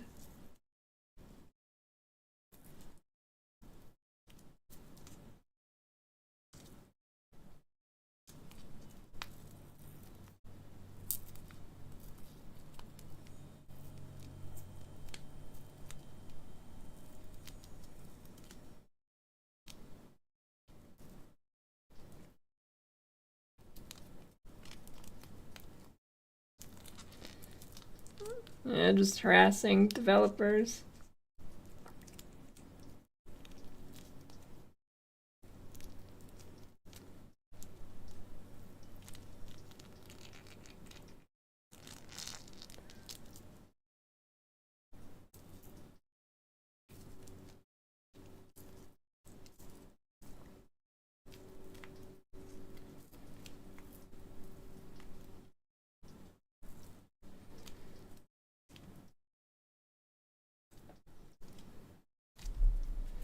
That did had the math stream where he like logged in after patch and he was banned. That was such a weird stream. He was going on like Instagram and like looking at random girls and shit of like people he knew in real life or something and like talking about cuckoldry or something. I don't know, something like that. It was weird.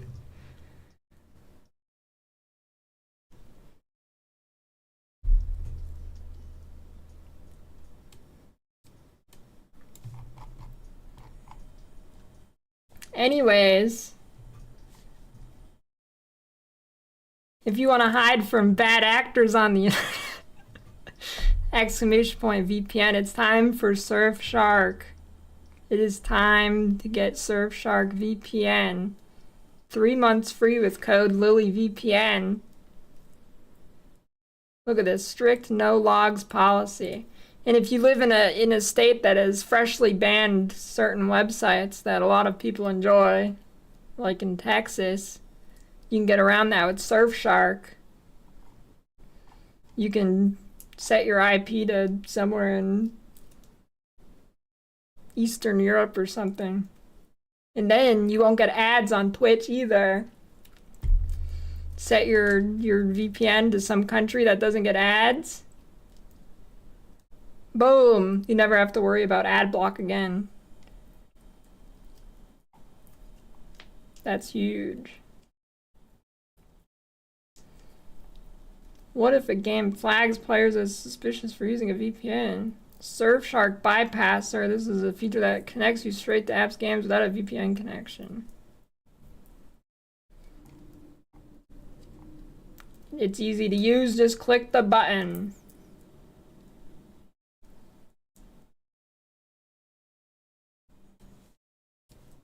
Surfshark.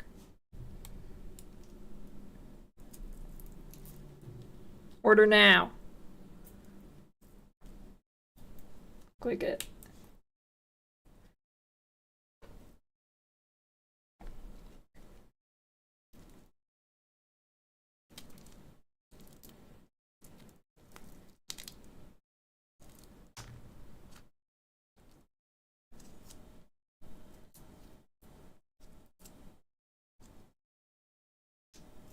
Hide from the authorities, they cannot catch you.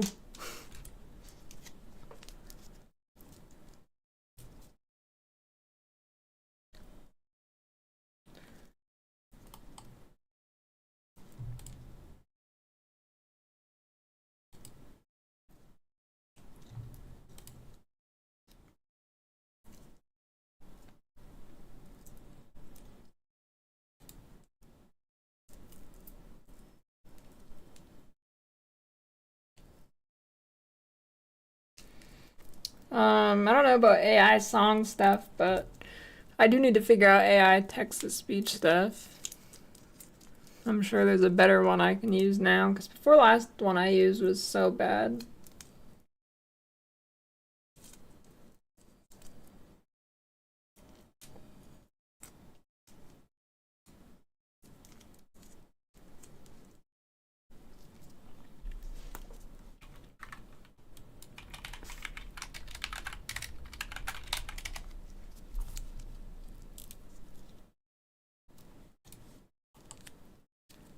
It's just on Streamlabs. What?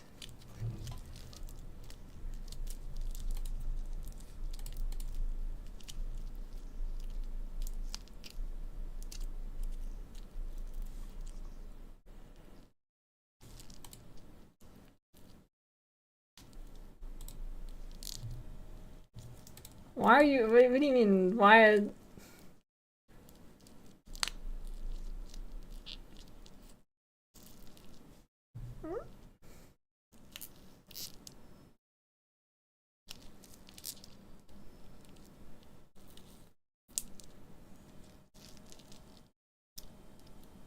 What the hell is FX Twitch?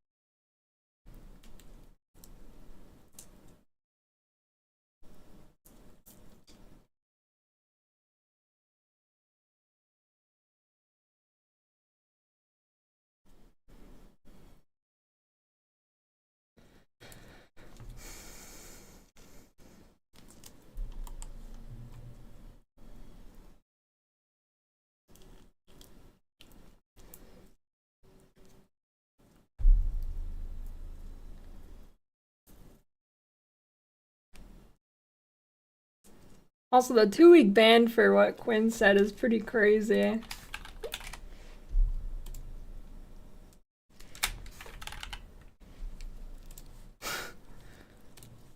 mean, it seemed pretty obviously a joke. I don't know, I can... Oh, wait, you can't watch banned people on stream. Oh, good thing I didn't just open that. I don't know. He said something like, throw VTubers into an incinerator or something.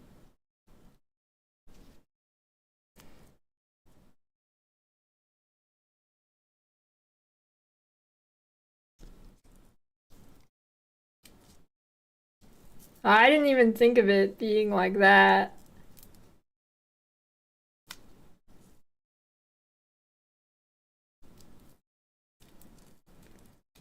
Was it? No way, it's because he was using like force and filter.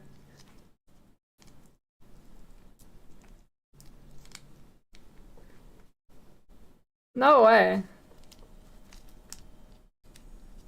Unless Forsen reported it. If Forsen specifically wanted it, like, I think in that scenario, if Forsen wanted him to be banned, then that's fair, but...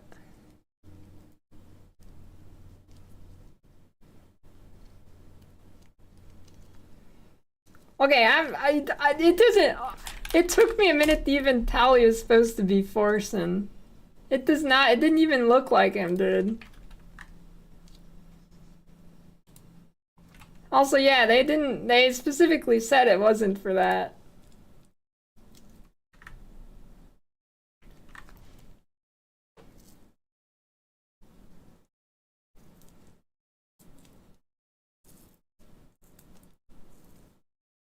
I don't know.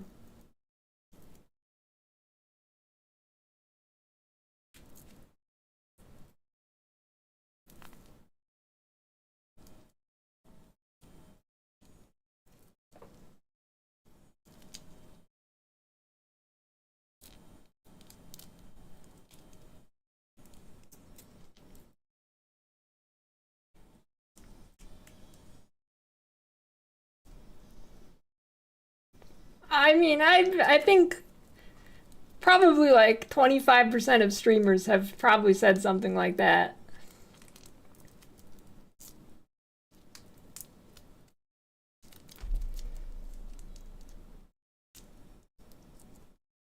It's kind of random.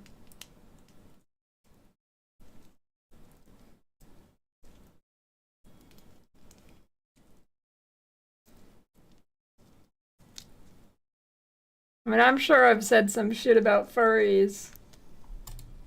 Or something. Or YouTubers.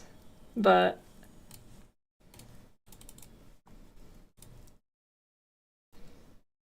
Probably.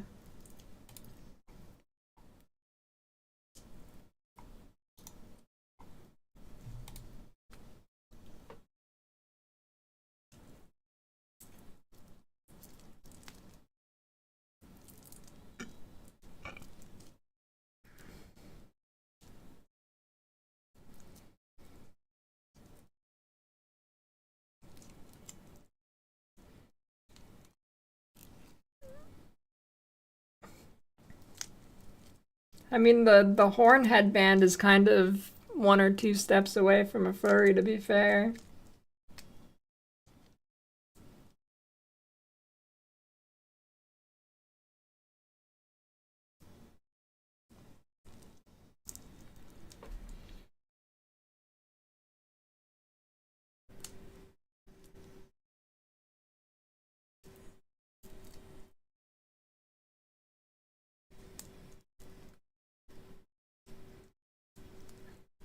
Wearing a mask has a dog nose and whiskers, and then you're halfway there. I'm pretty sure that's full way there.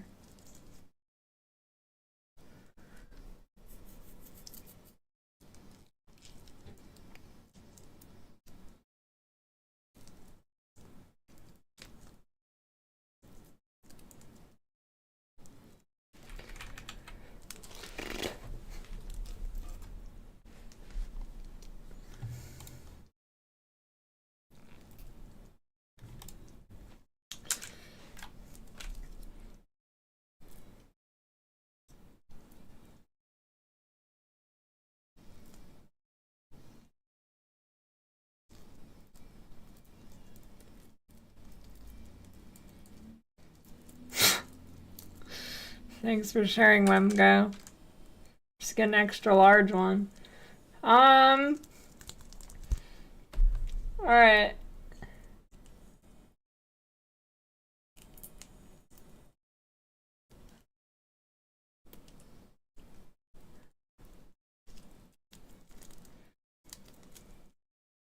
I think it's time to dock leave. I have to go do the annual laundry session since I'm leaving to go to LA tomorrow.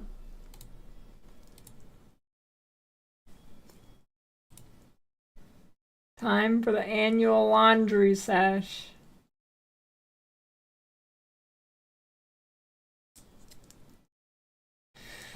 I'll be back on Tuesday, I think.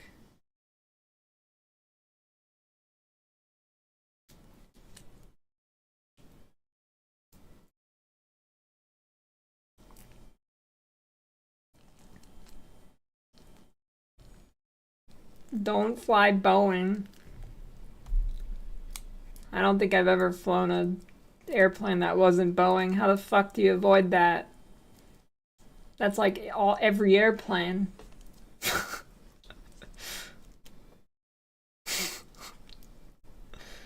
I don't think that's possible.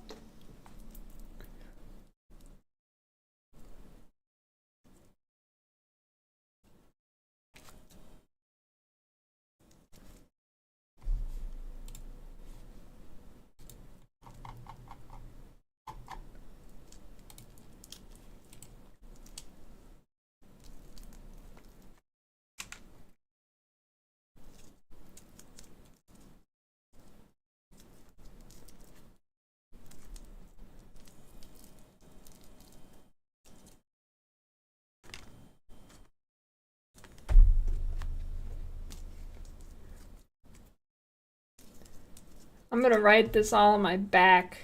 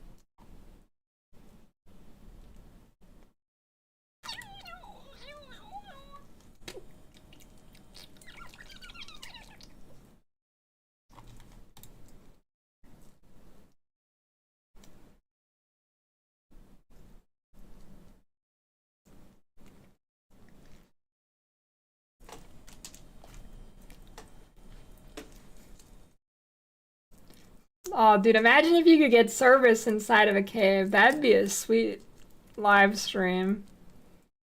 Live stream caving. That'd be pretty sick.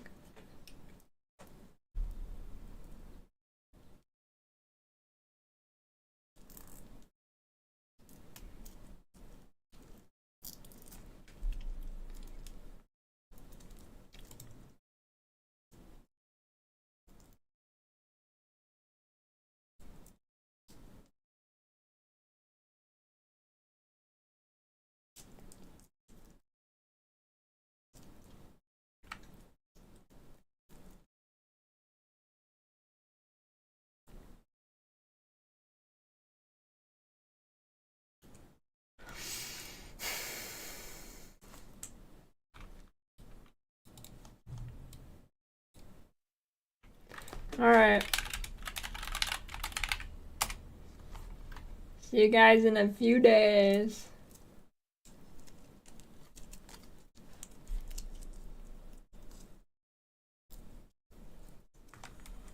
If I don't come back, blame Boeing, I guess. Seems to be the theme.